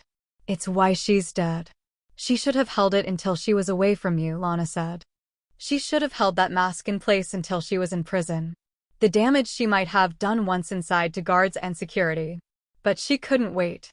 She didn't have the control to wait with you so close. Petra has more power and more control. It won't be enough. Fallon reached over to rub the back of her mother's hand. I'll take care of the dishes. And rather than ask the commanders here, I'm going to talk to them all individually, at their bases, which also gives me the chance to apologize to each individually. Then if Fallon's got KP, I'm going to walk over to the barracks. I've got a few in mind for the specialty force you're after. That was great, babe. Thanks. Simon kissed the top of Lana's head after he pushed back from the table. We're still going to talk later. If you'll excuse me, I'll go with Simon. I have a few to consider as well. Thank you, Lana, for the meal. You're always welcome at our table. When they were alone, Fallon shifted to her mother. Before I start the KP, I'll start with the apology. There's no need. Your dad talked to me about it, so I understood. I truly did. And everything you said here? She sighed. What mother doesn't want her child to see the world and all its wonders? I want to take you. I want everyone I love to pick a spot so I can take you where you most want to go. Won't that be an adventure? Brows arched, she ran a hand over Fallon's hair. Combat knife trim? Fallon brushed a hand through it in turn. Is it that bad? Was Lana's answer before she laughed. So, instead of an apology, I'm hoping you'll tell me about the ring you're wearing. I'd always imagined you'd be full of excitement when you told me you were engaged. I didn't want to say anything until it was just you and me. Now it is. It's really more of a promise. I think. In some ways, we've been engaged since before either of us was born. But this is the promise and the choice for both of us. And I am excited. She thrust out her hand, and for a moment, a precious one to Lana, was just a young woman in love. Isn't it beautiful? It is beautiful, and it's perfect. Don't cry, Mom. Just a little. He's exactly what I'd wish for you. Just exactly. She said and opened her arms. Within 3 weeks, Lana joined Simon and the newly formed Special Forces team on a strike at a PW base in Arkansas. They moved on to Louisiana, across Mississippi, through Alabama. Near the ruined, flooded city of Mobile, troops from the beach pushed in from the east to help drive the enemy to the barrier of the Gulf of Mexico. In what would become known as the Summer of Light, Poe and his team mobilized to cut off raider attacks in the Midwest, the Southwest. Troy and Star with their band of Magicks uprooted confinement centers. Fallon, in steady rotation, joined each group in turn as they worked their way east and west, north and south. Over 3 scorching days in August, where lightning strikes turned forests to blazing tinder, where the ground quaked and split like eggshells, she fought side by side with Duncan. In the dark, uncanny stronghold of Los Angeles, mansions had become palaces and prisons. Canyons jagged through the broken streets of Beverly Hills, and served as killing pits for those unfortunate enough to be captured. The stench from a decade of blood sacrifices on the black marble altar erected on Rodeo Drive stung the air. In the flaming hills, fairies and elves fought to suppress the fires, worked to rescue any who'd managed to escape the city to hide in caves and canyons. And there, Above the city where Magicks clashed and slashed, the sky turned red. Even as she fought, Fallon searched for the black dragon and its rider. But as they cut through the enemy's numbers, drove them to the beaches, to the wild waves of the Pacific, she saw no sign of Petra. When she rode Leok through that red sky, over the hills where fire still sparked, where blackened trees rose like skeletons through the smoke, she scanned the city. Not dead like DC, but deeply wounded, with its bleeding not yet completely stanched. Its broken bones might heal over time, its raw scars might begin to blend into the landscape in another generation. This land, this city would become what those who settled on it worked to make it. But never again would innocent blood be spilled there in the name of the dark. Duncan, Tonya, and their hand-picked team would transport the surviving enemy to DC Dead City. She thought. There, with their magics bound, they would remain.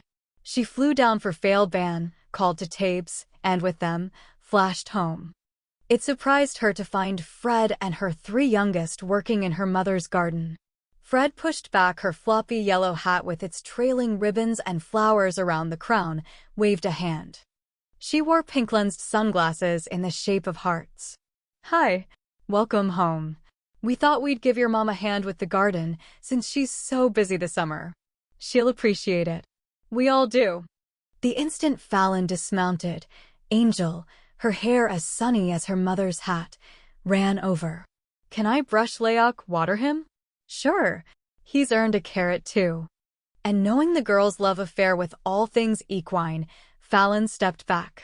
That made her day. You could use some brushing and watering yourself. I guess so. It struck Fallon that the kids hadn't so much as blinked at the blood and soot all over her. Such was the world they lived in.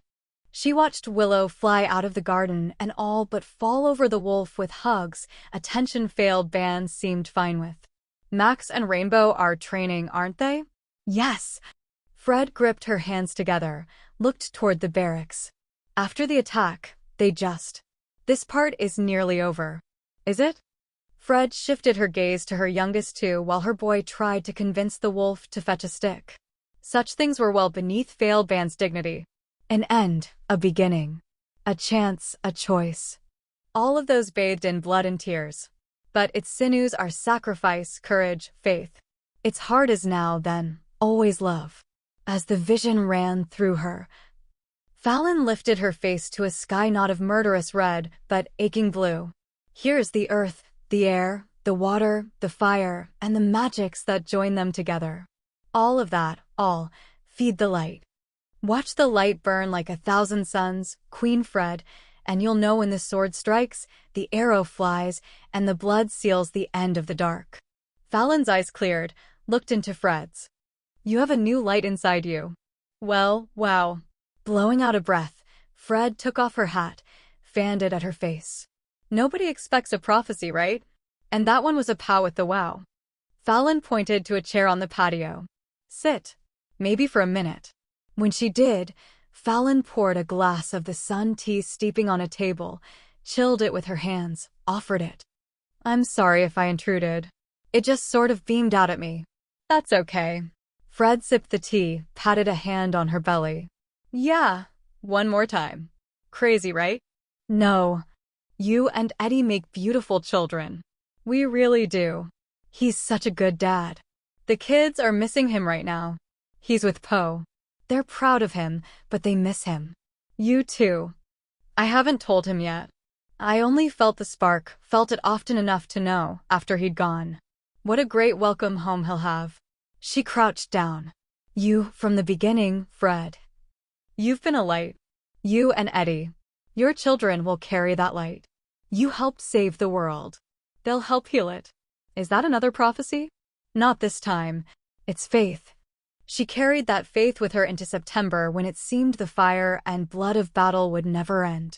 She carried it with her each time Chuck intercepted another call for help, or the scouts learned of another stronghold. She carried it to the clinic to keep the spark strong when she visited the wounded. She carried it to grave sites and memorials. We've got them on the run, Duncan said. They'd finished a meeting with commanders, team leaders, and now she sat with Duncan and her father. She knew what Duncan wanted. He wanted her to signal the time had come to finish it. The constant, focused attacks have paid off, Simon agreed. We're still going to see some skirmishes. But we've broken the backs. The DUs are the primary problem at this point, like we discussed. We can't give them the time or opportunity to regroup. We won't. I don't know why it's not time to finish it, I just know it's not. We've had multiple and conflicting reports on Petra, but nothing concrete. She's part of the circle, and we'll need to confront her. Defeat her, to fuse that circle and end it. Then we draw her to Scotland, Duncan argued. It ends there. His determination to finish it, his absolute certainty they could, spilled through the gears of her mind like sand. Irritating. Irritating. She found it difficult to keep the edge out of her voice. On our timetable, not hers, on our terms, not hers. And we need to know more about how to finish it, and her. The Black Dragon. And what they feed in the forest. We can't afford to fail. We can't win if we don't fight. And gave up the fight. Led with the edge. A year ago the DU ruled New York, D.C., Los Angeles, and more. The PWs and military hunted us like animals. Now they don't. We have fought, are fighting. Everyday people fight. Bleed, die. Do you think I don't want to end it? Hold on. You hold on, she snapped back at Duncan. I'll know when I know. On a flick of temper, she flashed away. She's tired, Simon said after a humming moment. And frustrated, that was her tired and frustrated voice. I know it, Duncan replied. I guess you do. She's also worried. Not about winning this, but about sending more troops out and burying more. It's a constant weight on her. I know that too. Duncan pushed up to pace. She's not alone in that. No, she's not. I feel something pushing in me, and I don't know if it's because she's wrong and it's time, or because she's right and I want it to be time. Either way, she's pissed now and a lot less likely to listen. Brooding, Simon noted. Well, he couldn't fault that, as he enjoyed a good brood himself from time to time. He held his peace. Let the boy brood while he studied him. Unlike a lot of the other soldiers, Duncan hadn't gone for the braid or braids. His hair spilled and curled loose, midnight dark. No tats, either, no beads. No charms. Like Fallon's, his sword was always at his side. And like her, he had a tall, rangy body, well-muscled. Well, the male version, Simon thought. His boots showed miles of wear and battle scars, literal battle scars. He was a damn good soldier, a canny commander. Broody green eyes, scruff on his face. Simon scrubbed a hand over his own. Knew he couldn't fault that either. And he couldn't find fault in the boy, man, Simon corrected, for loving his daughter. Take her flowers. What? Duncan stopped pacing, stared. Flowers. Yeah. Flowers. Something you pick yourself adds to it, so something wild. If it smells good, you rack up another point. Wildflowers that smell good? That's right. It'll catch her off guard. She might still be pissed, but she'll be off balance too. Then state your case. Flowers are everywhere anyway. Trust me. Okay. Hesitating, he slid his hands in his pockets. So, when this is finished, I want. I knew this was coming. Simon sighed. When it's finished, I want us, Fallon and me, to get a place, make a place, find a place. Together. I'd like to get your blessing on that. Simon sat back. You're never going to be a farmer. No, sir. Well, I've got Travis and Ethan for that. Born farmers, both of them. She'll need some land, though. She likes to grow things. She'd start feeling closed in if she lived right inside a town. Nearby, that would do for her, but she needs room to breathe. I love her. Simon. I'm going to do whatever I need to do to give her what she wants, what makes her happy. I wish I didn't know that was true. Then I could say get the hell away from my baby. And I'd keep her with me. But I do know it's true. You can take that as a blessing.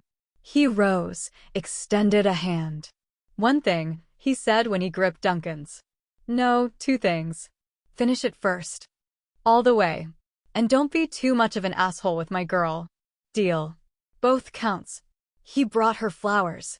He felt like an idiot, especially since he'd tracked her to a meadow loaded with them. But he brought her a fistful of wild lilies. She stared at them like she'd never seen a stupid flower before and made him feel like more of an idiot. What are those for? They're for you. He shoved them into her hands, then followed up with a simple truth. They're like you. Bright and beautiful and full of light. So, then he saw Simon had been right, by the way she smiled. The way she bent her head to draw in their scent. Just a little off balance. I can be sorry for pressuring you. It's just. I feel something pushing in me. I feel it pushing harder and harder. I keep seeing the stone circle, the crows, the lightning. I feel it, Fallon, pushing in that dead wood, gloating in there, and my hand itches for my sword. Tonia, too. It's the same for her. I know it. I know it, Duncan, and it only makes it more frustrating to know not yet. Still not yet. I've asked.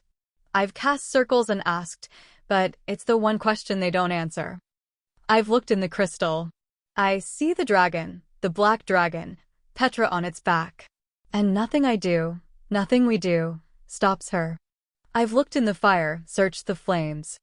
I see Tonia bleeding on the ground, the dragon breathing death, a rain of black lightning. And the circle, the center opens wider, wider, and more dark pours out. It pulls you in. I can't stop it. And I'm alone. It was his turn to lead with the edge. For fuck's sake. Why am I just hearing this? I had to think. What does it mean? And I know it means that can happen if we don't wait. It can happen if we don't find the way to kill the dragon, destroy Petra. We're stronger than she is. I believe that, but what's there in that place? It feeds her just as she feeds it. And the dragon. She broke off, eyes narrowing. The dragon, she repeated. We need to slay the dragon. It knows its own weaknesses, right? If you want to know how to kill a dragon, ask a dragon. I need to talk to Vivian. He grabbed her hand in case she intended to flash away, then and there. No spell in you for dragon slaying? You're going to Canada? I don't know what kind of protection it may have been given. I'm not going to Canada. I need to talk to Vivian on my ground, not hers. I need Chuck. She used Arlie's as well to help her craft an invitation both diplomatic and flattering. She asked her mother to bake a rainbow cake. She took a ruby from the vaults in D.C., and with it crafted and conjured a gift for the Red Queen. Vivian, resplendent in emerald green, arrived with her entourage. Fallon met her alone and chose the patio, as the gardens held their summer glory. How lovely it is here. Such a blooming. And, of course, your vegetables thrive. We're farmers, Fallon said simply. Please sit. I give you my mother's regrets. She and my father were called away only this morning. Oh! Tu es que est passé. A small band of PWs to handle. Ne t'en fais pas. Before she left. My mother made a cake in your honor. We call it a rainbow cake. Fallon served a slice. I thought you might enjoy it with some fairy wine. Perfect. Emeralds glittered at her ears as she nibbled. And delicious. I hope you'll accept this token of our gratitude for your loyalty and comradeship. New York could not have been brought back into the light without your help. My people rejoiced with yours. She opened the box Fallon had tied with a fancy gold bow. Then wonder spread over her face as she lifted out the curled ruby dragon, laid it in the palm of her hand. Oh! C'est magnifique. C'est merveilleux. Merci, mon ami. Merci beaucoup. Je suis, English. I want to express myself in English. I'm touched very deeply. I feel your light in this treasure. Duncan sketched the dragon to help me with the creation. It's a gift, Vivian, given in sincere gratitude. Yes, and it will be precious to me. She set it carefully back in the box. Nibbled more cake. But I, as I'm a cunning woman myself, sense more than a thank you. Yes, but whatever your answer, the gift is yours and the light in it yours. What is the question? While we bring light to the world, there's still dark. And there's one who seeks, above all, to serve the source of the dark, which she does with human sacrifice. Children. Mesto.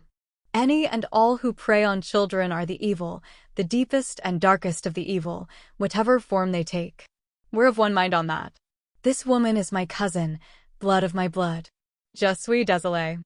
You have my true sympathy. We have no choice in our blood relations, n'est-ce pas? No, we don't. Above New York, at the moment of our victory, this cousin, this evil, struck down a friend. A brother of my heart. Vivian reached over, laid a hand over Fallon's. I know of this. The young elf, so handsome, who was with you the first time I came to visit you. Je suis profondément désolé, mon ami. I know you sought solitude in your grief. I hope you have found comfort. I've found it and renewed purpose and even stronger faith. I've seen her. In visions and dreams, in Scotland, at the Shield. She rides a black dragon. This I've heard, of course. She trailed a finger over the carved ruby. Some can turn even beauty into evil. To end the dark, to seal the shield once again, I have to destroy the source. To destroy the source, I must destroy my cousin. To destroy my cousin, I must destroy the dragon. Fallon waited a beat. How do I kill it? Vivian lifted an eyebrow, sipped wine. You would ask me? I've seen, in these dreams, in the fire, in the glass, arrows, even bespelled. Failed to penetrate the dragon. Aimed true at the heart, they break and fall. Magicks fall away as well. It feeds from the source. Yes, I would ask you. How do I kill it? You would ask me? Vivian repeated, in a voice gone cold. You would ask me to give you the means to destroy myself? You offer cake and wine, offer a symbol of what I am. Then ask me to reveal how you might kill me should you want what I have. I've given you my oath. What's yours is yours. Why would I wish to harm so valued a friend and ally? There are others who might covet.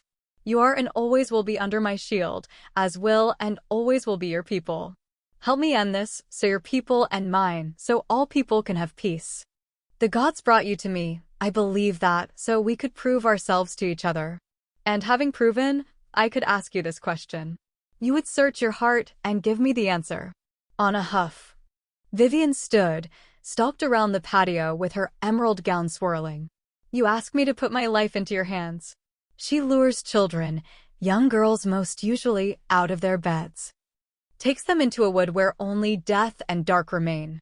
She rends them there, on an altar, to feed the beast. The dragon protects her, kills for her, burns for her. Should I show you? Vivian threw out a hand. No. I've seen enough of what this evil can do. The last she disemboweled on that altar was just 16. Her name was Aileen. Mestu, Murd, Sie Pute. When she ran out of curses, that took a while, Vivian turned to stare hard into Fallon's eyes. Who will you tell? Duncan and Tonia, also my blood. Like your whore of a cousin? Nothing like her. You know that without me telling you. I'll tell the man I'm pledged to and his twin, who's a sister to me. These two who with me. Wrapped Eileen's body in a blanket and took her to her family. The two who will go with me to finish it so together we can destroy the one who turned the glory of his spirit animal to the dark. Vivian sat again, poured more wine into her glass. She drank it all. We are so few, she murmured. I had hoped there would be a way to turn this one back to the light. At least to the shadows. Yes? But children, young girls, sacrificed? There is no forgiveness for this. She added more wine while Fallon waited. This time took only a sip. In the stories, it's often a sword through the heart of a dragon. Or perhaps used to cut off its great head. Mais non. It may be the dragons of old could be killed in such ways, but not those of us who shift. I hope there are more of us. I must hope. Perhaps they hide, perhaps they still sleep. On a long sigh, she took another sip of wine. There is only one way to kill the dragon. It must be struck in the eye, pierced through. The left eye only, she added, tapping beneath her own. Only then will it fall, will its flame gutter out. Only then will a sword cleave through its armor to take the head. You must burn the head to destroy it. These 3 things you must do, or it will not die. Thank you. Kill him, and this. I will have another glass of wine. And we'll take the whole of the cake home. Fallon had to smile. And welcome. Then she gripped Vivian's hand, let the truth inside her flow. When I kill him, I'll do it in part for you, the flame from the north, to strike that blow for the beauty of what you are, and what he refused to be. Chapter 25.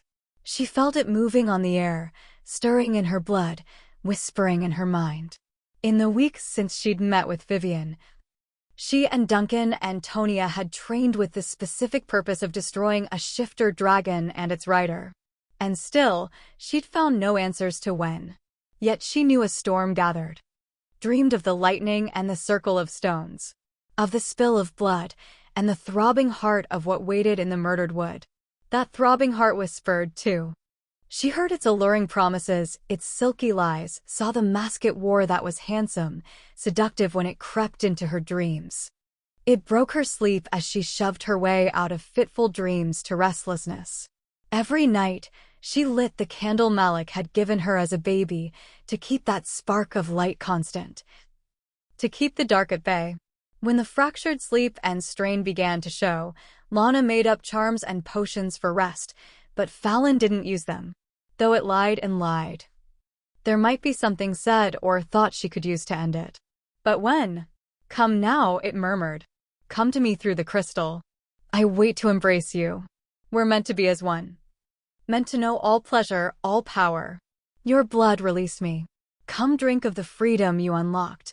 Take it, taste it, know it. She woke, found herself standing, staring into the crystal that swirled with shadows. Had she been reaching for it? She couldn't be sure, but it had, through nights and nights of stalking, found some weakness. Shaken. She held her hand over the candle flame so that small light brightened and cleared the shadows. She needed to take action, to try again. She dressed, gathered all she needed, and went out into the night. Though summer held gamely on past the equinox, she scented the first hints of fall. Before long, the harvest, the gathering, the sweep of color over the trees. Thinking of it brought a deep yearning for the farm, the rambling house, the fields, the garden, the woods that had once held every adventure she could have wanted. Would she see it again? Would she ever again sit under a tree with her nose in a book and her fishing line in the water? She wanted to know her mother would work the garden again, her father the fields. Wanted to know there would be bread dough rising in the kitchen, candles lit in windows. She'd done all that had been asked of her, she thought. How much longer did she have to wait? She went into the stables thinking to fly Leok, but found the faithful Grace, already awake, her head, so much gray on the muzzle now, over the stall door. You couldn't sleep either? Fallon stroked her cheek, saw a world of love and patience in Grace's eyes. All right then, you and me. Just like we used to. She saddled the horse, stowed her tools in the saddlebag. No hurry, she said as she led Grace out, mounted. We can take a nice easy walk. But when they reached the road, Grace broke into a trot, brisk as a filly. I guess you're not feeling your age tonight.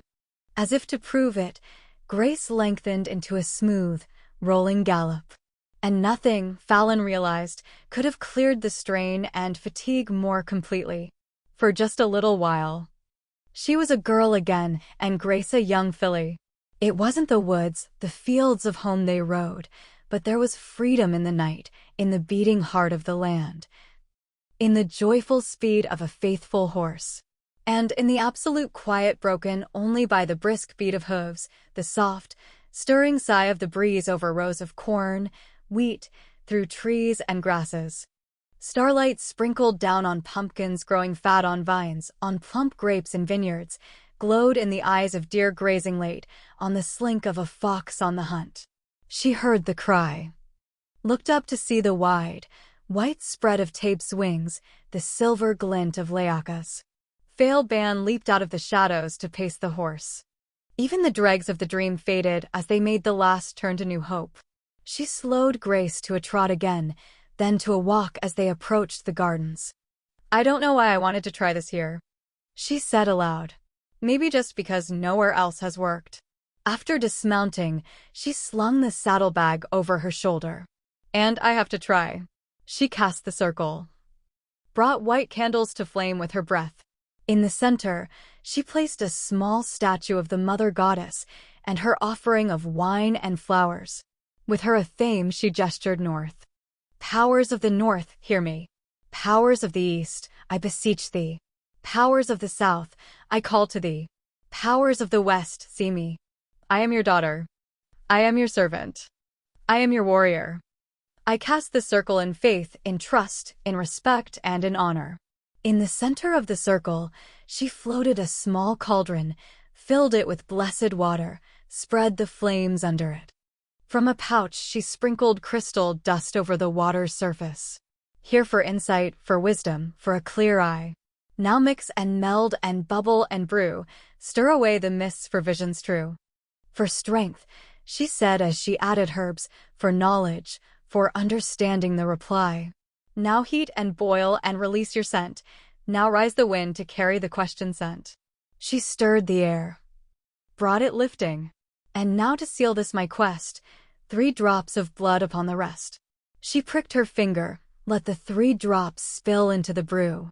At this hour, on this night, I renew my vow to carry the light. Power whipped through her. She shot her arms up as shimmers of lightning woke above the western hills.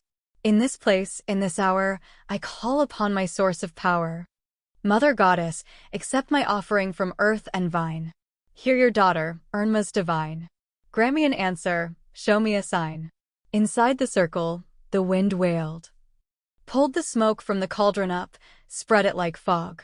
For a moment, it seemed 1,000 voices spoke, 1,000 hands reached out to touch her with a power that nearly buckled her knees. Lightning cracked across the bowl of the sky, and in the answering roar of thunder, the fog cleared. Silence fell. But she was no longer alone. Max, she breathed out his name. Dad. And reached for him. Her hand passed through him. I'm not corporeal. His voice held the faintest echo. The veil's not thin enough. But you're here. Disappointment at not being able to touch him warred with gratitude. You're here. I've tried so many times, but I could never find you. You didn't need to before this. Look at you. You've grown up. Beautiful, you're just beautiful. You're a woman now and a warrior. You carry the sword. She saw, clearly, both pride and sorrow in his eyes. More than anything, she wanted to deserve the first, somehow ease the second. There's so much to tell you. The sword, the shield, the book. We took back New York. I don't know where to begin. It means so much to see you again. We came to New Hope. We're in New Hope. Yes. He looked toward the cornfield. I know. If I'd known you, I shouldn't have done this here. I'm here because you did. I told you before, I have no regrets. How can I when I look at you? He's dead. Eric's dead. Allegra, too. I'm sorry if it hurts you. No. I lost my brother in the doom. What he became wasn't my brother.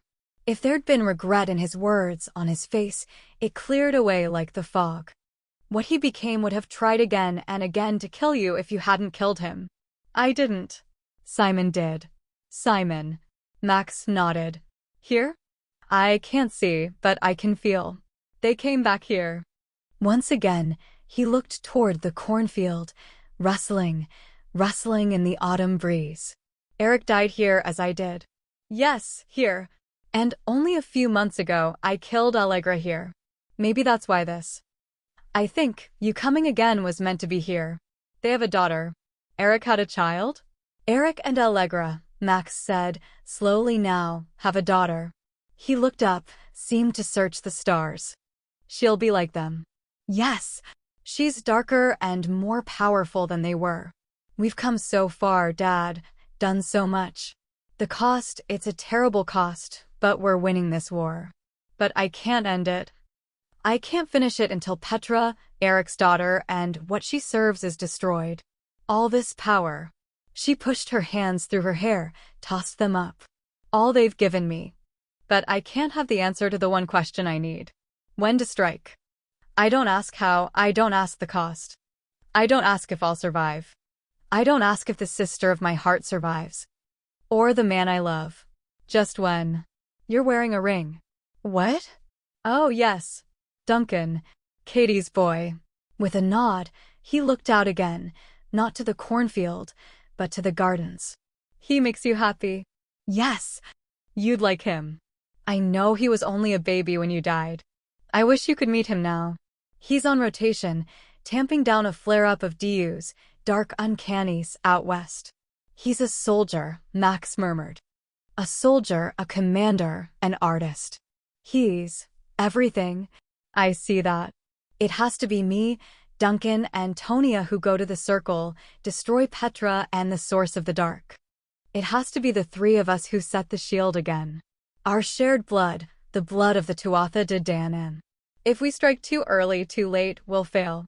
And I can't see. Trust your birthright. He told her, and your blood. You were conceived in love and Magicks at the very instant the dark brought death. Not a moment before, not a moment after. January 2nd. She searched herself. I knew that was when we had to strike New York, so I can see the logic in that, the closure. But it doesn't feel like the answer now, not for this. The gardens there, renewal and rebirth. Year after year. My blood there, given to keep you safe. Your mother left all she knew to keep you safe. You came from us, but you were born on a night of storms and came into the hands of another. A father. And the light took her first breath of the world in those hands on that night. There were three to love and protect you until you came to be. As there are three there. He gestured to the Ollie corn, the wolf, the owl. You'll be three who fight the final battle of a night of storms. A night of power. My birthday. She felt it then, the answer, the knowledge. It's nearly here, she acknowledged. My birthday, because this is what I was born for. They sent you to tell me. You're the sign and the answer. The messenger, he corrected with a smile. I can't stay. But we've barely had any time.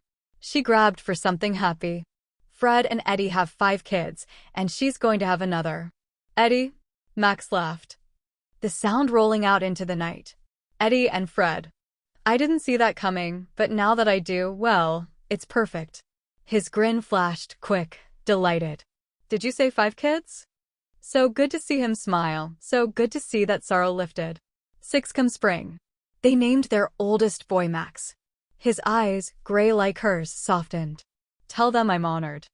I can't stay. He said again. But all I have will be with you when you lift that sword. Blessed be, my brave and beautiful daughter. But, don't, he faded away, and she stood alone with Magicks still thrumming. Blessed be, Max Fallon, my brave and beautiful sire. Fallon closed the circle, and with plans and possibilities circling in her mind, rode Grace home. It shouldn't have surprised her to find Malik waiting in the pre-dawn stillness. He stood at the edge of the garden as the first stars began to sigh away. You knew. No. He slipped a hand in Grace's halter as Fallon dismounted. But I felt the rise of Magicks, the stir of powers, and with them, with you, I knew. They sent you Max Fallon to give you the answer. His image, his spirit, and only for a few minutes. She lowered her forehead to Grace's cheek. No time, and so much I wanted to say to him.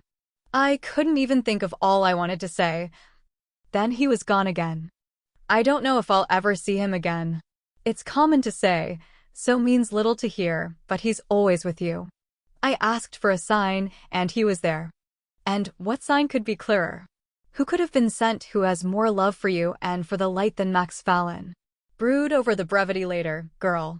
You have work to do. Typical of him. She thought. Just get on with it. I'm not brooding. I'm sulking, she realized, but wasn't she entitled? Thinking. Considering. You know what to do next, go do it. I'll tend to Grace. She handed over the reins. You're figuring you can wheedle breakfast out of it. I don't wheedle, he said with considerable dignity. I do expect the household will be stirring soon.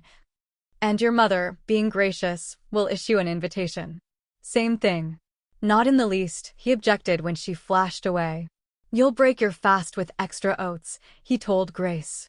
And if I were to put pancakes in Lana's mind, that can't be considered wheedling. She flashed straight to Duncan. She found him already up, dressed and strapping on his sword. Trouble? She asked quickly. Not here. I dreamed. I saw you, felt you. I was just about to go to check. She moved right into him, wrapped around him. I shouldn't have gotten dressed.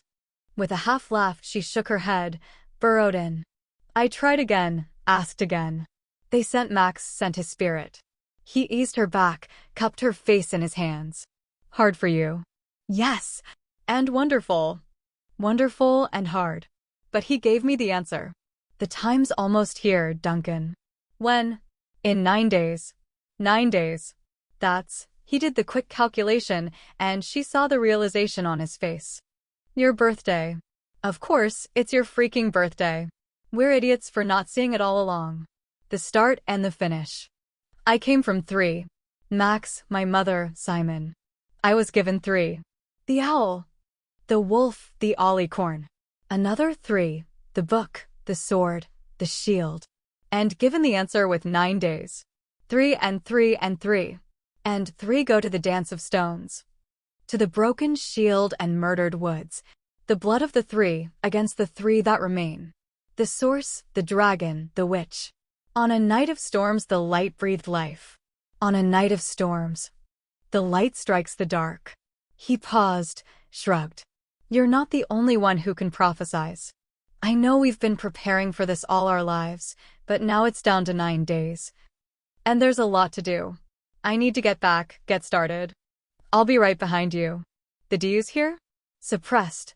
We've got some scouts out hunting stragglers. And there are some civilians who need some help. I can organize that and be back in New Hope in a couple hours. That works. I'll get Tonia. He grabbed her hand, yanked her in for a kiss. In 12 days, keeping it in multiples of 3, you and me are going on a date. A date? Like people used to. Dinner, music or something, and sex. I like dinner, music or something, and sex. She held on another minute to that hope, to that promise, then left him. They turned the war room into what Simon dubbed Magic Central. While troops continued to suppress flare-ups, instructors continued to train, people harvested crops, stored wood and supplies for the winter to come, Fallon, Duncan, and Tonia worked on spells and weapons. Life went on in New Hope. Work on the clinic expansion neared completion. Arlie's broadcasted to anyone who could hear. Chuck continued to search for any rumors of those flare-ups. The 3, united in purpose, focused all they had to be sure life did go on. Hours every day centered on combat training where they fought dozens of Magicks ghosts. If they defeated one, he sent 3 more, sent darker ones. More vicious ones. Every night they nursed bruises, rattled bones, sprains, wrenched joints. They can't go into this weekend and exhausted, Lana argued. Malik watched as Fallon fought 5 at once, as Duncan pushed back the sweeping flame of a ghost dragon, as Tonia leaped off the back of an enemy to shoot for the eye. And when her arrow went wide as the slashing tail struck her, the force sent her tumbling to the ground. They can't win unless they're prepared for whatever comes. We can't know what form it might take, how many forms. They have to be ready. It's too much. Lana pushed out power, destroyed 2 ghosts. It's enough. Enough. Slicing her hands down. She shattered all of Malik's ghosts. All you see are warriors, she snapped.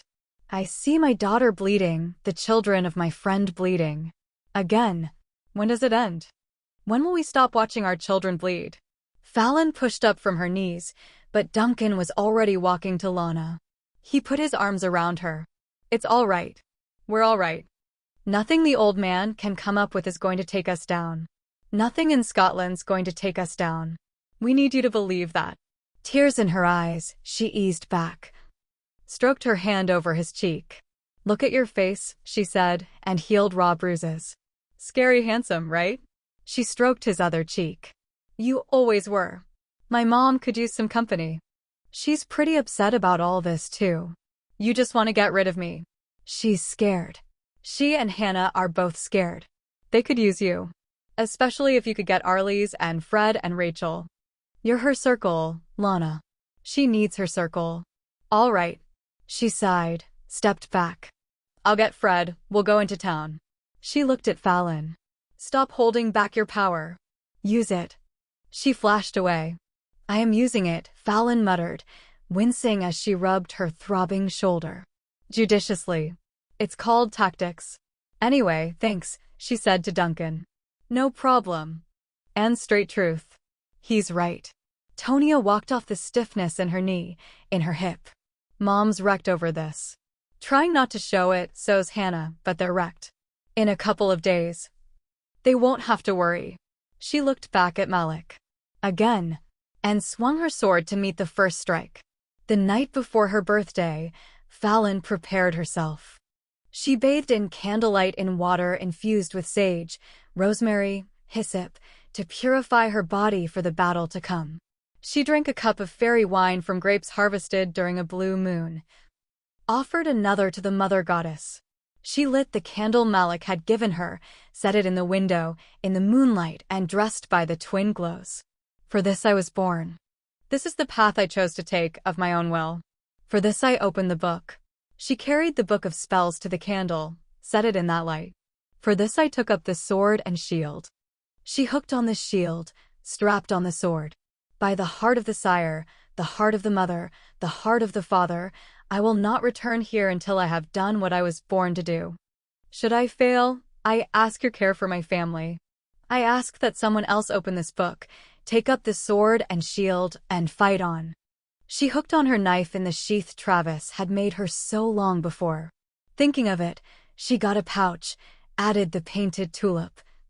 The wind chimes Ethan and Colin had made her for that seminal birthday. A copy of the Wizard King with Max's words inside, his photo on the back. The stone she'd taken from Leaka's hoof that Mick had carved with her face. And the pink teddy bear. Around her neck she wore the ring and medal, both worn by her fathers.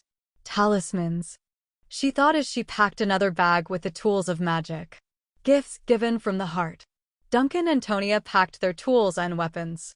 Each performed their own private rituals and met outside their rooms. Ready?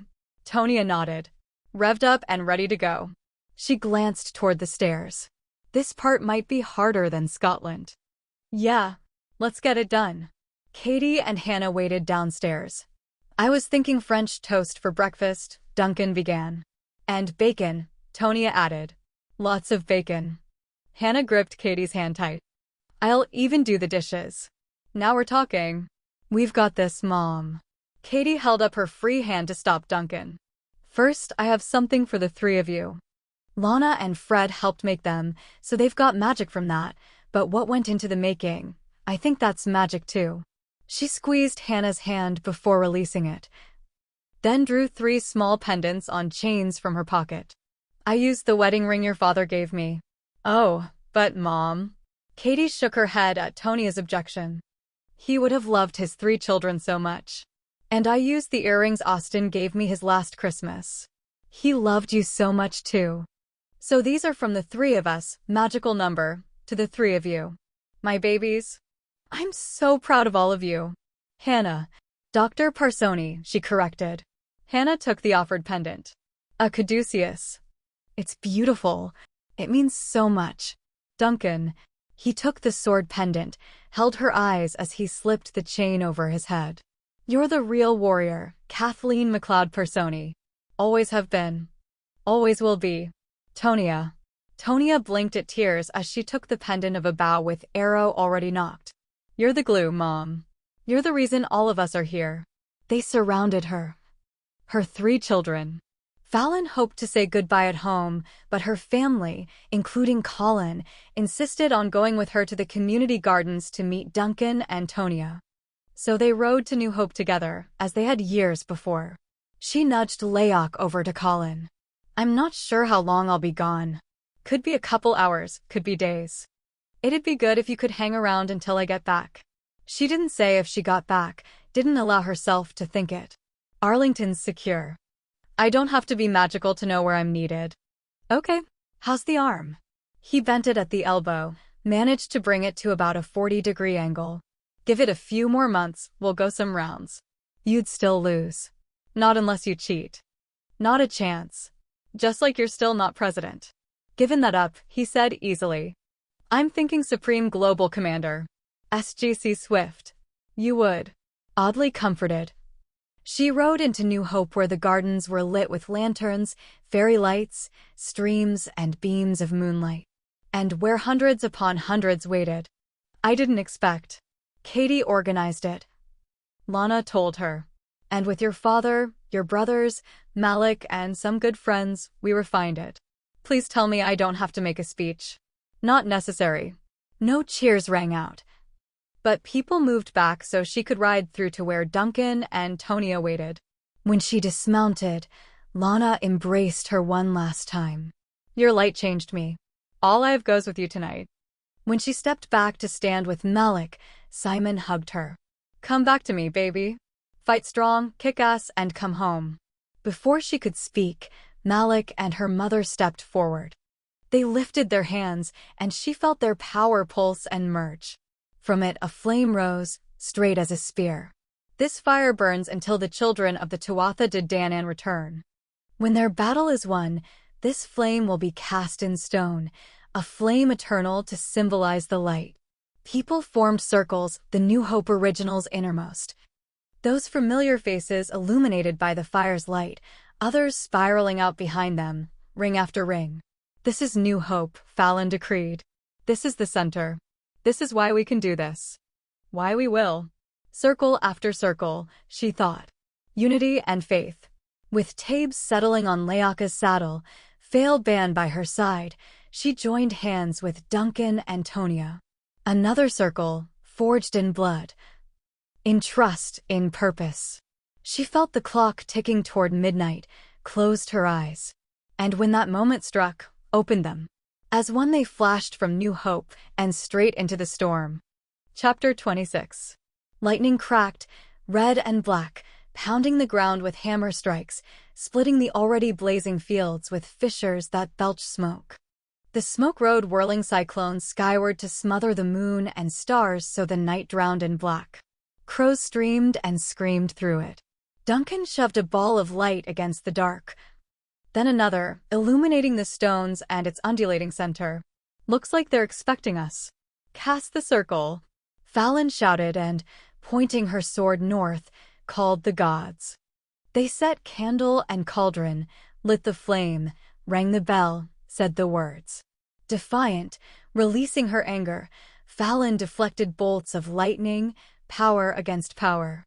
On this hour of my birth, we challenge the evil that walks the earth. I am the one, born of power and light, destined by blood and choice to lead this fight. We, Duncan continued, sister and brother who shared a womb. Join with the one to build your tomb.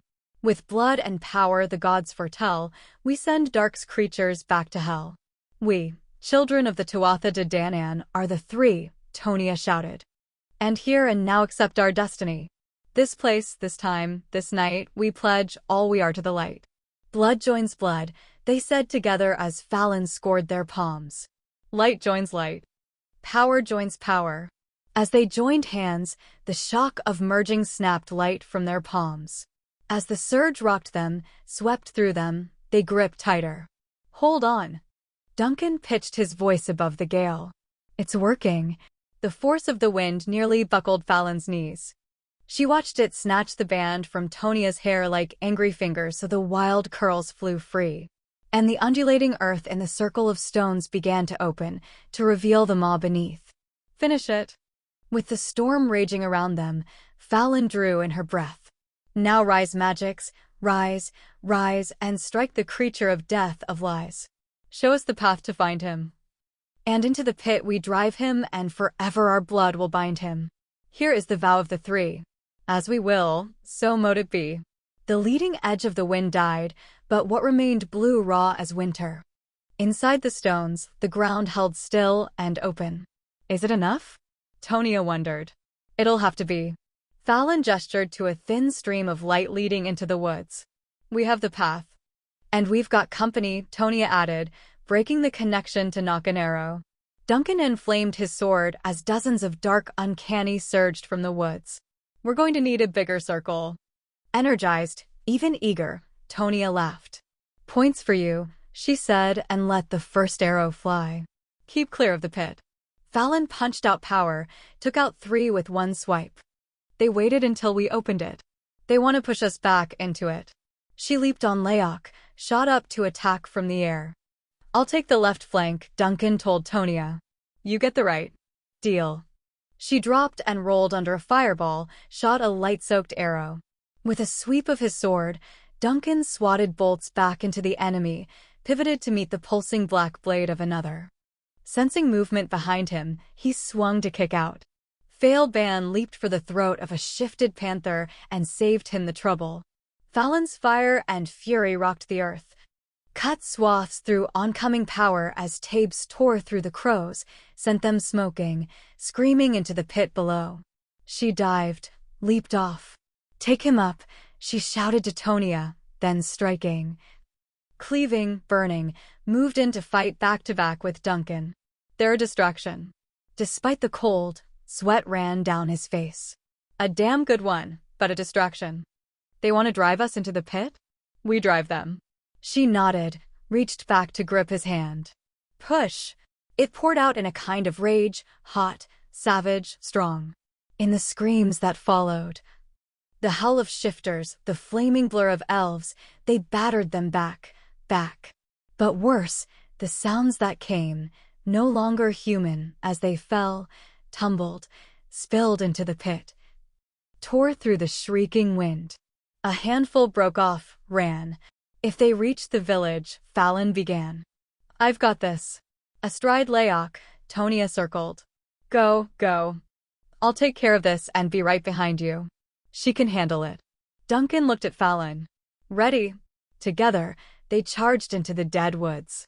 Shadows loomed, shifted. Some breathed. And that breath held death. They felt it, that beat of the dark heart. The pulse of the source. The light called by the spell lay thin and winding. It knew it would come to this night. With sword and shield, Fallon followed the light. It's always known. Maybe all of it, all the blood, the battles, the death and misery, was another distraction. Because this is what it's waited for. You're what it's waited for, Duncan thought, and stayed close. The ice-licked, skeletal trees seemed to slink over the ground as if to block the path. Jagged fingers of branches jabbed out. Duncan sliced one aside with his sword, heard a quick, high-pitched shriek as the severed limb bled black. That's fucking creepy. Enough. Sheathing her sword, Fallon used her hands to slice the air. Clear. Those ice-coated trees went still, leaving the path open. Distractions, she repeated. Yeah. It's leading to where we found the girl, the altar. It wants us there. It thinks it wins. It wants us there. Can you feel it? Can you hear it? She gripped his hand. Now I can. He answered as that pull, that tug nipped inside him like sharp fingers, as the voice echoed softly inside his head. A woman's voice, a lover's. Promising. They moved on. The pulse beat. Faster, louder, a voice of its own that shook inside the belly, that rumbled underfoot. The path widened, then spread to another circle of stones, and the smooth slab of rock resting on them. On it, the inverted pentagram pulsed red. A new dance, a new slab. Petra's work, Duncan noted. But not only hers, he said in Fallon's mind. Not only hers, she answered. But she's here. She's close. Now, Fallon thought, and once again reached for her sword. At the roar, she looked up, saw the wave of fire, heard the wild laugh. And here she is now. The elation that spurted through Duncan died on sudden, sickening alarm. Oh, Christ, Tonia. She fell from the sky already bleeding, the arm of her jacket smoldering. She struck the side of the altar, tumbled bonelessly off to land at his feet. No, goddammit. No. Dropping down, Duncan swiped a hand over the jacket to stop the burning, then ran them over his sister to find the wounds. Fallon leaped forward, threw her shield over them to block a stream of fire. There's too much. I can't find it all. We need to get her back to New Hope. No, Tonia found his hand, struggled to close hers over it. It has to be the three of us. Help me up. You've got internal injuries. There's so much broken. Fallon, help me. Let me see. Let me try. Her arm trembled holding the shield against the steady barrage of fire, but she closed her hand over Duncan's, over Tonia's, searched. Blinding pain. Unspeakable pain, and a light dimming. "Help me." Her voice weak, her face pale as the smothered moon, Tonia closed her eyes. "We have to finish this." In new hope, the tower of light shivered, seemed to shrink. In the circle with her mother, Hannah fell to her knees. Around her neck the pendant symbolizing her power glowed. "Baby?" Katie dropped down beside her. "What?" "Tonia. She needs me. They need me." She pushed up, grabbed the medical bag she'd set on the ground for the return. "Tonia. She's hurt. I can feel." She closed her hand around the pendant. "I have to go. Lana, take me. You're not prepared."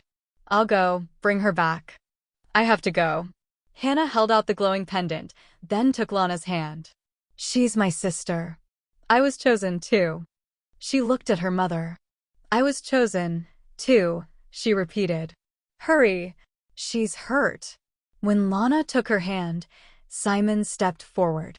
I can't take both of you, two unprepared non-magicals." He nodded, forced himself to step back again. "Bring our girl home. Bring them all home. I love you." She looked at Katie, her heart in her eyes. "All I have to protect yours. I swear it. All I have." Gathering Hannah close, she flashed. "My babies?" Katie pressed her hands to her mouth, all but fell into Arlise's arms. "My babies? You have light," Malik called out. "You have a mother's light and love. Send it." He drove his own light into the fire. "All here, you have light, you have faith, you have love. Send it." Tears still falling, Katie straightened. Reached for Jonah's hand, for Rachel's. "You helped me bring them, all three of them, into the world. Help me bring them home." Jonah held Katie's hand, but didn't meet her eyes. He hadn't been able to see life or death. He hadn't seen anything but dark. Then Fred took his other hand, murmured close to his ear, "They brought you back into the world, too. Believe in them." Hannah nearly slid out of Lana's arms when they flashed to the altar. Though her vision grayed, she shook it clear. Duncan might have cursed at seeing his other sister on the battlefield, but he was too busy working with Fallon to heal Tonia's most dangerous injuries. "Stay back. I'll draw her off," he said to Fallon. "Help them with Tonia. Get her back to New Hope. You can't take it all on alone. I'm not losing you or my sisters." His gaze locked with hers one last time. "Take care of them." When he ran, shouting Petra's name, drawing the flame, she did curse.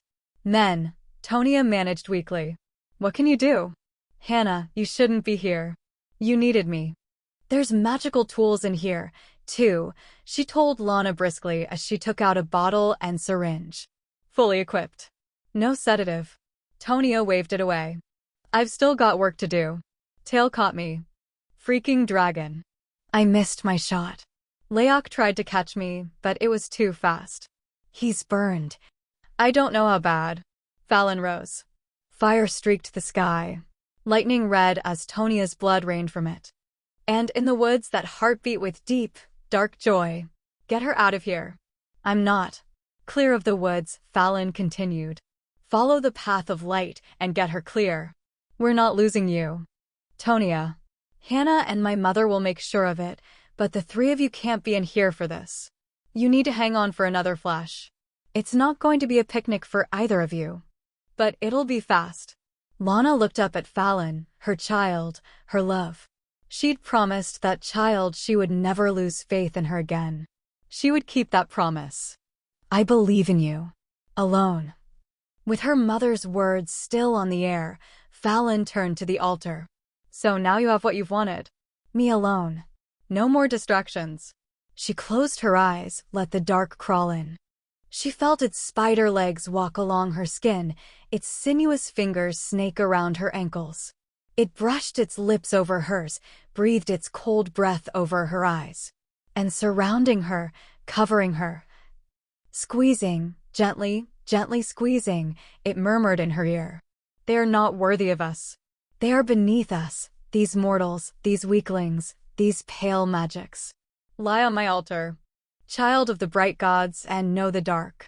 Know the pleasure I offer only to you.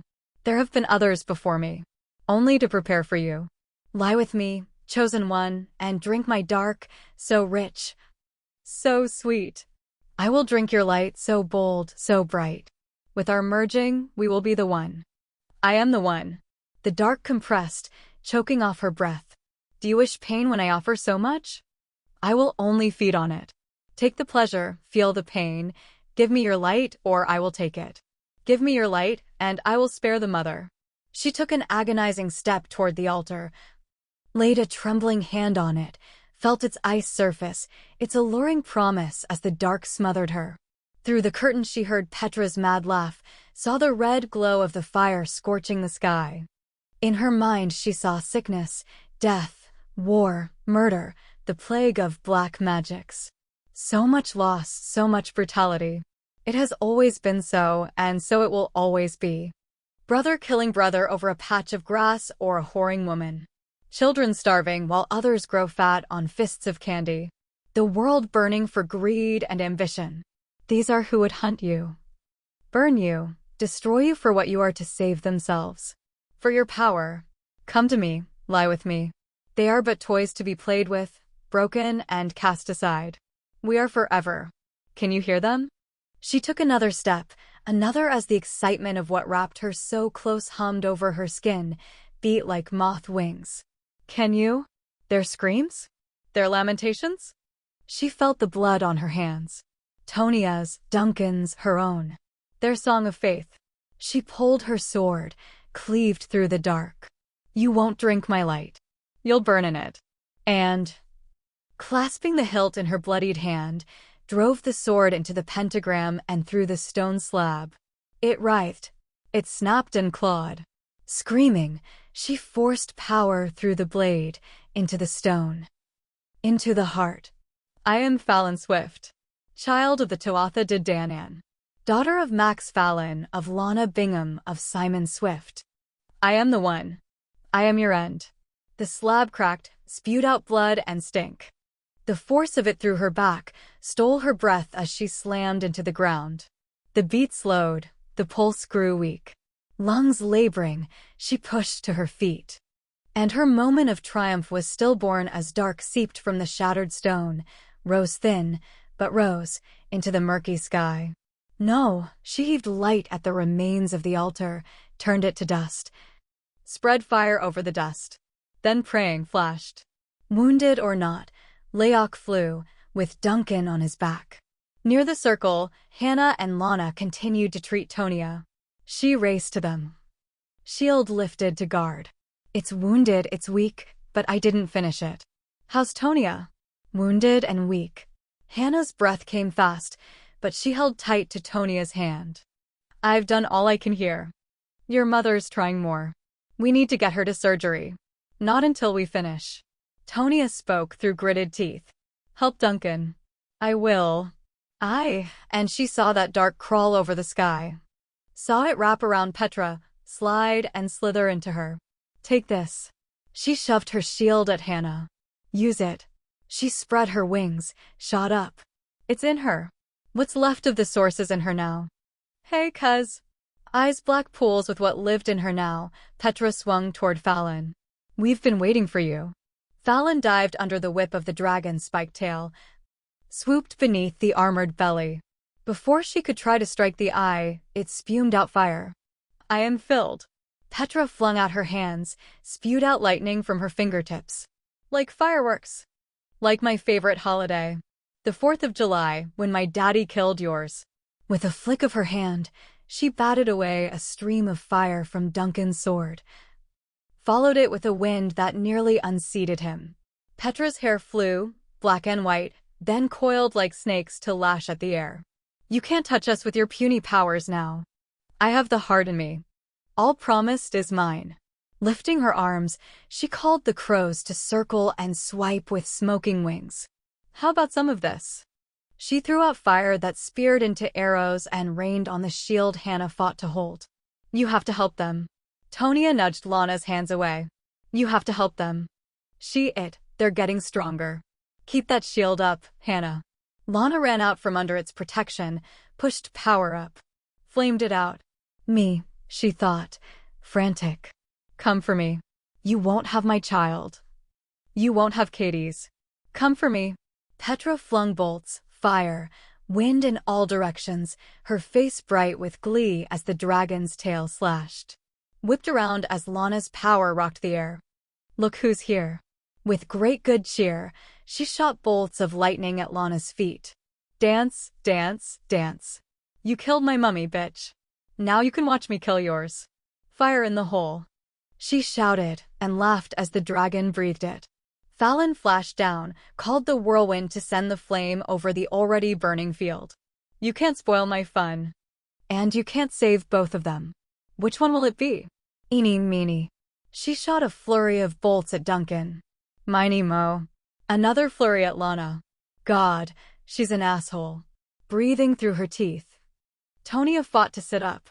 You've got to help me, Hannah. You need to lie still. Hannah, that bitch has the heart of freaking darkness inside her and a dragon under her. You have to help me. Get an arrow out of my quiver. The sky's on fire, Hannah thought as the ferocious heat washed over her. Tonya, you don't have the strength, physically or magically, to draw the bow. No. But I can aim. By the gods, she could still aim. You're going to have to do the rest. Come on, team sister time. Knock it. Even breathing hurt, but Tonya sucked air into her lungs, pushed it out. She's distracted, we're nothing right now. You have to keep me steady, brace me up. I can't do that and hold the shield. Put it down. It's all or nothing now. Knock the arrow, hold me steady. The world wanted to spin. She wouldn't let it. You draw the bow, but don't release until I say. We've got one shot. Because if we miss, Tonya thought, a pissed-off dragon's going to burn us to ash. One shot, she echoed, and blinked her eyes clear. Seeing the fallacy of trying to draw fire away from the women, Duncan sent Layok into a dive. He leaped off to stand with them. Together. He said. Just let it rip. Wait. Fallon gripped his arm. She saw Tonya lift the bow, Hannah draw it. Wait. She stepped to the side. She could angle it for Tonya. Just a little. Hey, cousin. How about a little one-on-one, just you and me? Fallon spread her wings again, floated up. And yes, Petra turned the dragon while she smiled, stroked its neck. We'll get there. We're saving you for last. You'll watch the others burn before I send you into the dark. I'll rule then. Me, as it was always meant. The dark will feast and feast and... Tonya homed in. Keep talking. Bitch. Now, Hannah. The bowstring sang, and the arrow winged through the air. The keen head struck true, pierced the left eye. And the shaft dug deep. The toothed tail slashed madly. And the sinuous body bucked. It shook its powerful head, fighting to dislodge the arrow. As it fell, the dragon's dying roar shuddered through the air. Swept over the burning grasses in the field, flattening them. On an answering cry, Fallon cleaved its head. Burn it, she shouted at Duncan, but he'd already fired the flame. Lana whooshed out wind to send the burning head of the dragon, the smoldering body of the man, into the pit. He was mine. Petra barely got her wings out before she hit the ground. She landed badly on ground sparking with embers, screamed at the pain. He was mine. We'll kill you. Kill you all. You're done. Duncan sheathed his sword, led with power only. Pushed out with light when Petra flung out dark. Let him do this, Fallon murmured. He needs it. Open, she said when Duncan drove Petra and what was in her back toward the stones. Lock the dark. And she, too, sheathed her sword. Petra's next flame dissolved when it hit the barrier. The circle holds. The light holds. Face contorted, Petra charged at Duncan. Beat fists bloody on the barrier. You will not send me back. The voice that roared out of her, no longer her own, thundered. Petra, trapped by what she'd taken in, flung herself against the circle. Raced around it in a blur until the blood of the woman soaked the ground. Enough, Fallon ordered. It's enough. Get me up, Tonya insisted as Duncan moved into the circle. I'm not missing this. You shouldn't. Never mind. Hannah got an arm around her. Lean on me. I always have. Her hair in tangled mats, Petra huddled on the ground, battered, bleeding. With eyes that had gone a sweet and innocent blue, she lifted her face to Duncan. It made me do terrible things. Look how it hurt me. Help me, Duncan. Rescue me. Not this time. He pushed, but more gently than he'd thought himself capable of, driving her back. Come with me. Smiling through bloody teeth, Petra reached out, and the dark heart clawed with her. Fallon stepped in. Go to hell. Petra's hands, her feet left grooves in the ground as she fought against the push. Her scrabbling fingers caught the edge of the pit. With one last smile, she looked at Fallon. Spoke with the voice of the beast. We'll come back for you. As they fell, a scream from what had once been a woman, a roar from what she'd embraced, Duncan drew his sword, sent flames to destroy both. No, you won't. Hold the line, Fallon said to him, and walked over to Leok, took what they needed out of the saddlebag. Are you up for this? She asked Tonia. You're damn right. A little help? Legs are still wonky. Seems I broke both of them. I've got you. We only left the circle open for the three of us, she explained to her mother and Hannah. We couldn't take chances. We have to close it, seal it, purify it. We'll wait. Lana slipped an arm around Hannah's waist. They waited and watched while the children of the Tuatha Dé Dan and closed the ground inside the stone. With merged blood, they sealed the shield, purified it with light. With the sword she'd taken from the fire, Fallon etched the five-fold symbol into the shield. As she did, light exploded in the sky. It burst like noon, bathed the world. Fell warm and soothing over her face. Here, the grass will grow again and wildflowers bloom, she said as the light quieted and night flowed back. The deer will come to graze, men may come to see.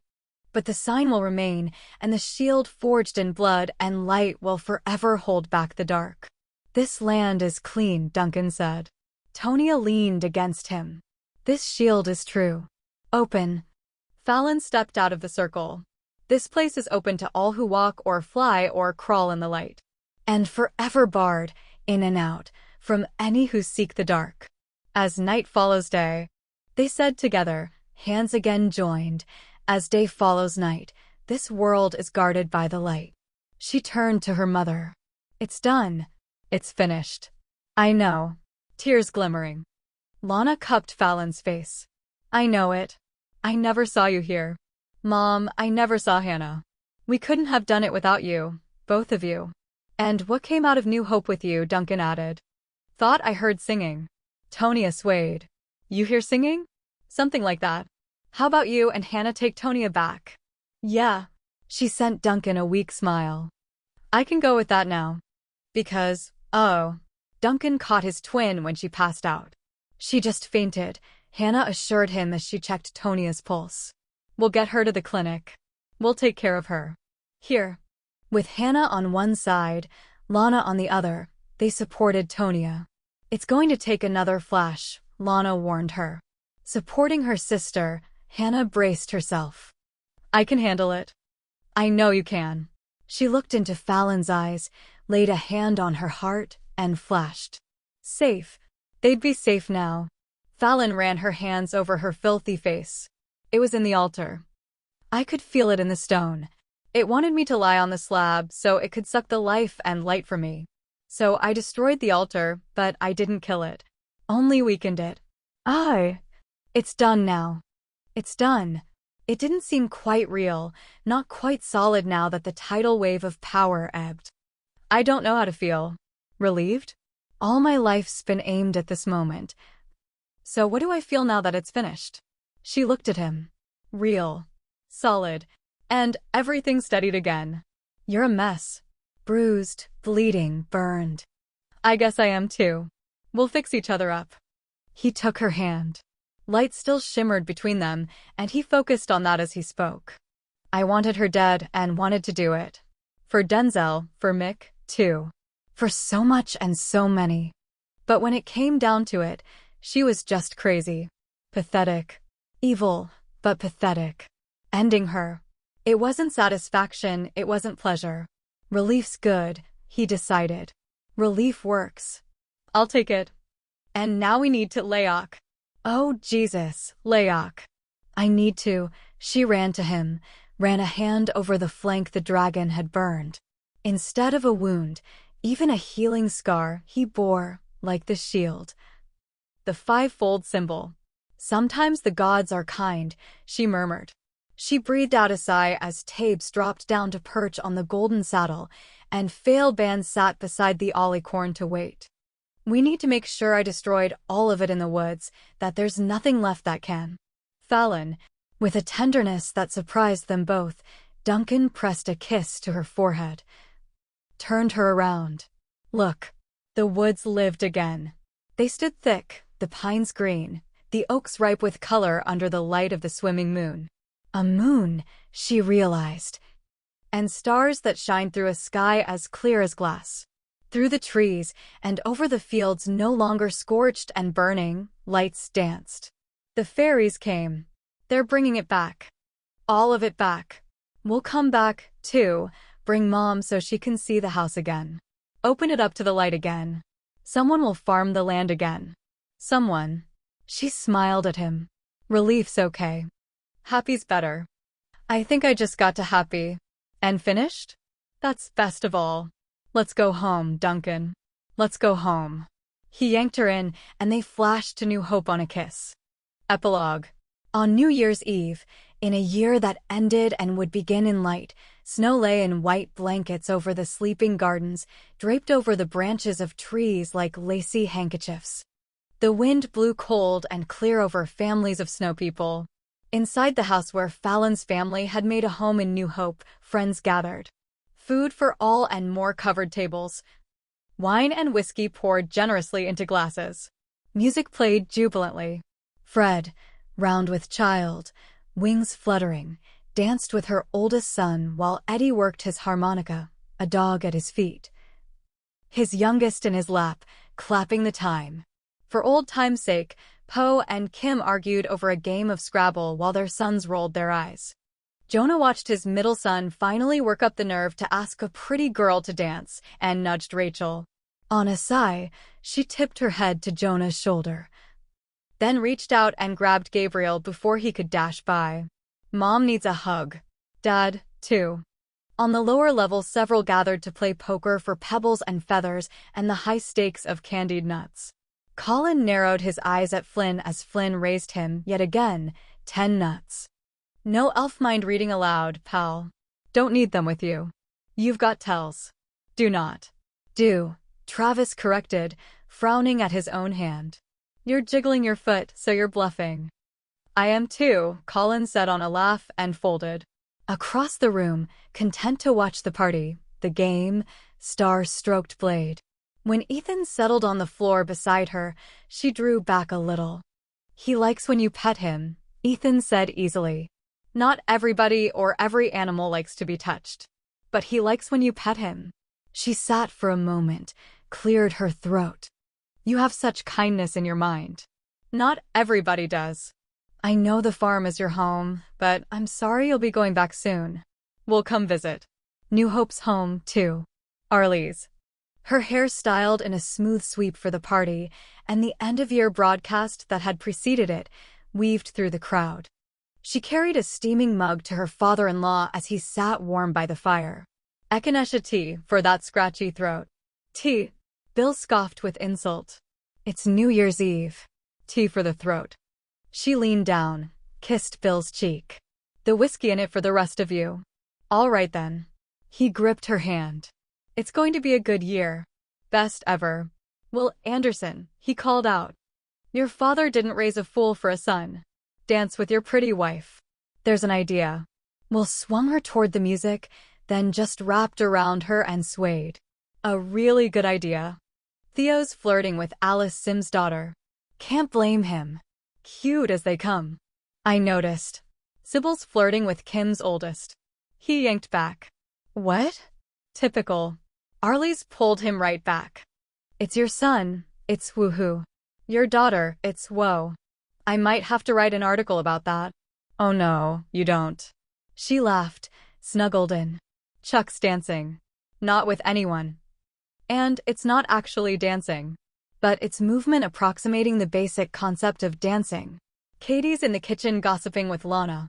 God, I'm going to miss Lana. Hannah went down to the poker game with Simon. And she looked up at him. The gang's all here, Will. We're all here and I love you. In the kitchen, Katie poured more wine, studied it. I think I'm going to get sloshed. Stick with fairy wine. No hangover. Lana, what am I going to do without you? We'll visit. A lot. Because it made her teary. Lana poured more wine for both of them. And you have to visit us. I want you to see the farm. In fact, I hereby decree everybody comes to the farm this summer for a huge party. I demand it. I'm in. Katie blinked at tears. We're going to miss you and Simon, the boys. Colin's going to stay in Arlington. Her smile bittersweet, Katie understood. He's a soldier, not a farmer. So more visits there, too. And Fallon. Lana breathed in, breathed out. Like giving birth, she thought. Letting a child find her way in the world wasn't all that different, really. From bringing them into the world. This will be her home now. This house, her home with Duncan. Are you? Did they? Just something I know. So visits, lots of visits. One day they might want a wedding or handfasting. Won't that be a party for us to plan, Katie? Our babies. I'll watch out for her for you. I love her, Lana. I love Fallon and your boys. I know. I love Duncan and your girls. We raised strong kids, didn't we, Katie? Amazing kids. To your 4 and my 3. She lifted her glass. Lucky 7, Lana said and lifted her own. Ladies. Lana glanced over her left. Malik. You came. When she circled the counter to embrace him, he patted her back awkwardly, but smiled. I wanted to wish you, all of you, a happy new year. How about some wine? I'd be grateful. This home is full of light, he added as she poured him a glass. They'll be happy here. I would offer a toast to 2 fine mothers and their excellent children. Thank you. And I would thank you for the suet cakes and the recipe for them Fallon brought me on Christmas Eve. It had touched him, deeply, to find her on the doorstep of his cabin that night, with the suet and the feeder she'd made him from a branch of a fallen tree near his childhood home in Wales. Because it made him sentimental, he cleared his throat, drank the wine. I'm told there is a game of cards in the room below. Poker. Katie angled her head to study him. You play poker? I've lived a very long time.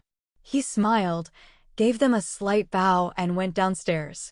Duncan and Fallon sat on the steps where they could look down at the movement, hear the voices and music.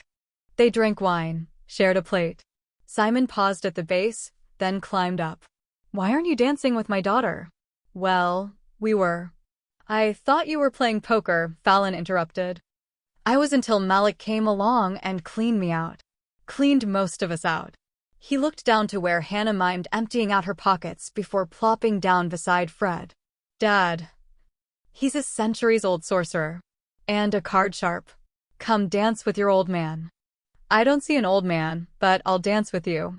She passed her wine to Duncan, took Simon's hand. I just wanted a minute. He pressed his cheek to her hair. It's getting close to midnight. New year, new changes. I'll visit so often you'll get sick of me. She smiled. Couldn't happen. I want this for you, this life. Even that boy up there. He probably loves you almost as much as I do. There's still work to do. I'll depend on you for so much. Don't think about work tonight. Be happy. He gestured to Duncan, waited, then gave Fallon's hand a squeeze before he put it in Duncan's. Dance with the girl, he ordered, and stepped back. I'm crap at dancing. Just hold me and sway. I can do that. This is good. It's good for everyone. Tony is back all the way and she's having fun. Yeah, who is that? That's Philo. He was one of Mick's friends and helped take the beach. Well, now he's hitting on my sister. She's hitting right back. Deliberately, Fallon turned his head so they were face to face. I'm hitting on you, so pay attention. I just want to. Tonya danced by, pinched Duncan's arm. Mind your own business. He's gorgeous, she told Fallon. And he thinks I'm amazing. And he's transferring to the barracks. What? Duncan began when she danced away again. Do you have a problem with elves? Only when they're hitting on my sister. And who's that guy who just muscled in on Hannah? I love you, Duncan. I just don't think. He looked back at Fallon and fell, just fell. And I love you.